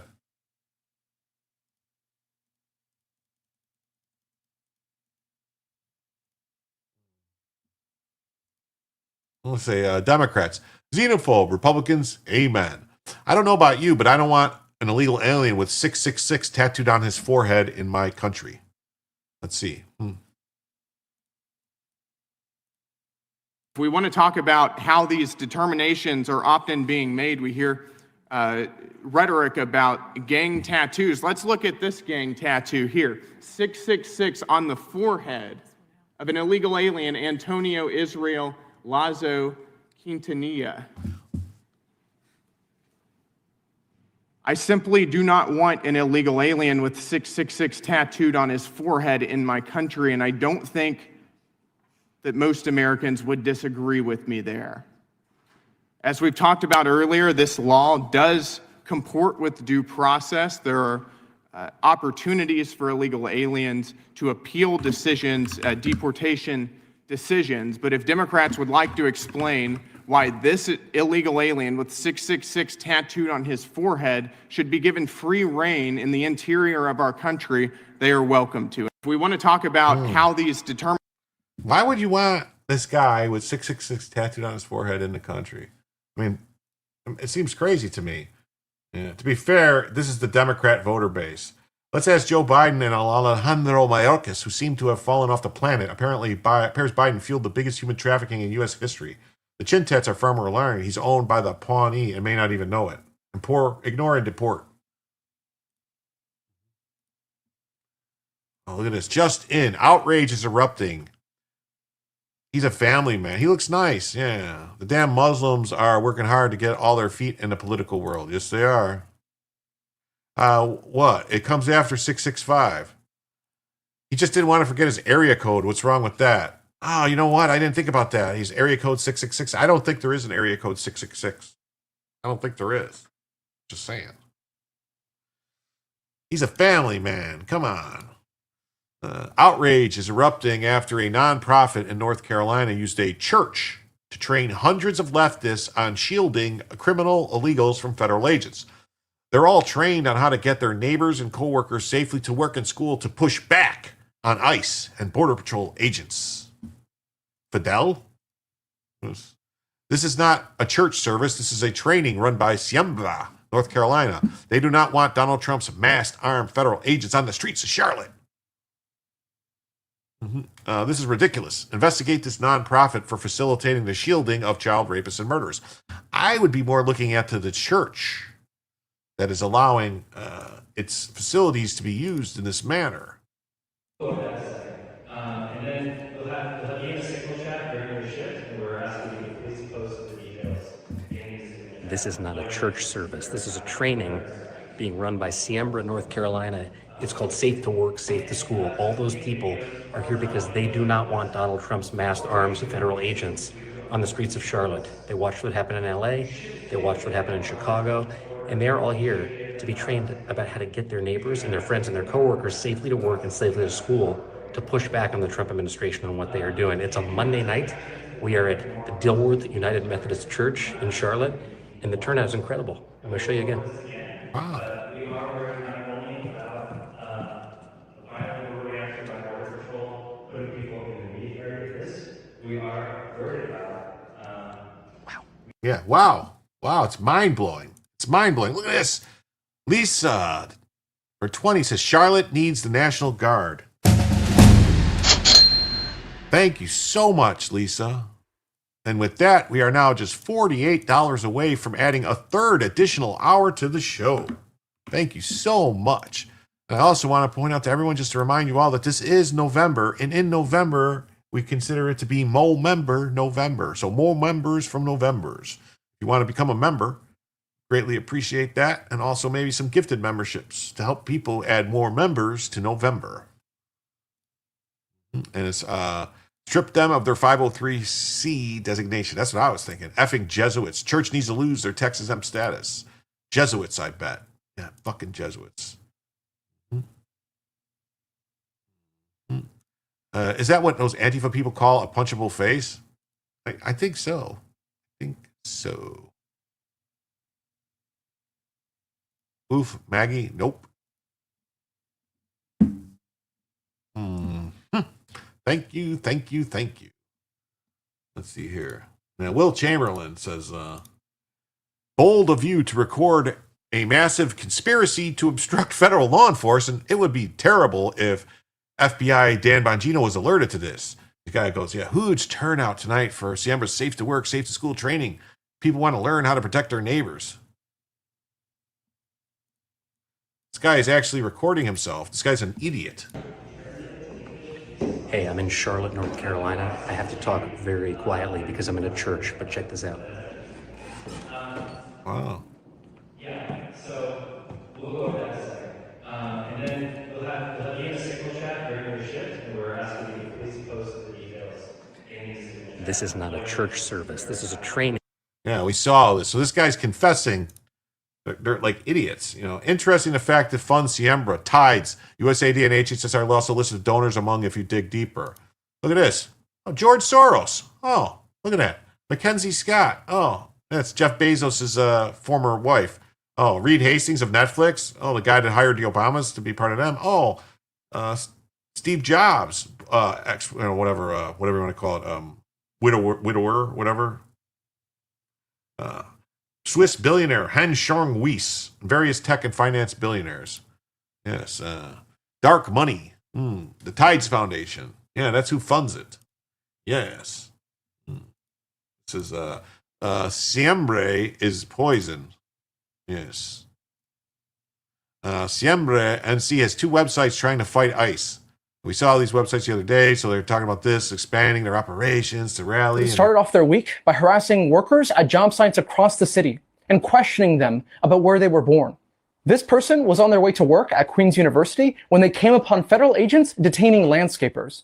But across the city, in parking lots and apartment complexes, in supermarkets and gas stations, members of Las Brigadas in Charlotte were there to document the incidents, to alert the community.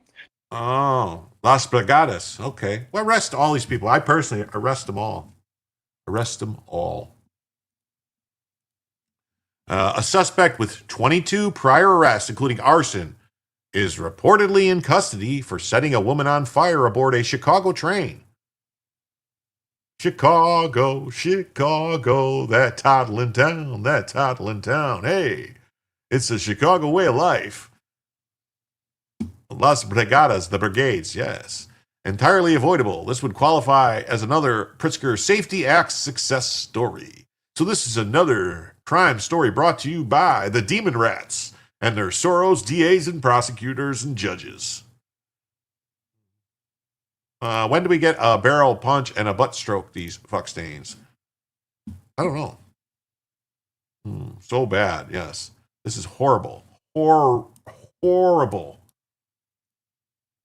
All happened just before 9:30 last night on that Blue Line train. Chicago police tell us a 26-year-old woman got into an argument with a man that police believe is 45 years old. That argument turned physical, and at some point he threw liquid onto that woman and set her on fire.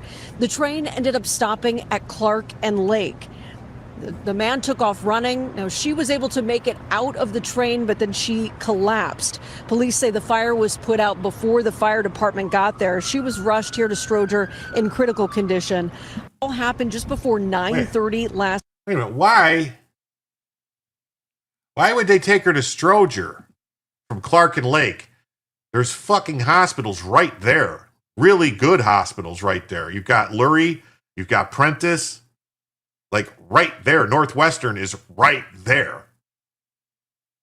Like a block away. Stroger is at least, you got to go all the way down Randolph. Then all the way up. Yeah, it's off of 290. Why the fuck would you go all the way over to Stroger? Why wouldn't you take her right to Northwestern? The problem in Charlotte was sitting at that church. This doesn't make any sense. Those are great hospitals. There's tons of hospitals down. Clark and Lake is the loop downtown Chicago.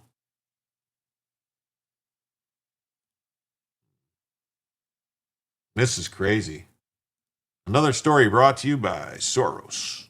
Shock video. Woman and child beaten, seriously injured after being attacked near elementary school in Chicago. Police are investigating.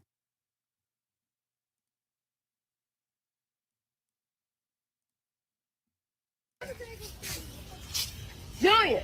Junior. Bitch. Hey, fool, don't touch my brother, fool. Oh, hell no, those ain't nasty as fuck. Look at them bitches, bad crackhead. Other bitches, more. That's his ass. That's his ass.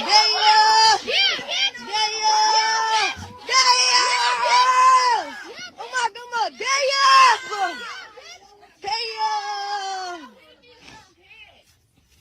We're not the little kids in them, not the big kids. The big kids not touching them. I'm saying, what? Also, smash that bitch on my brother.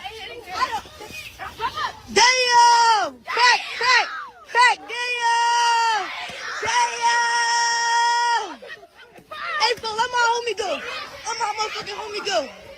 Let my motherfucking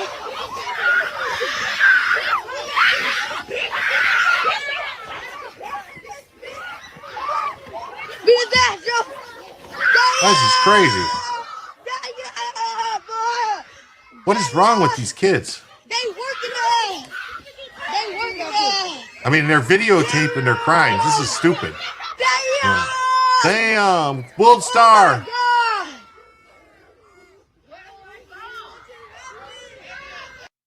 That's crazy. Yeah. Oh my God, the anguish. It's horrible. Hey, what's up? A lot of terrible shit is happening. I think you're cool as fuck. I think you're cool as fuck too, RR Moon. I really appreciate you being here. They be playing. Yeah. The culture is not compatible. Always loud, always cussing, always threatening, ashamed of nothing. Yep. See no evil, hear no evil. This one says, Anna Marie says, because healthcare isn't free. Well, at Stroger Hospital, the county hospital, that's county hospital, Stroger Hospital, it is free at Stroger. Maybe that's, and actually, believe it or not, if you ever get shot in Chicago, the hospital you want to get taken to is Stroger Hospital because they have the best trauma surgeons there for gunshot wounds. Maybe they're great too for burns. I don't know. Maybe they've got a lot of burn cases, but as far as gunshot, I mean, they're patching people up at Stroger all the time. That's why the only reason the murder rate has been pretty low is because they save a lot of people that get lit the fuck up in Chicago. A lot. A lot. Lots and lots. That's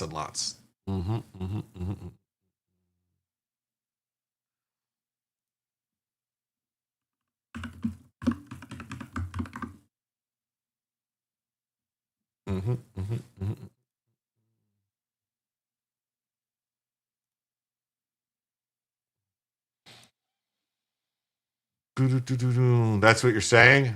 Okay. Well, I mean, but still, I mean, if I would think if it's something super critical, they would take them to the closest hospital though and worry about getting paid later. That's just me. Basketball Americans, level 3 culture. It's a level 4 chimp out, what they call it. We got this. Look at this story. I saw this. Oh, shoot. We've gone over 4 hours. Instagram has disconnected from the stream, and I forgot to end it on Instagram. So that stinks. Oops. And you know what else I'm going to say? If you're on X, Twitter right now, whatever. No reason. I'll just keep it on there now. Why bother? Why bother at this point? Wow, I'm down to 79 people only watching on YouTube. Wow, that's brutal. This is crazy level sad. Why? I don't know. I don't get it. Boomer. I boomered it out. I forgot the 4 hour time limit on Instagram. But anyway. Yeah, so we have let's see here. We've been going 4 hours now. So if you haven't already, please hit the like button. And if you haven't subscribed, please subscribe to the channel. We do these shows quite a bit. We've got 40 minutes to go. If we can hit this next I believe it's $48 in the next 40 minutes or something like that. We'll add another hour to the show. Yeah, $48 in the next 40 minutes, another hour. That's how that works. All right. Georgia man shot dead by police after he shot and killed his stepchildren. It's a brutal story. Police officers in West Georgia shot and killed a man after he shot at them and shot and killed 2 of his stepchildren. The man's wife, Kelly Grigsby, told deputies she fled to a neighbor's house with her 5-year-old child after her husband, Eric Grigsby, 50, threatened to kill her children. When officers arrived at the home in Midland, about 106 miles south of Atlanta, Eric Grigsby walked out with 2 handguns. You liked, and I commented. Well, thank you, Aramoon. Yes, if leaving comments helps, And also, just to tell you guys, there's a little thing if you're on YouTube, there's a little thing. It's like a heart symbol, and got like 100% and a heart and a smiley face. If every once in a while you clicked on some of those, like if something you like, hit the 100% or hit this thing or stuff, that actually to YouTube, that makes them know people are actually engaged and paying attention, and they like that. You know what I mean? And then it helps. It'll push it out to the algorithm per se, type of thing. So the officers told Grigsby to drop the guns. Law enforcement said in a statement, but he pointed them at the deputies as he walked towards them. Deputies then shot a first round that struck Grigsby. He fired back at them. Officers fired until Grigsby was shot to the ground and stopped moving. No deputies were hurt. Grigsby's 16-year-old stepson was found to have been shot and pronounced dead. Emergency personnel tried to save his 14-year-old stepson, who had also been shot, but he died also. This is bad. This is a bad story. The deputies responded to the scene and did exactly as they were trained. I didn't think other kids leave when she ran with the 5-year-old out the door. It's horrible, just awful. Yeah, you'd think the 16-year-old and the 14-year-old would have got out of the house too when she went running. I don't know, maybe unless they were already dead, maybe, or maybe I don't know. But that's all there is. That's all we have on that story. We got this. We got a judge orders the man accused of starting the deadly LA wildfire jailed while awaiting trial. Yeah, you remember that Palisades fire that destroyed all that stuff that they were saying it was global warming and it was, climate change? No, some guy started the fire. Somebody started the fire. Did you see Mayor Johnson's take on Donald Trump and the Civil War? No. Is that today? Did he say something? Did Commie Johnson have something to say today? Did Mayor Brandon Commie Johnson have something to say about Trump today? The devastation of the Palisades fire shown on an aerial view. So the man accused of sparking the deadly wildfire that ripped through Los Angeles in January must remain jailed while he awaits trial. Mental health is getting out of hand. It is. Federal officials say that Jonathan Rinkenecht started a small fire on New Year's Day that smoldered underground before reigniting nearly a week later and went roaring through the coastal Pacific Palisades and Malibu. Home to many Los Angeles rich and famous, the fire, which left 12 dead in the hillside neighborhoods, was one of 2 blazes that broke out January 7th, killing more than 30 people in all. Sadly, it's going to get worse. Yes, I will love it. Ridiculous statement by Johnson. I think it was today. All right, I will look for it. U.S. Magistrate Judge Rosella A. Oliver denied his bond, saying he must be kept in custody due to his mental health and distress he caused his sister and her family. Rinkenecht's father testified in support of his release, denying that his son had mental health issues.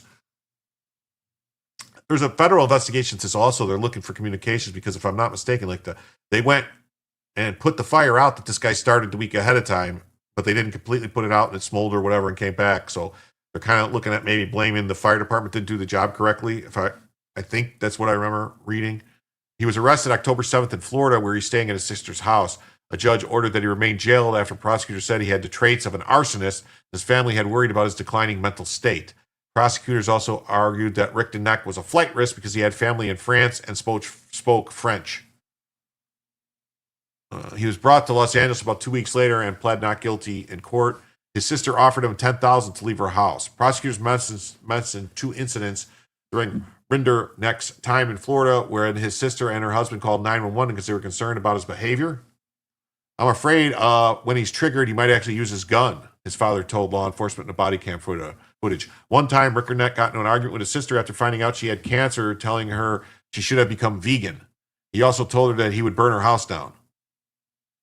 He's a patsy? It's possible. Less than a week later, Rinkenecht had an argument with his father, who was visiting from France, and told him he had purchased a gun. He said he bought it because his relationship with his sister's husband was worsening and he would use it if attacked. His sister told law enforcement that he was sensitive and volatile, and they felt like they were walking on eggshells around him, especially with young children in the home. At one point, he told his sister, if I wanted to kill you guys, I could have done it a long time ago. His sister said in the body cam footage, she called him angry, paranoid, and delusional.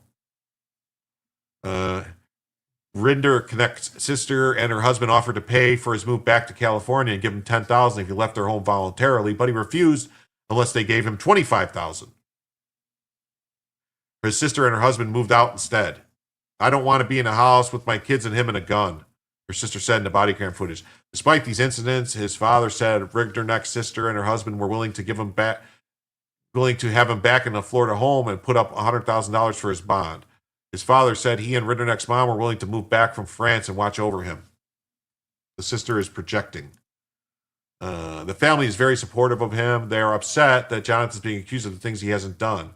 Rinderknecht was indicted on one charge of malicious destruction by means of a fire and one count of arson affecting property and use of interstate commerce and one count of timber set afire. If convicted, he could face 20 years in federal prison. The attorney blames the fire department for not putting out the initial blaze. Federal officials called the Palisades blaze a holdover fire from a January 1st fire that Rinderknecht is accused of starting, which was not fully extinguished by the firefighters.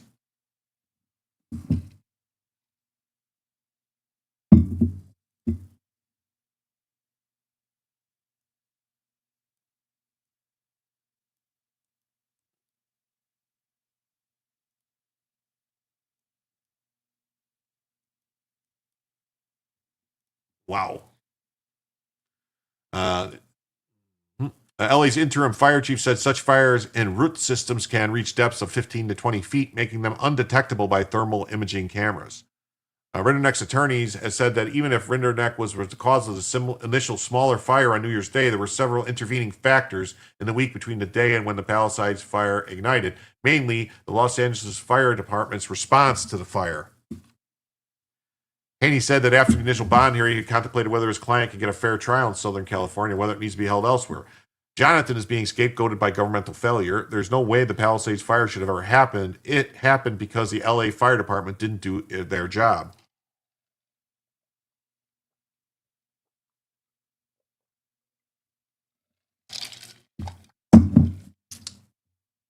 According to text messages obtained by the Los Angeles Times, firefighters mopping up the initial fire were ordered to leave the area even though they complained the ground was still smoldering and rocks remained hot to the touch.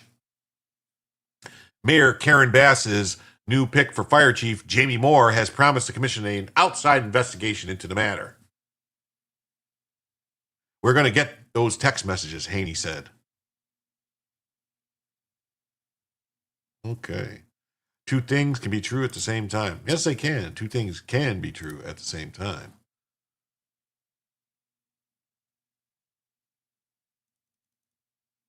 How long is Duke going to go for? We got this story, which I don't know who this is. This D4VD being eyed as suspect in death of teen whose body was found in a rapper's Tesla's trunk. So a rapper, this is some rapper, and they found a body in his trunk. And go figure, they think maybe the guy who had a dead fucking body in his trunk might have something to do with the dead body in his trunk. Shocker, I know. Everything we know about D4VD and the 14-year-old body found in his abandoned Tesla. Girl found in a car abandoned in the Hollywood Hills. A decaying body of a 14-year-old girl found in a car abandoned in the Hollywood Hills. A popular New York-born singer tied to the vehicle is being eyed as a suspect in the teen's death, sources told TMZ. All while fans and internet sleuths dig up mysterious links between the singer and the young victim. Here's everything you need to know about the musician David and Celeste Rivas Hernandez, the young teen found dismembered in his abandoned Tesla. On September 8, workers at a Los Angeles tow yard noticed a putrid smell coming from a Tesla that had been abandoned in the Hollywood Hills. When police arrived to investigate, they made a grim discovery. Inside the Tesla's front trunk was a dismembered body wrapped in plastic. The Tesla in question was registered to David Anthony Burke, a 20-year-old New York-born artist known professionally as David, stylized as D4VD. At the time the body was found in the Tesla, Burke had been on a worldwide tour and performed in Minneapolis that same night. Burke shot to fame in 2022, currently boasting more than 37 million monthly listeners on Spotify after two of his singles, Romantic Homicide and Here With Me, went viral on TikTok. He latched onto the momentum and released his debut album in April. The tragedy led to Burke seeing a streaming boost on Spotify. In late September, David's single Romantic Homicide jumped to number 8 on the music platform's daily top songs in the US. But there were already signs the incident would impact the up-and-coming singer negatively, as he was scrubbed from a campaign by the brands Crocs and Hollister mere days after they both announced him as the face of their Dream Drop collaboration. Things took a further turn when the body was eventually identified, a little more than a week after the body was found inside David's abandoned Tesla. California authorities identified the deceased as 14-year-old Celeste Rivas Hernandez. Riverside Sheriff's Office confirmed that Rivas had been reported missing from Lake Elsinore in 2024 when she was only 13 years old. Rivas's body was found on September 8th, the day after what would have been her 15th birthday, but she had already been dead for some time. Once Rivas was named as the victim, police jumped into high gear, labeling the case as a homicide investigation. Cops raided a Los Angeles house where the singer had reportedly been living and seized several items of evidence. The raid on Burke's pad comes as connections between the pop star and the dead teen keep piling up online by internet sleuths. Screenshots of old messages on David's Discord fan server show he was rumored to be dating a teen named Celeste years before Rivas was found dead. In one disturbing message in the fan chat room, apparently dug up by the online detectives, a user allegedly responded. This is fucking AI. I don't know if you guys realize this. This is AI. I can tell the way that they're speaking and what their words are using. This is AI. The fucking New York Post is using AI. Holy shit. Responded to a post from Burke in 2024 telling him to release the song about Celeste Rivas Hernandez, which would have been posted 4 months after she was reported missing. In 2023, Burke allegedly made an unreleased track in which he mentions the name Celeste twice, which was leaked on X following Rivas's identification. In the song, Burke allegedly sings, "Oh Celeste, the girl with my name tattooed on her chest, smell her on my clothes like cigarettes." Rivas's mother told TMZ that the young teen had been dating someone named David before she went missing. The teen also mysteriously had a tattoo on her right index finger that read, "Shh." Several celebrities also have the same tattoo, including Rihanna and Lindsay Lohan, neither of whom is connected to Rivas, but perhaps more mysteriously, so does Burke.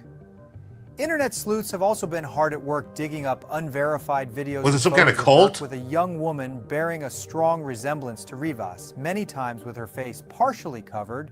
Confirmed photos of Rivas were circulated on missing posters in 2024. In one alleged livestream video that is particularly disturbing, a girl resembling Rivas was seen answering fan questions with Burke and mentioned rape. I media trained you. No, you didn't. That's controversial. It's controversial of raping kids. Video also popped up of Rivas's former teacher telling students about how he had taught the teen. He later told TMZ that he was trying to warn the kids about the dangers of social media. Hernandez likely died in the spring, and a police source told NBC 4 investigates that it likely took multiple suspects to dismember and dispose of her body. The source, who has direct knowledge of the probe, said that Burke has not been cooperating with investigators. Burke has since canceled his world tour and hired high-powered lawyer Blair Burke, who previously worked for disgraced movie mogul Harvey Weinstein. Wow. Wow, wow, wow. Wow, wow, wow, wow, wow. Okay. So, no.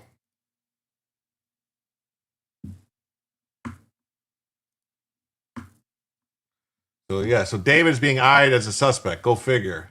And because it says, yeah, not to mention the weird-ass song and video he made of putting a dead body in his trunk.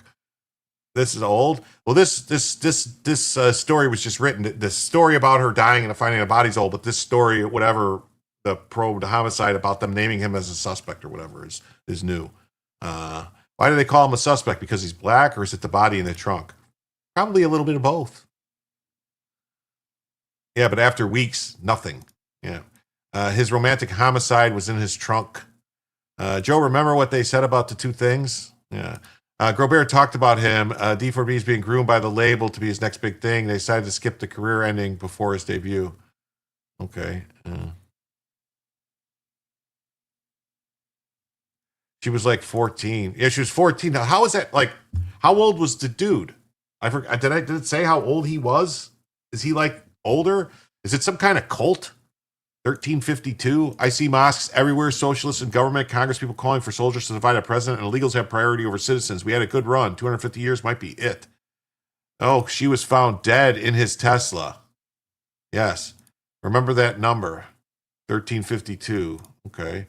No, what'd you say? Hello, Starf. What's up, man? Good to see you. Didn't work too well for old Harvey. Yeah. Two things can be true at the same time. Chasing pedos. Yes. So he's being eyed as a suspect whose severely decomposed body was discovered 2 months ago in the back of the rapper's Tesla, according to a new bombshell report. Police are also proing Hernandez's death as a possible homicide. Well, generally, wouldn't the fucking signs of her body being dismembered mean that it was a fucking homicide? Holy shit. Though the medical examiner is yet to make an official ruling, while toxicology results are pending, investigators are looking at David as a suspect in a tragic case of Hernandez after her body was found wrapped in plastic the day after she would have turned 15. Holy fuck.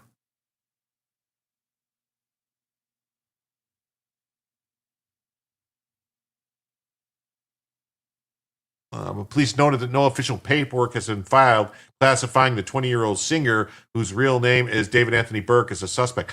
Did they pass? I think they passed a law, if I'm not mistaken, in California that means that has, like, as long as there's 5 years or less in age, it's not a problem. So if he was 19 and she was 14, or if he was 18 and she was 13, it's not, they consider it like that Romeo and Juliet law, I think they call it, or something like that. As long as there's less than 5, it's 5 years or less. You wouldn't believe how corrupt some MEs are. One in my town ruled a body sawn in two and put in a sleeping bag was not a murder. Wow. If I dead, that's bad. Yes. Well, I don't know. Why? Is something wrong? Are you okay? Something going on? You need help? Something? What the fuck? What do you mean? What's going on? What am I missing here? What did I miss?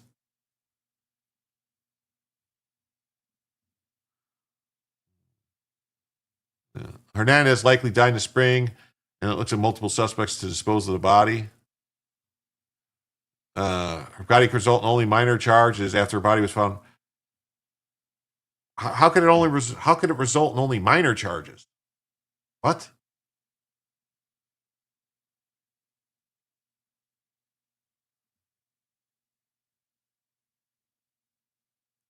My daughter's 15. I guarantee they find any 20-year-old that thinks they can date her in a trunk.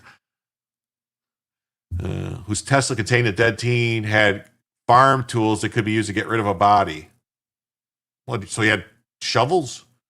Allegedly claimed he trained Celeste Hernandez, who joked about raping kids in a video. What's up with the shush on the fingers that they all have? What's up with that? Am I missing something that I don't know? Is that like some kind of weird cult? The rapper is 20 years old and she just turned 15, so she would have turned 15. So that's what I'm saying. If there's 5, it's like some weird thing, man. I think in California, and I think it was that, if I'm not mistaken, it was that weirdo Wiener, the guy that totally is not a pedophile if you look at him. Anyway, the guy that made it so that if you, the guy that also made it so that if you purposely give somebody AIDS, it's not a crime. The source who has the direct knowledge of the probe said that Burke has not been cooperating. When reached by the Post, the LAPD would not confirm that the musician is considered a suspect. It's an ancient story? No, she was way younger. Okay. Hernandez ran away from the home at age 13 after getting into a relationship with somebody named David. Yeah, it was Wiener.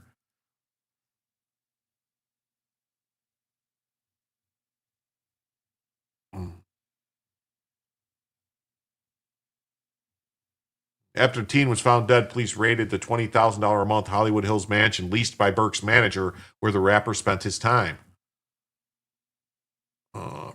Private Detective Steve Fisher, who was hired by the owner of the Hollywood Hills whatever that is, Meldan Trafokic, claimed to have discovered farm tools in the posh pad.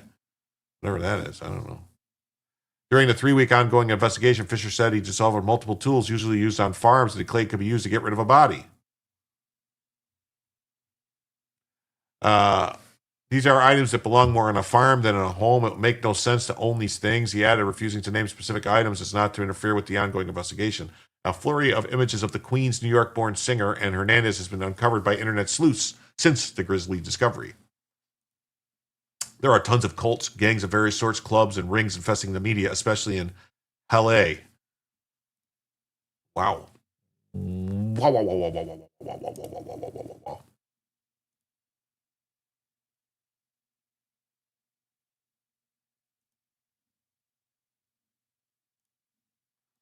Wow.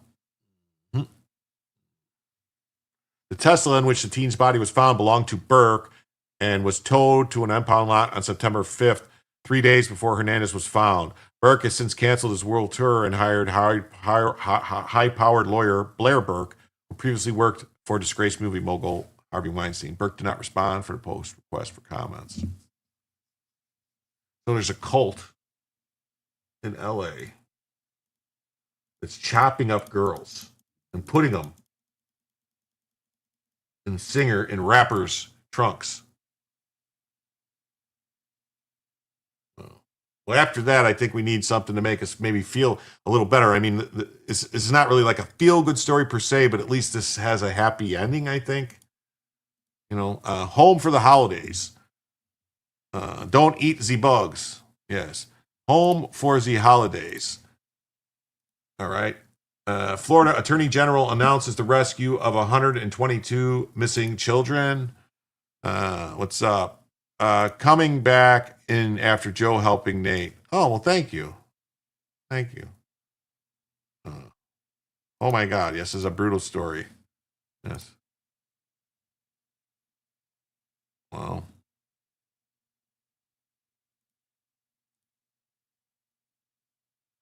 I want to welcome everybody who came over from Joe, all the Joe people that came in. Please remember to hit the like on your way in and subscribe if you're not subscribed. Welcome to the Diggers. Yes. And we're just going over some news stories. We currently have there's currently a goal. We have approximately 15 minutes left. If we hit the additional, I think it's $48 in that next time, we'll add another hour, but I'll go a little bit longer than that. So hi to all the people here. Thank you very much. Please hit the like. And he didn't notice the Cybertruck was missing. That was the charge, I suppose. Maybe.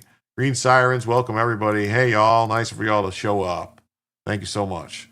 So Florida Attorney General James Altmaier announced the results of a statewide rescue operation entitled Operation Home for the Holidays, which located and safely recovered 122 children, making it one of the largest child recovery operations in American history.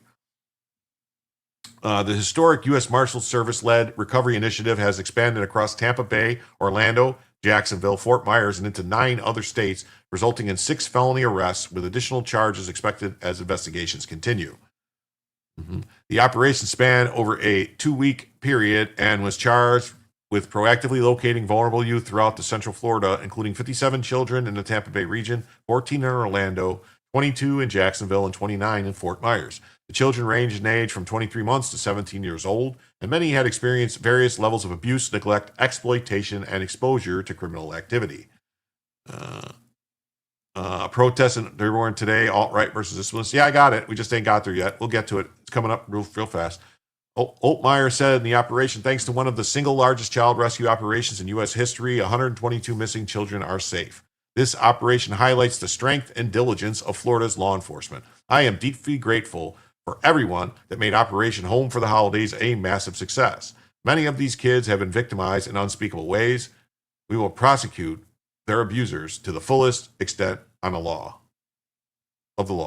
Oh, look at this. Spuds comes in for $2 and says, Jim is on a roll. We need another hour. Thank you very much. And with that, $2. That puts us $46 away from a third additional hour of the show. Thank you very much. And I want to remind everybody, this is the month of November, and November is Mo-Member November. So for Mo-Member November, please consider getting yourself a membership in Jim Tells You. You could become one of the people who sees the Matrix. You could just start paying attention. You could be a casual observer. Remember, become a member for November. Florida Department of Juvenile Justice Secretary Matthew J. Walsh added, under the leadership of Governor Ron DeSantis, DJJ is proudly to support the recovery of critically missing and endangered youth throughout the Operation Home for the holidays. Following the announcement, Altmaier added, by now you should know if you come to Florida and you want to lay a finger on our kids, if you prey upon them, if you want to groom them, if you want to abuse them, everybody up here is coming for you with everything we've got. We're going to lock you up for as long as possible, and we're eligible for child sex battery. We will seek the death penalty. That's right, in Florida, we will put you to death if you abuse children. That's the law in Florida. You're definitely a casual observer. So child predators, stay out of Florida. If you're not welcome here, you are not welcome here. If you come here, we will hold you accountable to the fullest extent of the law. Oh, he's going to talk. Let's So I'll conclude before turning it over by saying, by now you should know, if you come into Florida and you want to lay a finger on our kids, if you want to prey upon them, if you want to groom them, if you want to abuse them, everybody up here is coming for you with everything we've got. We're going to lock you up for as long as possible, and we're eligible for child sex battery. We will indeed seek the death penalty. So child predators, stay out of Florida. You are not welcome here. If you come here, we will hold you accountable to the fullest extent of the law. Wow. Yeah. Altmaier's Office of Statewide Prosecution is taking on multiple felony cases generated by the operation, including crimes involving sexual battery of a child and custodial interference. The Jacksonville Sheriff's Office, under the leadership of T.K. Waters, shared details of the recoveries in Duval County, where almost 24 missing children were rescued. This is 122 rescues. Sad. Well, it's sad that this happened. Who will Disney hire now? I don't know, Douglas Dauntless. This Disney has anytime there's one of these operations, there's a bunch of Disney people that get locked up in it.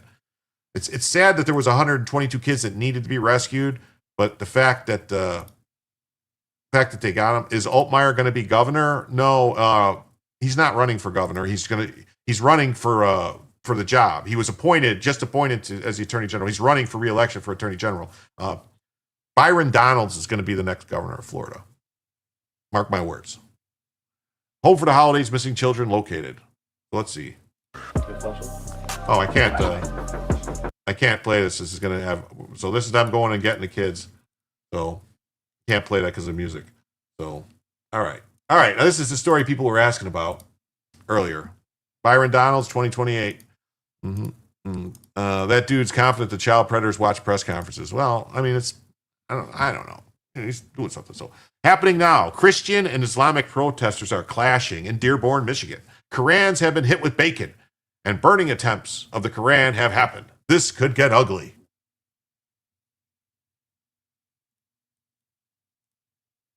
Right now here in Dearborn, Michigan, you have a group of Christian protesters who have came out here to Dearborn, as it is the #1 city for Islam here in the United States, as it is one of the only towns here in the United States where the majority of the population belong to the religion of Islam. Some people have been attacked. One man attempted to burn the Quran as he beat the Quran with bacon. The police have now shown up. Counter protesters are over here. You have Palestinian protesters, Islamic protesters, and it has gotten wild here.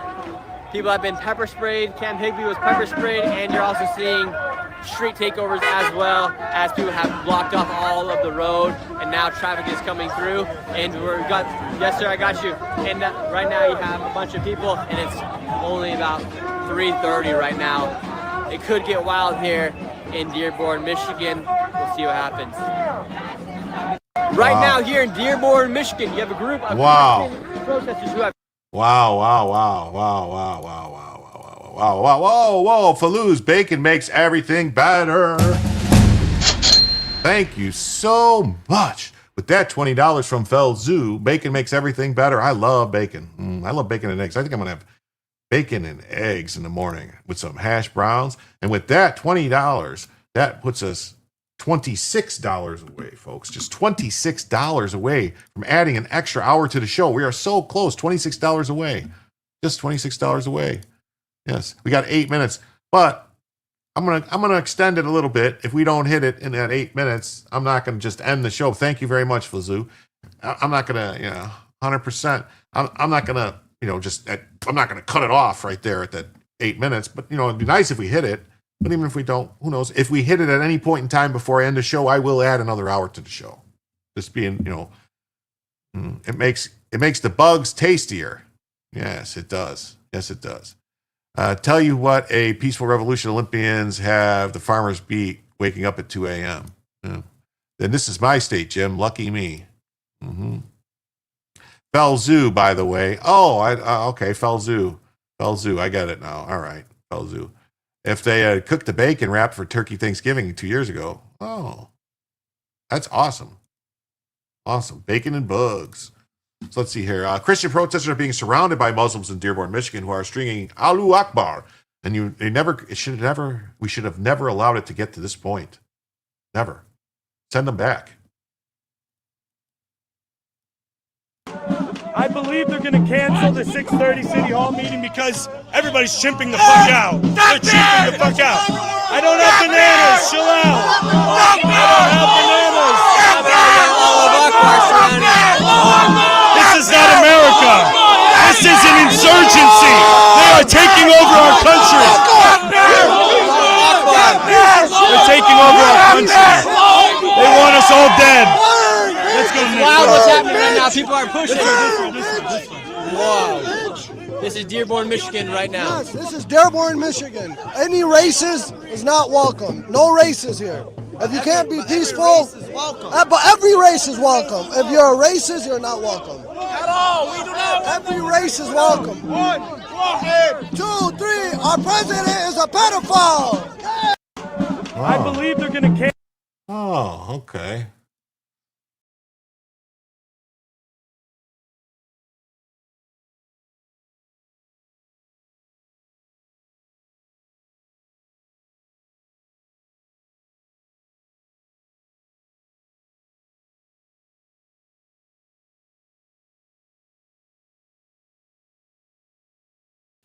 That was weird. I don't know what happened. I don't know what happened. My StreamYard just dropped out.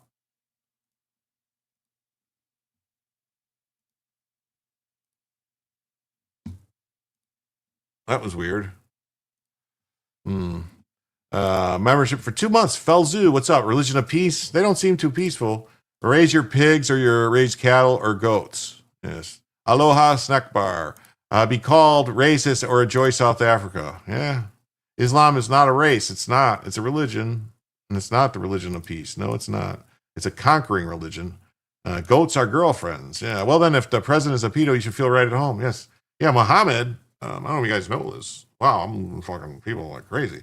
In ancient times, the menu had 3 items. Yes. The problem with turkeys is there's not enough pork fat in it. Yes. So, journalist Cam Higgy was just attacked and pepper sprayed by a leftist in Muslim-controlled Dearborn, Michigan, simply for filming a protest. Leftist attack conservative journalists has become way too common. Way too common. Punishments must be harsher and examples must be made. Yes. Feel stupid because they are stupid. All right. Was Cassius Why Clay is he a not bad welcome man? on a public sidewalk? Get the camera out of my face. Get that camera out of my face, or I will take it from you. Okay? Wow, look at that.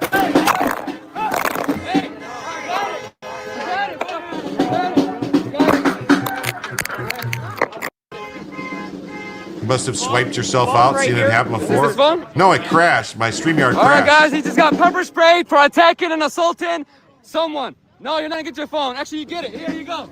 There we go. Yeah. Sure looked like the guy attacked him. Come on in. It looked like to me, it looked like the guy attacked him. No! Why did you pepper spray? Everybody back up. I got his phone.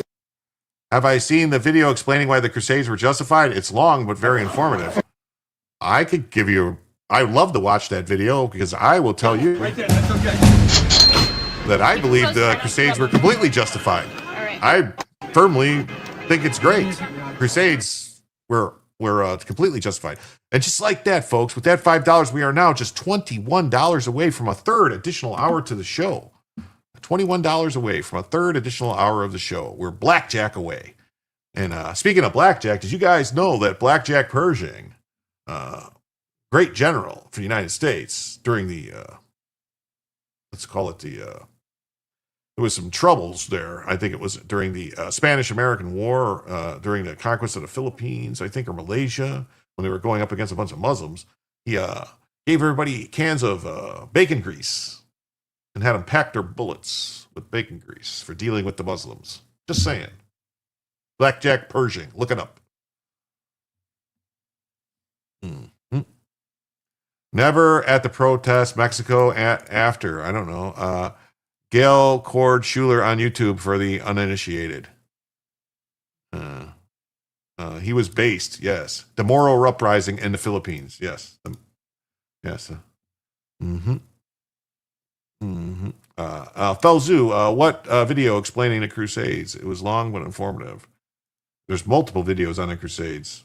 So, mm-hmm. This guy says, I was assaulted and attacked and pepper sprayed at the anti-Islam protest. Antifa terrorists were harassing a Christian protester in Dearborn, Michigan. I simply asked why he didn't have the right to be on a public sidewalk. Let's identify him and make him famous. I will be pressing charges. I think this is going to be the same video. It's the same video. We got a bunch of The same video. But here's the person. Right here. Reverend Murder City. So this is the guy right here with the Palestinian flag and, you know. Mm-hmm. There's another person. See him? Mm-hmm.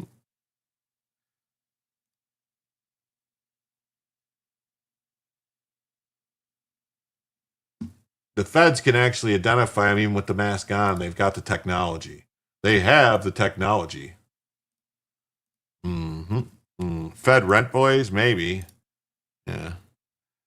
Decent time to tune in bacon grease projectiles. That's right, Grease Kyle. Kyle Reese, what's up, man? Coming back in time. The Terminator. Coming to get the Terminator. Mm-hmm. Muslim calls for Christian protesting in Dearborn, Michigan to be Charlie Kirked. I hope Jake gets Charlie Kirked. I hope you get Charlie Kirked. Is that what Muslims believe? Response is big smile. They kill us because we're infidels, non-believers. This is why I justify the Crusades. Why do you hope that? You hope he gets killed because you don't like him? What? That's yeah. You hope he gets killed because you don't like him? Yeah? Is that what Muslims believe? Oh, well, you're a Muslim, right? And you believe it. Why? Do you think maybe it's a value problem? It seems that way. You're not representing your people very well right now. Yeah, so you want him dead because you don't like him. You want him dead because you don't like him. Yeah, right, yeah. Get the fuck out of here. Get away from me. How many people you got in your ship? 10,000. Yeah, suck my dick. Okay, I'm a liar. He just said he hopes Jake gets Charlie Kirk. You hope I get Charlie Kirk? Yeah. Say it again. Welcome to Dearborn, guys. Welcome to Dearborn. Oh, whatever. Welcome to Dearborn. Yeah, I would have a vest on me for sure if I was there. But anyway, Spuds comes in for 5 and says, how come the Muslim supporters can wear masks but ICE agents can't? Wow, look at that. And with that 5, folks, we are now just $16, just $16 away from a third additional hour. Wow. I think we're going to make it. I do. I think we're going to make it. $16. I think we're going to have a third hour tonight. Yes. Like acid. Female with bacon grease bullets and blades, direct ticket to hell for the pedo worshippers. That's right. My boyfriend is sulking downstairs because he drinks 4 times a year. Ugh, save me, please. Are you, if you're just not safe, you know, I mean, does he get violent when he drinks? If he doesn't get, I mean, is he just, I mean, as long as he doesn't get violent when he drinks, if you need help, always reach out. What's to say? Larazzo for Trump 130. LOL. That's right. La Raza means the family for Trump, or is it the family? Mm-hmm. This guy says, okay, this is a national emergency. Muslims surround Americans in Dearborn, Michigan, viciously chanting Allahu Akbar, Allahu Akbar, Allahu Akbar, Allahu Akbar, Aloha Snack Bar, sulking, probably crying, Jim. Oh my God, I hope not. No, the race, that's right, the race. La Raza, the race. I'm sorry. La Familia is family. What I'm thinking. We need to start deporting and take our country back. So I think we watched this already. Richard Parker comes in with another $5. Thank you, Richard. And with that $5, we are now just $11, man. Just $11 away from a third additional hour of the show. Man, we're so close. So close. So close. So close. So close. So close. We could find the balance of turkey wrapped our bacon and not being bigots and bullies at the same time. And Richard Parker comes in for another $1 and goes, here, make it an even 10.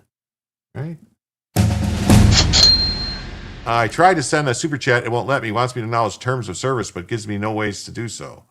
I don't know anything about that. With that, we are just $10 away now. Just $10 away. $10 away from another hour. A whole hour of show for $10. Somebody needs to try a turkey wrapped bacon in the microwave, see what happens. Wow, we're so close. We're so close. Let's see. I believe they're going to cancel the 6:30 City Hall meeting. Oh, we saw this video already. Everybody's chimping the fuck out. They're chimping the fuck out. I don't have bananas. Chill out. I don't have bananas. This is not America. This is an insurgency. They are taking over our country. They're taking over our country. They want us all dead. Let's go. Wow, what's happening right now? People are pushing.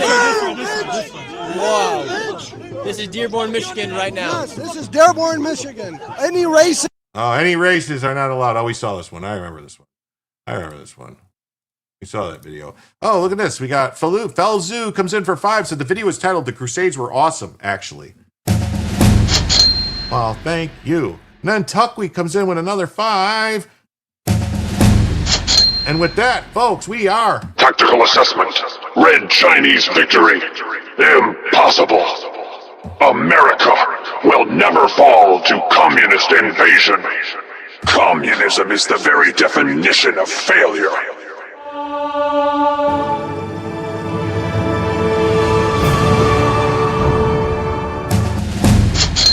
With that, folks, we have another hour of the show.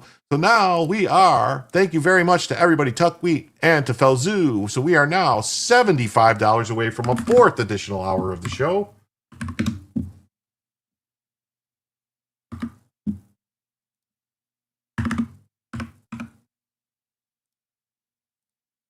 And I will start another goal on YouTube. Why instigate violence? I don't know. I don't want to instigate any violence. It's less than 1%. That's right. Woohoo! Party time. Party time. Way to go. Yeah, he rated the earlier one over to Handy. I was trying to find him to send Joe over. Okay. I take a nap and Joe shaves his beard. Joe shaved his beard? Yay, I need an extra hour. I'm wide awake at 3:20 a.m. All right. Look at this. Outworld Live has rated this stream. Thank you, Outworld Live. So great of you to come. All right, let me change the goal over here and get another goal going. So we are now start another goal, 15 super chats of $5 for 1 hour.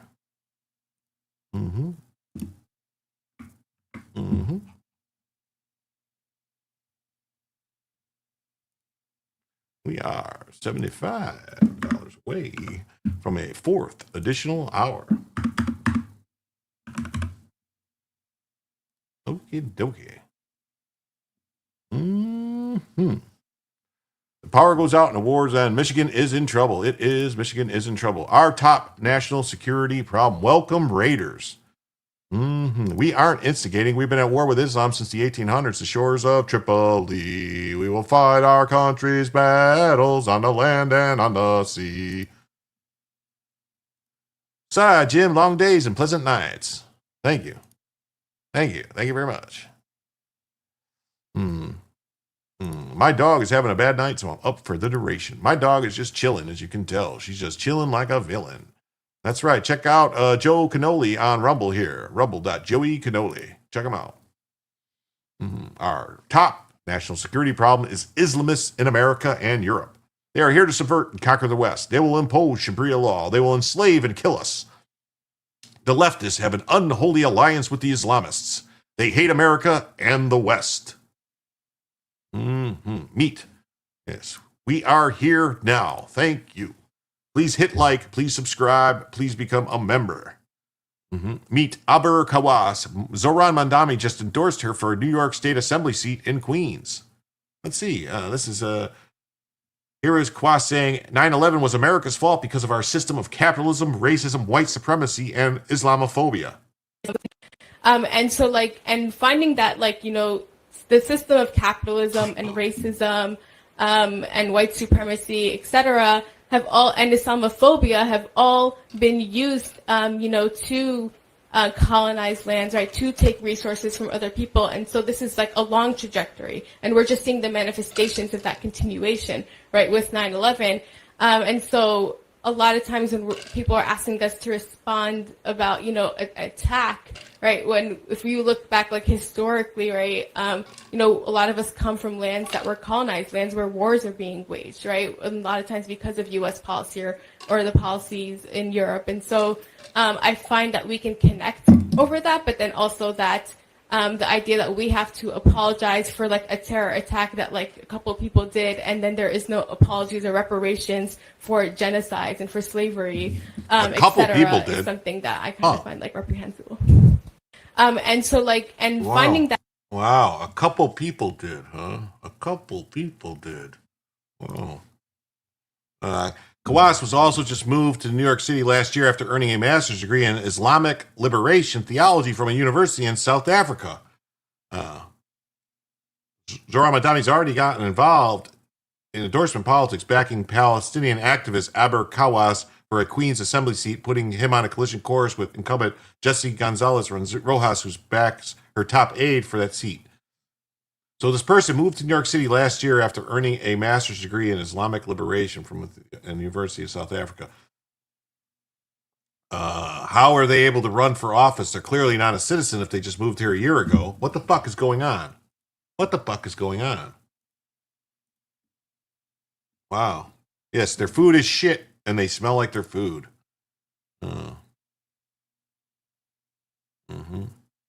She is reprehensible. I was having so much fun. What's wrong? What happened? Doesn't she know that she is genetically Caucasian? Will she shut the fuck up? Dancing bananas. What's up? Okay, slave industry people. She's reprehensible. Yes, she is. Power Company Robots is my edgy garage band. Islam is slavery. She is why their men fuck goats and randomly explode. Good making word salad anyways. Yes. Don't forget 9/11 was just some people that did some things. That's right. And you fucked it up halfway, hijab. Fuck off. Joe shaved his beard. It must have been an accident or a wager. Like Muslims never colonized. Jim tells you still have the chat pinned. Okay. I'm just getting effed up with facial hair. Fed up. Four Lions is one of the funniest movies about wannabe jihadis. Okay, I have to watch that. Muslim women, females for self-oppression. Yes. As a non-American who watched the planes hit the towers, why did New York elect a fucking Islamic? I don't know, man. White people learn from the Mediterraneans. Yes. You want to make a hairbrush out of my boar bristled beard? I don't know. How is it that the United States of America, a visa can be revoked because a journalist said America should come before instead of Israel? And that's not what this guy said. We're going to watch. This guy's going to tell you this story. All right. This guy's going to tell you this story. And it's a lie. A British journalist and commentator says his detention by ICE agents this month was an attack on freedoms. Sami Hamdi was held by federal immigration agents for 18 days before being released and sent back to the United Kingdom. He gave a speech to the Council on Muslim-American Relations the day before he was detained. The U.S. State Department says it won't comment on specific cases, but a department... See, he just, Wolf Blitzer is a fucking liar. He did not give a speech to the Council on Muslim-American Relations. He gave a speech to the Council on American Islamic Relations, CARE, a terrorist organization, according to the state of Texas. Well, the goat guy, too funny. Yeah, winky wink. There's too many layers to that answer, but the question, New York City is fucked. Yes. British journalists, they still haven't learned from 1776. No. So this is Wolf Blitzer. This is his story, this lying cocksucker. Of Homeland Security officials said in a social media post at the time, and I'm quoting now, under President Trump, those who support terrorism and undermine American national security will not be allowed to work or visit this country, end quote. Sami Hamdi is joining us right now. Sami. So now CNN is putting a terrorist on to propagandize. Thanks so much for joining us. Tell us what exactly happened the day you were detained here in the United States.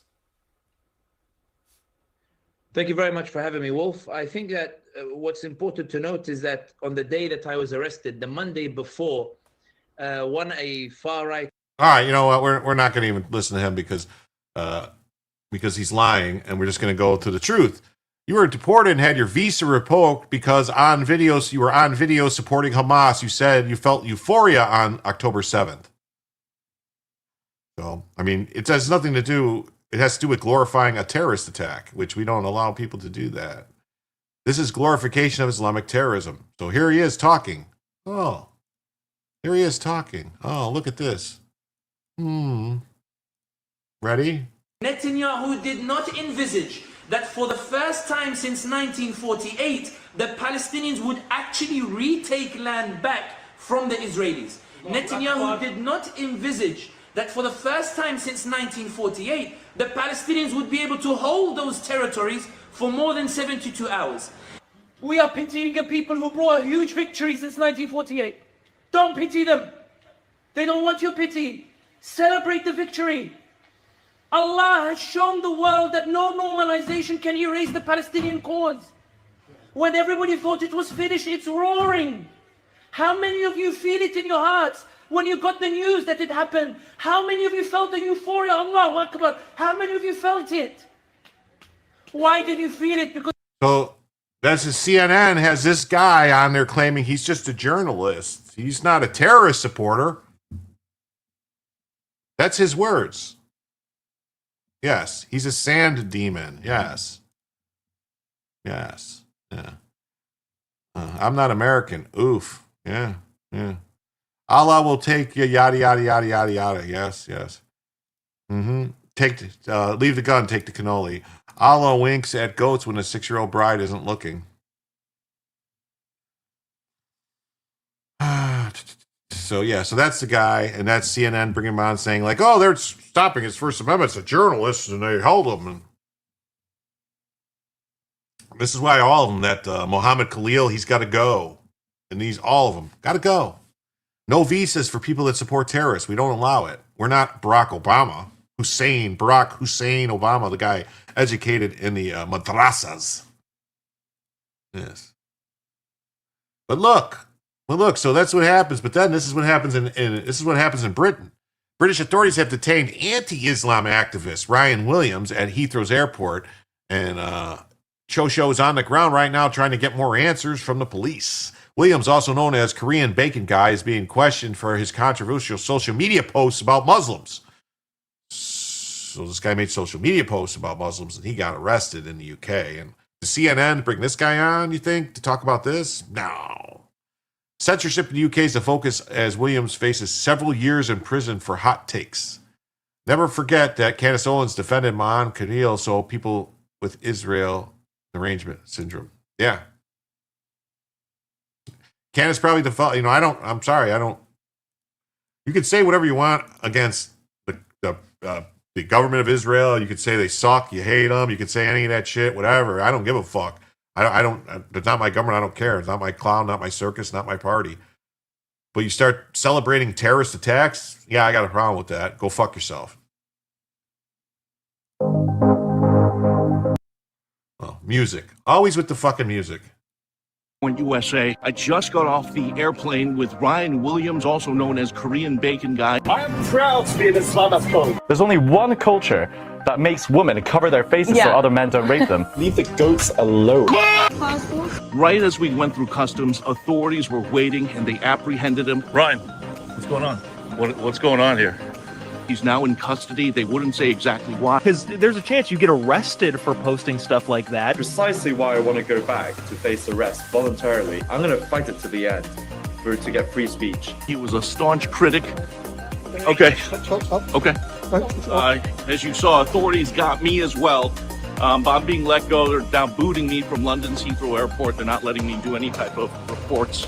Ryan Williams, a staunch critic of Islam and mass migration here into the UK, has been taken into custody. He knew this would happen, told his followers on Instagram and social media. I'm going to be reaching out to his attorney. We'll see what happens. We'll see how long he's held. But right now, this is a complicated situation that is still developing as we speak. What's with the music, man? Anti-Islam activist Ryan Williams could be facing terrorism charges after being detained at London's Heathrow Airport late Monday evening. Yeah, see, in England, if you there's no free speech in the UK. No, there's not. Asian Elvis can chill on my rooftop. That's what I say. Joe made me do it. Dog backwards. Well, what's up, man? Thanks for coming by. I appreciate it. Make sure you like and subscribe. I'm an asshole. Or Moon, you're not an asshole. You're awesome. You can take my word for it. Jim, I don't know what you're doing during the day around 4 p.m., but having you on my midday news show would be interesting. 4 p.m., you're talking about 4 p.m. Eastern time? What's 4 p.m. what? Eastern, Central, what time? Reach out to me. Send me a message on Twitter, on X, and I'll try and I'll try and get on. I'll try and come on. Hey, homie, I checked your video. Seems like you're a new and kick and not affiliated yet. That's right. I ain't a member, no gang. I got a proposal. By sharing your stream to a kick community for you to gain 1,000 active audience and learn nothing less than 1,000 while streaming, add me on Discord to discuss. Okay. I'll think about it. Big old poo on Allahhead. Real time, Jim.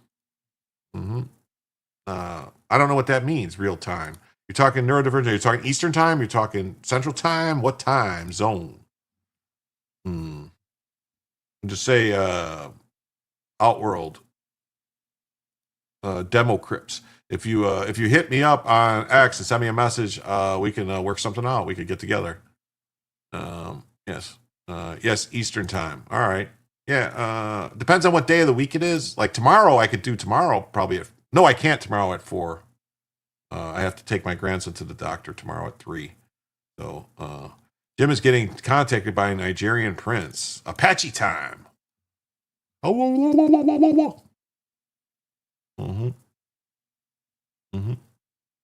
Oh, that's Joey Cannoli. Oh, okay. That's Joey Cannoli, that guy, Outworld Live. Okay. Yeah, reach out to me on X. Aaron Moon. Oops. Sponsor with my tell. Yeah, you're not an asshole. I'm an asshole. Everybody knows I'm an asshole. Look at a haircut like this. You know I'm an asshole. Does anyone remember what movie that's from? I do. We only recognize American time zones by the red engine names. Oh, I get you. Well, then this would be, Eastern would be the Seminole. Well, I guess there is Apache too. I don't know. Art World Live is an afternoon show. Okay. I could probably work something out. Get on one day. Okay, so yeah, they're going to charge this guy with the Eastern time zone, or Eastern time zone, with terrorism. He's accused of making fun of Muslims and calling out migrant invasion in Europe. After a lengthy interrogation and seizure of his laptop and cell phone, the UK free speech cops just released him until a court date is determined. Is he a UK citizen or is he a citizen of another country? Let's hear what he has to say. They let you out? Yeah, but look, Terrorism, Schedule 7. But what did you actually do for them to suspect that?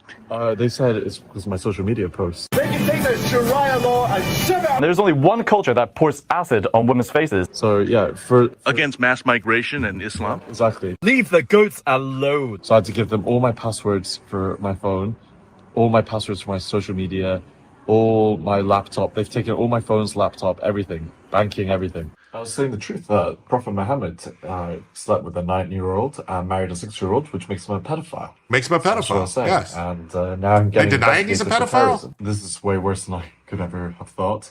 I thought Jonathan Cho was a good journalist. Like Yep. being done for hate speech, but I don't want to get done for being a I know the terrorist. song, I'm an That's Asshole something song. different. So I mean, the consequences are more severe. Plus yeah, 5 well, if I EST. go to jail for being a terrorist, then that's a lot worse than just hate speech.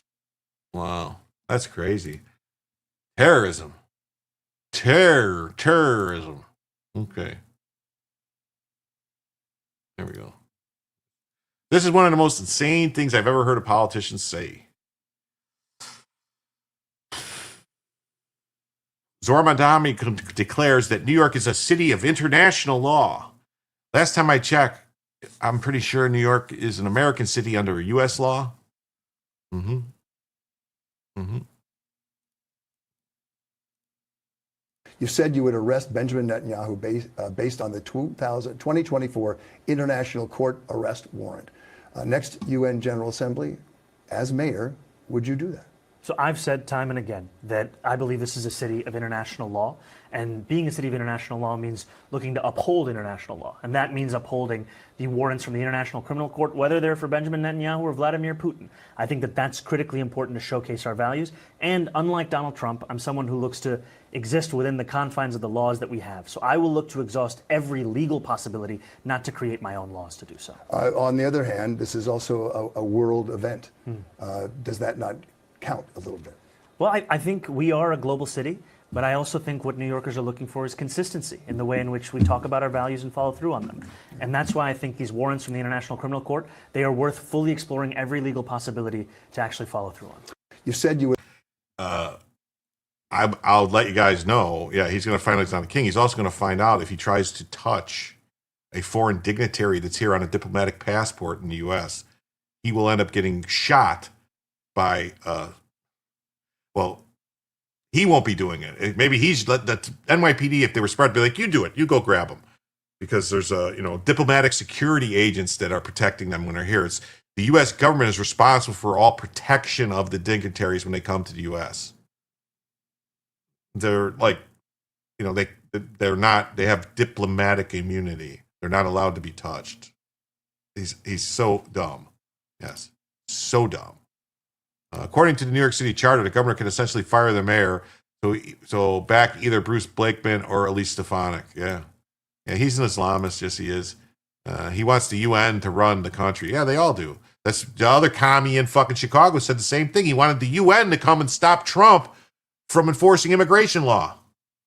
43 IQ mayors. Yeah, it's all lies. It's all tequila. What an idiot. We should bring back walking the plank. How's it going in New York City? No, it's not. Don't care. Yep. Mm-hmm.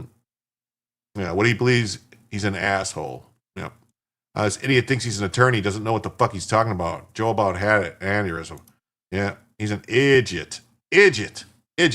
But we do have, someone sent me this, and which goes along with this. And so wanted me to play this. So we have this tab here. We have Terrori's shocked the West, his last warning to Netanyahu. What is happening? Netanyahu, listen close. I'm only saying this once. I woke up one morning, my intelligence chief threw a file on my desk and said, Mr. President, we found the snake.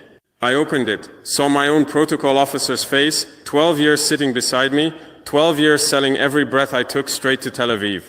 That second I gave one order, hit them all before sunrise. 43 locations, one button, boom. 43 Mossad rats in handcuffs in 60 minutes flat. Your cultural attaché was running to the airport with 3 fake passports and $340,000 cash, crying in Hebrew like a baby. We grabbed him at the gate. Your station chief was burning papers in his safe house. Too late, brother. I already had every page copied. I locked all 43 in one hot room, no water, no toilet, just their own panic. 2 hours later, your big shot businessman cracked, started screaming names, addresses, bank accounts, everything. Why? Because he knew you left him to rot. Then the dominoes fell. Mali gave me 9 more, Niger 7, Chad 11, Sahel 8, Kenya 6, Ethiopia 5, Ghana 4, 50 extra rats in one night, and the cherry on top, your Johannesburg station chief walked into South African intelligence himself, dropped 2 hard drives on the table, and said, I'm done. Why? You ordered him to kill Mandela's granddaughter? He said no. You threatened his kids in Tel Aviv. So he chose us. He chose Africa. He gave us every Mossad file for the entire continent, 50 years of dirt. Decades of your dirty work, gone in one single night. I didn't just cut your network, I ripped it out root by root, burned the roots, salted the earth. You had safe houses, fake companies, bank accounts, local dogs, everything, all finished. You had eyes in my bedroom, my kid's school, my wife's car, all blind now. You had ears. I don't know. Somebody put this. This is Russian AI. Is it? Someone, I don't know. Someone said, who gave this? Someone gave this to me earlier. He speaks French in real life. That's what I thought. Right? Burkina Faso. I thought they spoke French. Why is he? He has an AI accent. Yeah. All right. This guy is not bad. In every meeting, all deaf now. You had hands ready to choke Africa, all broken now. That empire you spent generations building, I smashed it like cheap glass, and I smiled while doing it. Your last spy in Africa is either in my prison or running for his life. And get. I don't know. So you're saying this is AI. All right.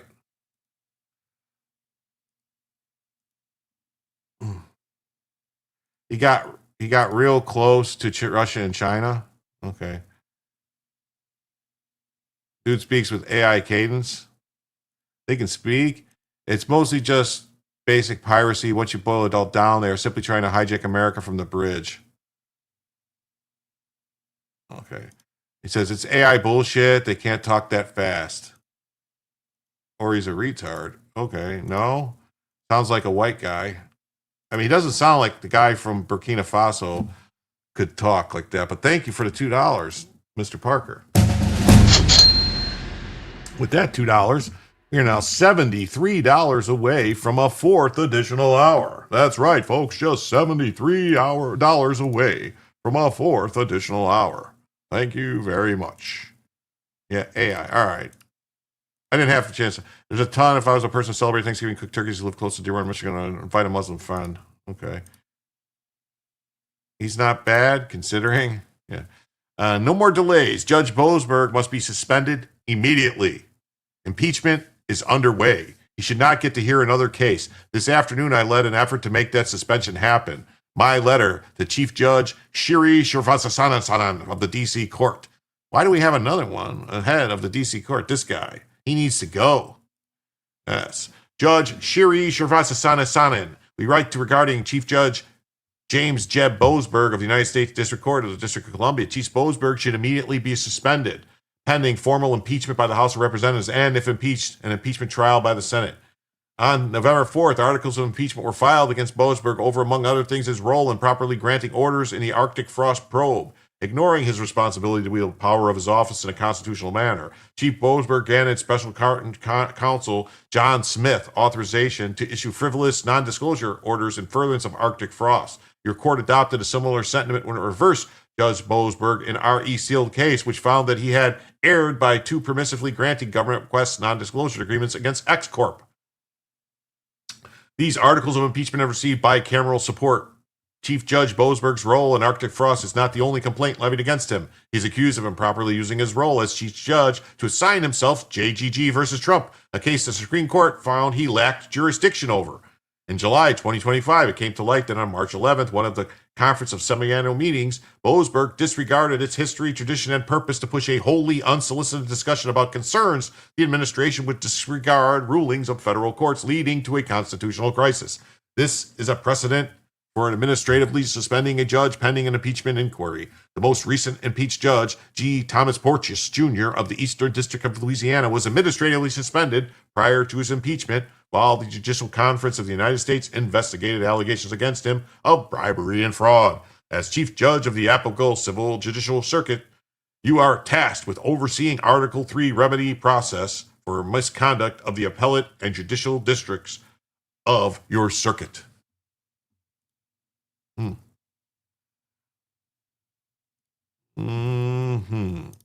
Chatbot A Keto. Do I sound, why use codename Arctic Frost?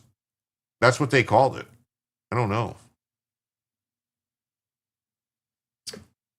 On November 4th, articles of impeachment were filed against the U.S. District Judge James Boasberg, Chief Judge of the United States District Court for the District of Columbia, and following my call for his impeachment.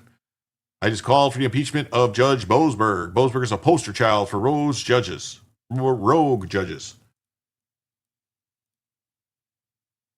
See, this is the head of the Judiciary Committee. I just want to point this out real quick before I play this. That's Grassley. He's the head of the Judiciary Committee. He could call Boasberg in for a hearing, for questioning. They could say and find him operating out in bad behavior and actually remove him from the bench. They have that power. That's the Senate. They confirmed him. They could say, you're unconfirmed. Get out of here. Not an impeachment. Just say, yeah, you're acting in bad behavior. You're suspended.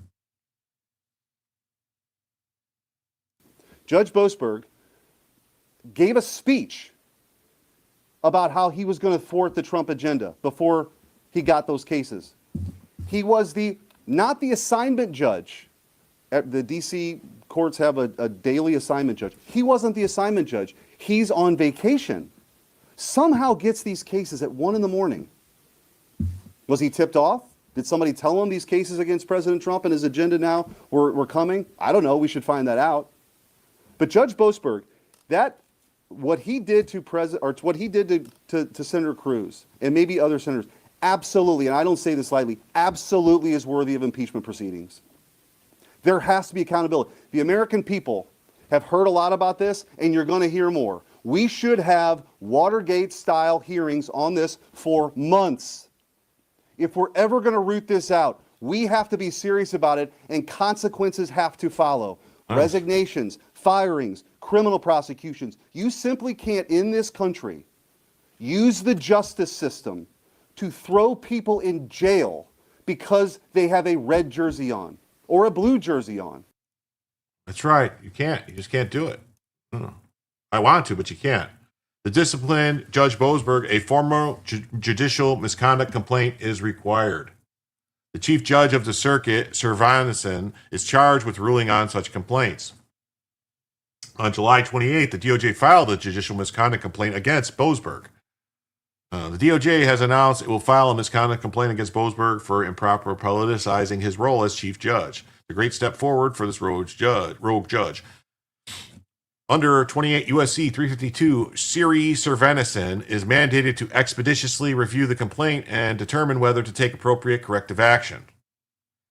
Definite jibber jabber. It's all hibbity jibbity, but you can. Dog backwards. 9547. Hey, that's God. Dog backwards. Infrastructure. It's jibber jabber. He has yet to rule on the July 28th complaint. They're supposed to expeditiously review any complaint, and they haven't done anything about it. Wow.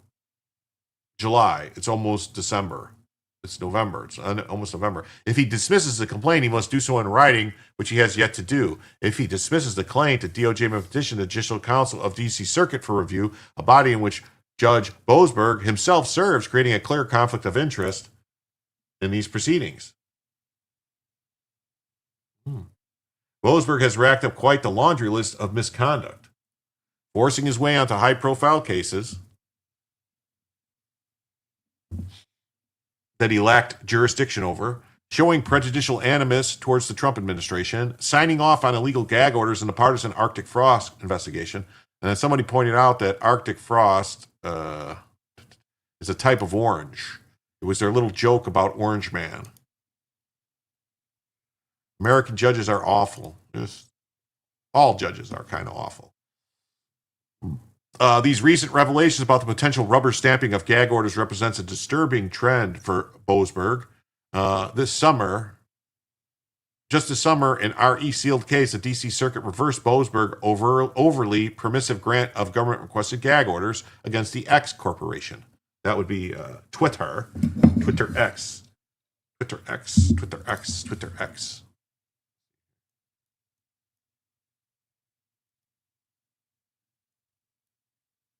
Here's the Bella's face. Look at she right there laying all cool. Mm-hmm.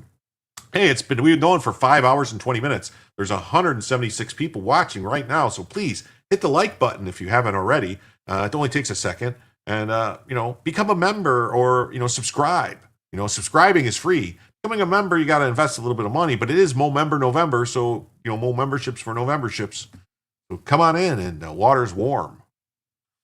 Let's see. There's 175 people watching, only 120 likes. That means there's 50 people who haven't hit the like button. Come on, man. Hit the like button, please hit the like button. Please hit the like button. Hit the like button and subscribe to the channel.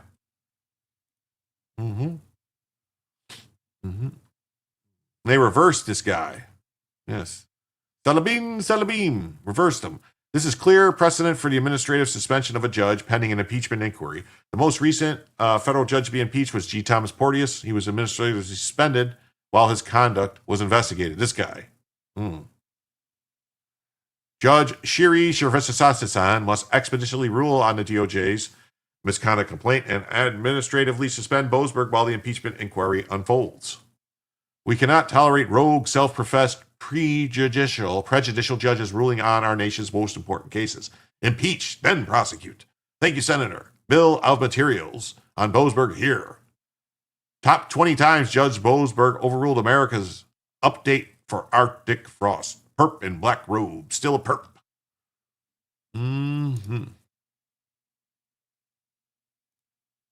This story is a new... No. What?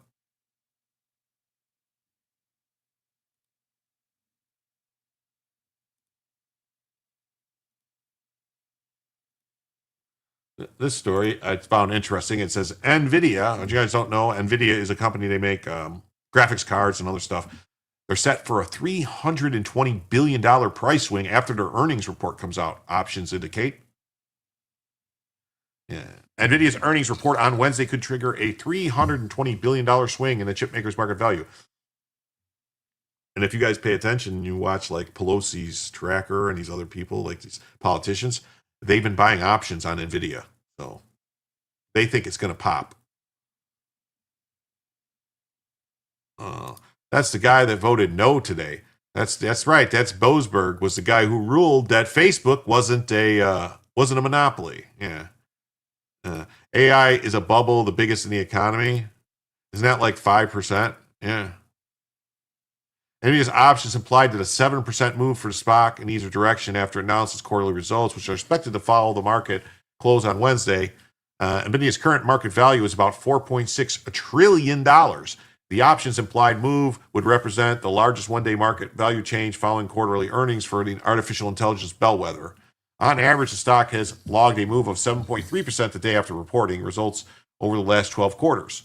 ORAT's data showed it would surpass the $276 billion jump in market value the company logged following the quarter results in February 2024.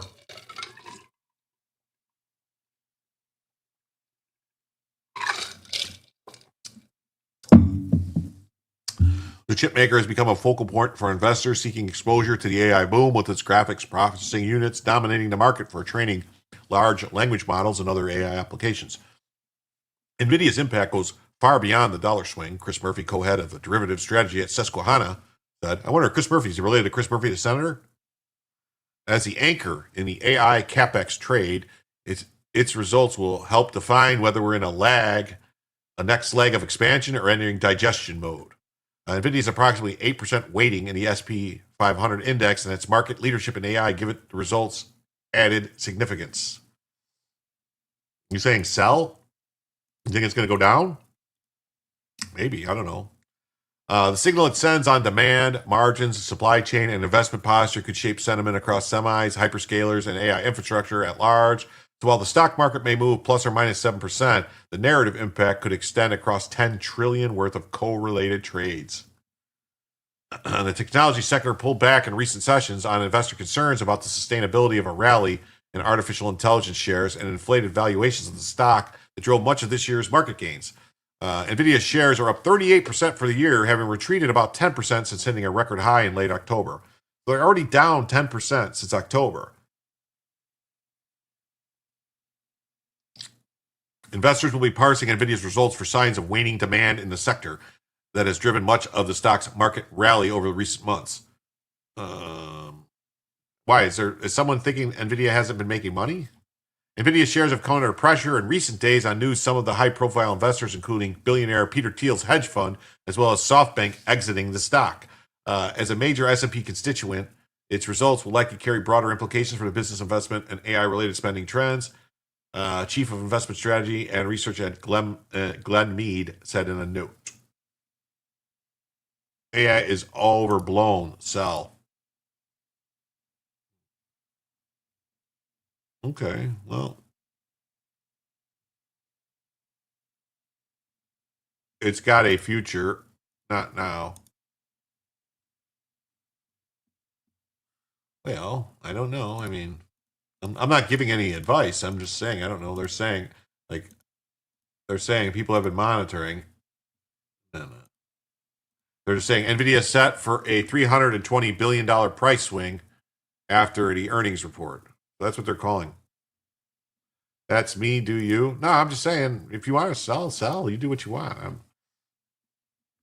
I'm just saying, like, people, I was reading something saying that that Pelosi or somebody bought a whole shitload of options for NVIDIA. They could have been call options or it could have been put options. I don't know. They didn't actually say what the options were. They just said they bought a whole shitload of options. So NVIDIA's earnings report could trigger a $320 billion swing. Swing. All right. Now let's on to this next story. Federal judge orders some Texas schools to remove the 10 Commandments posters. So they had posters up of the 10 Commandments, and they say you have to remove them.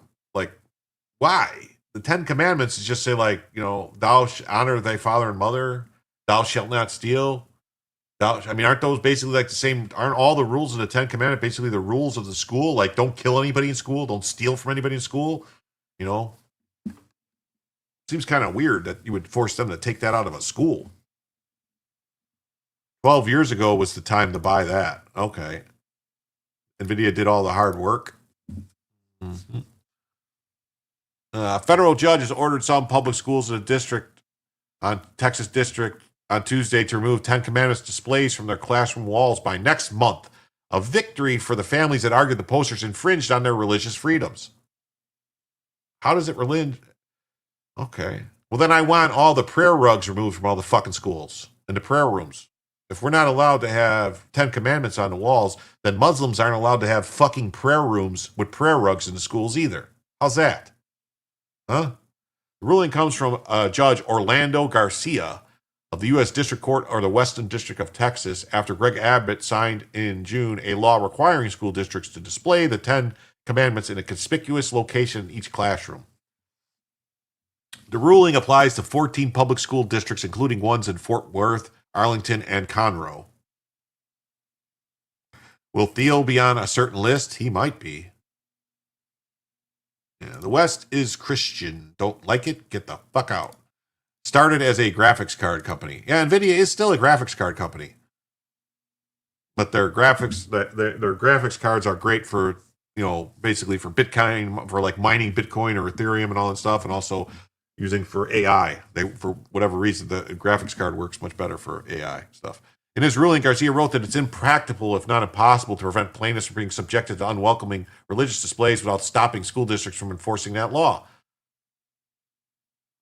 The decision comes amid an ongoing battle over whether states can legally compel school districts to display the 10 Commandments. In June, a panel of judges on the U.S. Court of Appeals for the Fifth Circuit said a similar law in Louisiana requiring the posting was plainly unconstitutional. See, first of all, the Constitution does not bar any religion. It says you can't have a government instituted, they'll establish no government religion, which means no like Church of England. They didn't want a Church of America. But every founding father was highly religious. They put fucking in God we trust on the money. What are you talking about? The state of Louisiana asked the full appeals court to rehear the case. The hearings are scheduled for January 20th. The court will also hear a challenge to the Texas law in that hearing.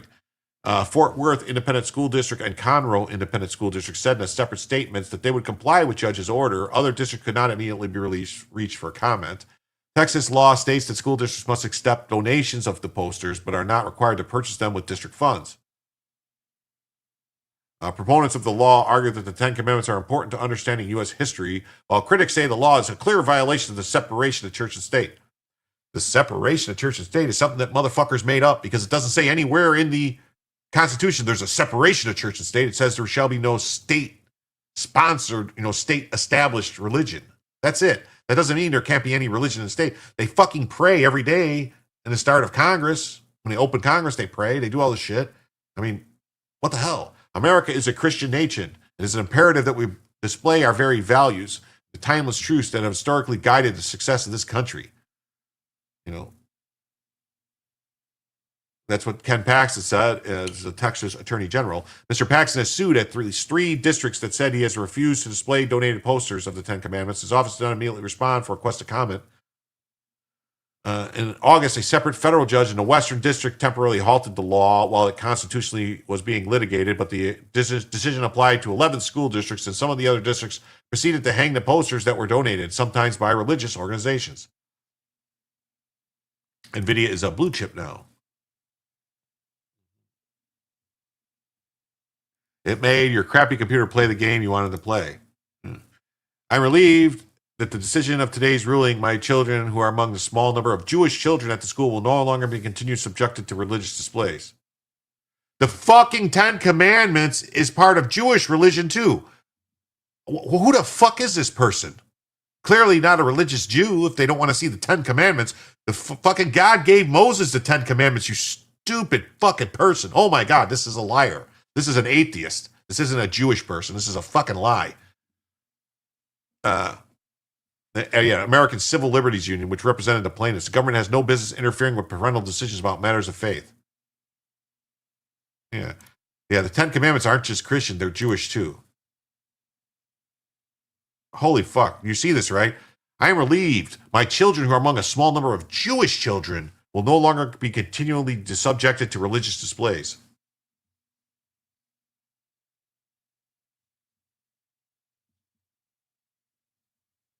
Wow. Yeah. Pooja Salorta covers the breaking news. What is with these people, with these names, man? Yeah. Judge orders Texas school districts to remove the Ten Commandments because Jewish people complained. That's what I'm getting from this. Jews did not want the Ten Commandments. Oh. Mm-hmm. The ruling filed a sweeping lawsuit by multi-faith and non-religious families. The original filing, families from Christian, Jewish, Hindu, Baha'i, and humanist and atheist backgrounds said the law forced their children. It's the atheists. Yeah. Some Jewish families noted the law mandates language that differs from Jewish scripture, while non-religious parents objected to posters' religious authority in reference to mature topics such as adultery. Even some Christian parents said displays undermine their ability to guide their children's faith development independently. No.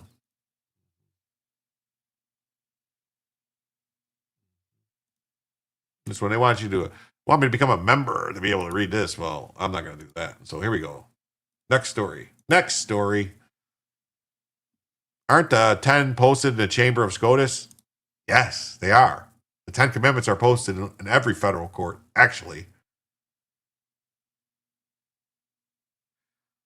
The Mexican president, Claudia Sheinbaum, rejects Trump's offer of military intervention against the cartels. What faith could a person have that runs contrary to the 10th Commandments? I'm confused about that myself. I don't. Hammurabi. Maybe. I don't know. The laws of Hammurabi. The laws of Hammer Time. Hammer time.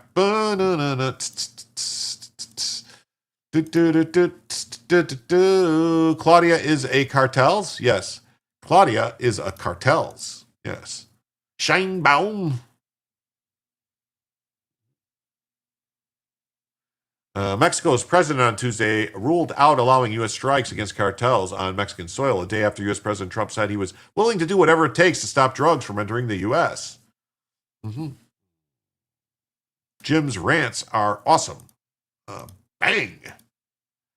I try not to rant so much as just, I don't know, every once in a while they just come spilling out. It's not going to happen, Scheinbaum said. He has suggested on various occasions, he said, we offer you a U.S. military intervention in Mexico, whatever you need to fight the criminal groups. But I have told him on every occasion that we can collaborate and that you can help us with information, but we are going to operate in our territory, that we do not accept any intervention by a foreign government. Scheinbaum said that she has said this to Trump and the U.S. Secretary of State Marco Rubio on previous occasions. Would I want strikes in Mexico to stop drugs? Okay with me. Whatever we have to do to stop drugs, Trump said on Monday, adding he's not happy with Mexico. The U.S. Embassy in Mexico shared a video on X later on Monday that included previous comments from Rubio saying the U.S. would not take unilateral action in Mexico. Scheinbaum unveiled security plan for Michoacan following protests over mayor's assassination. Yeah, her security plan is to do nothing because she doesn't want to, doesn't want to hurt people. U.S. launches strikes on 4 alleged drug running boats in the Eastern Pacific, killing 14. Wow, awesome. Man touches Mexican president while she speaks with citizens in Mexico City streets. There's no way to cover the news these days without an occasional rant. No, you're right. It does. Occasionally they come pouring out. Meanwhile, Mexican and U.S. diplomats were trying to sort out Tuesday what may have been an actual U.S. incursion. On Monday, men arrived in a boat at a beach in northeast Mexico and installed some signs signaling land the U.S. Department of Defense considered restricted. Mexico's Foreign Affairs Minister said Monday that the country's Navy had removed the signs which appeared to be on Mexican territory. And on Tuesday, Scheinbaum said the International Boundary and Water Commission, a binational agency that determines the border between the two countries, was getting involved. Oh, okay. So we have a land dispute. We had a border dispute with Mexico. Time to invade! The signs driven into the sand where the Rio Grande empties into the Gulf of Mexico caused a stir when witnesses said men in a boat arrived at the local beach known as Playa Bagdad. What do you know? It's called Baghdad. And erected them. The signs read in English and Spanish, warning restricted area, and went on to explain that it was the Department of Defense property and had been declared restricted by the commander. It said that there could be no unauthorized access, photography, or drawing of the area. U.S. Embassy in Mexico shared a comment from the Pentagon on Tuesday about the incident, confirming the contractor putting up the signs to mark the National Defense Area 3 had placed the signs at the mouth of the Rio Grande. Changes in water depth and topography altered the perception of the international boundary's location. Government of Mexico's personnel removed 6 signs based on their perception of the international boundary's location. The Pentagon said the contractor would coordinate with the appropriate agencies to avoid confusion in the future. Mexico had contacted its consulate in Brownsville and then the U.S. Embassy in Mexico City. Eventually, it was determined the contractors working for some U.S. government entity had placed the signs, Scheinbaum said. No drawing. Fuck. Yeah, no drawing. She's Jewish. But the river changes its course, it breaks loose, and according to the treaty, you have clearly demarcated the national border. The area is close to SpaceX Starbase, which sits adjacent to Boca Chica Beach on the Texas side of the Rio Grande. The facility and launch site for SpaceX rocket program is under contract with the Department of Defense and NASA, which hopes to send astronauts back to the moon and someday Mars. So they moved property owned by DOD alerting to trespassing violations? Yes, because if you remember, they set this up and then a judge said, well, you can't arrest the people for violating it because the signs weren't in Spanish and they didn't know about it. They had to put these signs up. Now they're taking them. I don't know. Personally, I'd have shot them. They should have been shot for violation, touching, stealing government property. It's a felony. In June, Scheinbaum said the government was looking into contamination from the SpaceX facility after pieces of metal and plastic of rocket pieces were reportedly found on the Mexican side of the border following an explosion of a rocket during a test. Well, we're looking into the contamination of all the fucking beaches from all the shit from Tijuana that you're pumping into the ocean right there. So how do you like them apples? The area has also caused an added sensitivity to Trump order to rename the Gulf of Mexico as the Gulf of America. It is the Gulf of America, which Mexico has rejected. It's not up to Mexico. So sit on that. Oh, look at this. And this is in Spanish, just in case you were wondering. And it says, Trump deseo que el estéreo aguelo de Qatar institución de drogas de Mexico y Colombia estero responde a Shaban.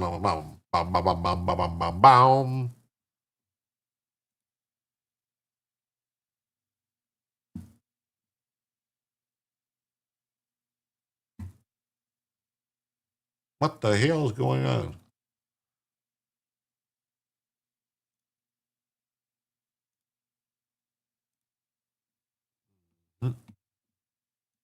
Trump said he would be proud to attack drug facilities in Mexico.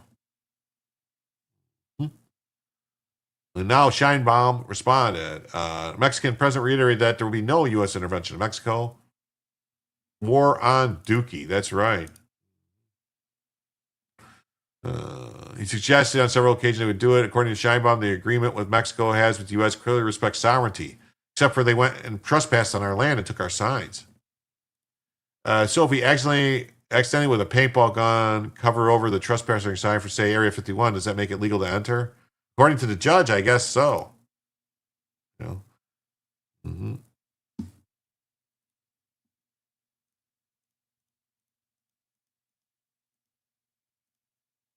Okay, on to the next story now. Yes. Prosecutors say plea talks underway with Wisconsin judge accused of helping immigrant Dodge agents. Well, it's on video. We know she did it. Judge Hannah Dugan is in plea negotiations. She says, please don't send me to jail. Please don't send me to jail. Please don't send me to jail. Well, what's going on? What's wrong with the views? There's 165 people watching. How can I only have... There's 165 people watching. How can I only have 84 views in the past 60 minutes? That don't make no sense. That don't make no damn sense. That don't make no damn sense. That don't make no damn sense there. Mm-hmm.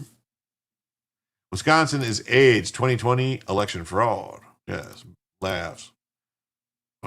Pershing flushing Mexico. It would be nice if Pershing went back. Yeah, Pershing and a young Patton, when I think it was a captain or lieutenant prior to World War I, was with Pershing when they went all the way to Mexico City, the old Mexico City. Plea negotiations with a Wisconsin judge are accused of helping an immigrant evade federal agents are underway as her trial nears. I gotta look at something. Wait a minute.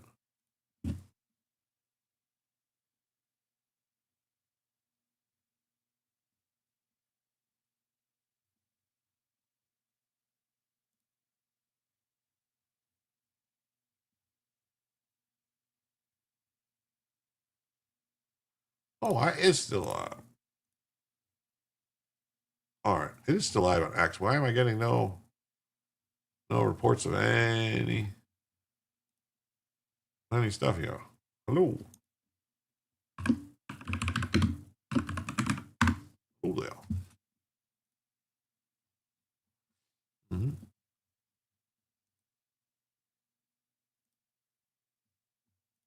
Mm-hmm. Mm-hmm.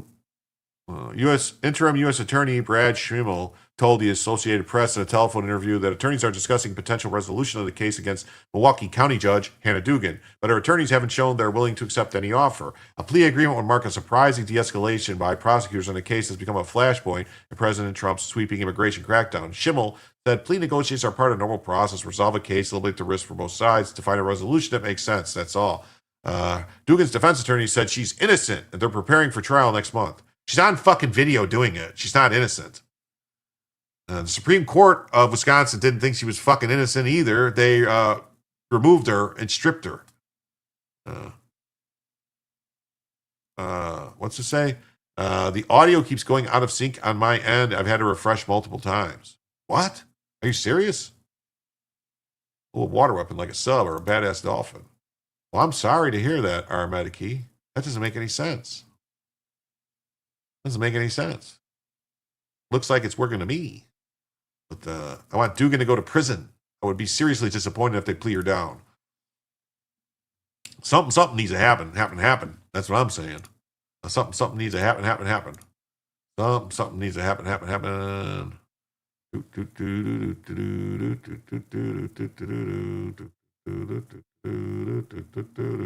Nobody is live. Nobody is live right now. Focus, Candace. Maybe. Customization. I'm double checking to see if there's a problem there.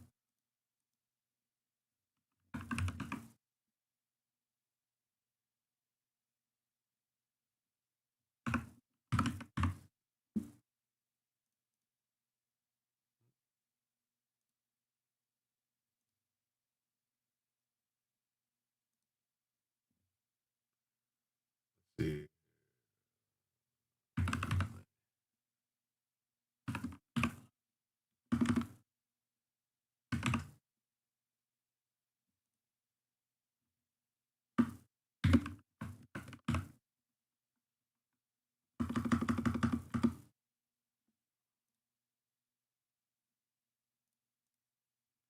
Oh, never mind.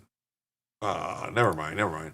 According to court documents, federal agents in April learned that an immigrant who was in the country illegally, the empire is striking back at Jim. I noticed the focus on Pam Bondi Cash Dan as the basic crux of the failures to prosecute. At least faster was distracting me from how hot Tulsi Gabbard is, and she's got a great smile too. Yes. Elon could develop a black Jack Pershing Mac Power Ranger style. Oh, that would be fucking awesome. Maybe another DDoS attack. I don't know. It's possible. There's been a lot of problems. I know Accents, there's been a lot of issues going on. There's been a lot of stuff. I saw there was a attack on a bunch of things.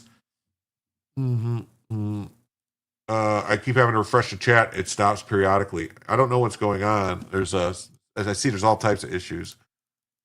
Oh, Jeff Spicoli was a mastermind. Yes, he was. I love Spicoli. Huzzah. Well, Mr. Hand, isn't it our time?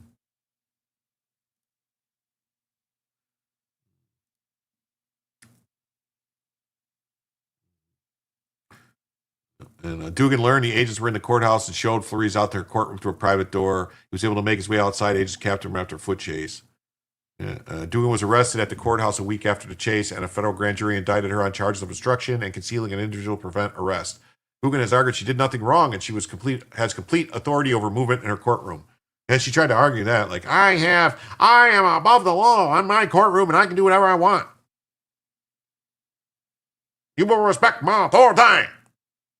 That's what she said. Tulsi Gabbard. I know who you're talking about. YouTube techs are probably playing with the spaghetti in the back room. That's what it seems like.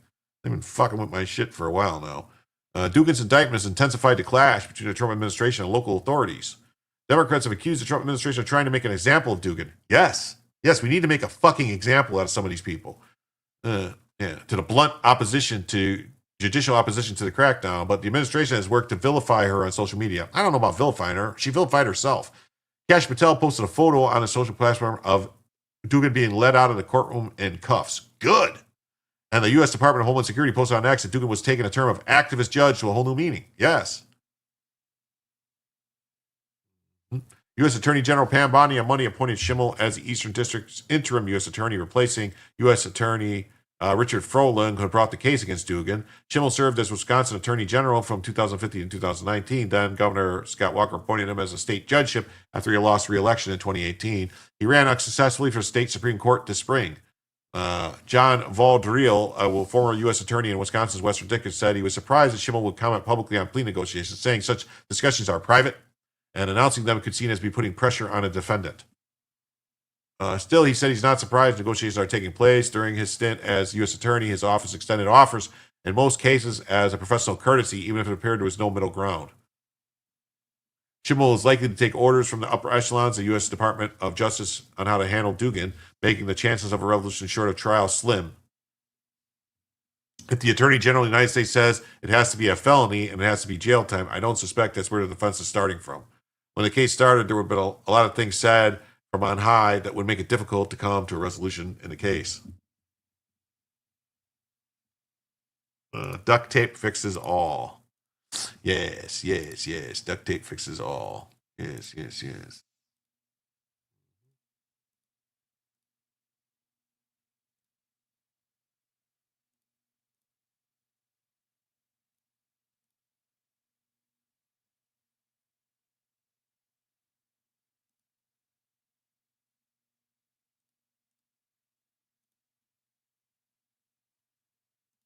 Okay. Very good. Yeah. Bye-bye, Dugan. So that's going on there. Then we got this. We got the Tennessee National Guard. The Tennessee governor is to keep the National Guard in Memphis while state appeals the ruling. Yeah, I believe this. A fucking county judge in Tennessee ordered the National Guard out and said, you can't have the National Guard here. A county judge. Even ducks. Yeah. Red, green for the win. Yeah. Yeah. Dugan tried to get her case dismissed by claiming an immunity went back to England's Star Chamber in the 1600s. Yeah. And they got told, no, doesn't work that way. So, well, everybody, since we didn't hit the goal, we still are $73 away from the fourth additional hour. Unfortunately, this is going to be the last story. So, the Tennessee National Guard will keep supporting a crime-fighting task force ordered by President Trump in Memphis after a judge blocked the troops from operating in the city, but she keeps the ruling paused while the state appeals. Davidson County Chancellor, a fucking county judge, Patricia Head Moskal, issued the order Monday as part of a lawsuit filed by Democratic state and local officials who contend that the Republican government cannot deploy the Tennessee National Guard for civil unrest unless there's a rebellion or invasion. Even then, they argue it will require a request by local officials amid a breakdown of law and order and action by Tennessee lawmakers, according to state law cited by the plaintiffs. The judge concluded the governor's power as commander-in-chief of the National Guard is not unfettered. Oh, no. There's no rebellion or incursion taking place in Memphis. However, the judge put the order on hold for at least 5 days, so the government has time to file an appeal, an immediate application for permission to appeal, without providing her reasoning for that timeline. Yes. In a statement Tuesday, Lee Emerson, Elizabeth Lane Johnson said the state will appeal the Guard. Troops will remain in place. Lee has not issued a specific written order for deploying the troops, the judge said, adding that the only document in the court record is a press release saying the Guard would be sent to Memphis. In a statement, Lee's spokesman said Memphis is experiencing a violent crime emergency and the state must address it. And there's no question that public safety efforts must continue. For years, Memphis has dealt with being high violent crime, including assaults, carjackings, and homicide. While this year's statistics show improvement in several categories, including murders, many acknowledge that violence remains a problem. Trump announced in September the Guard would be deployed to combat crime in Memphis alongside authorities from a slew of government federal agencies as a Memphis Safe Task Force.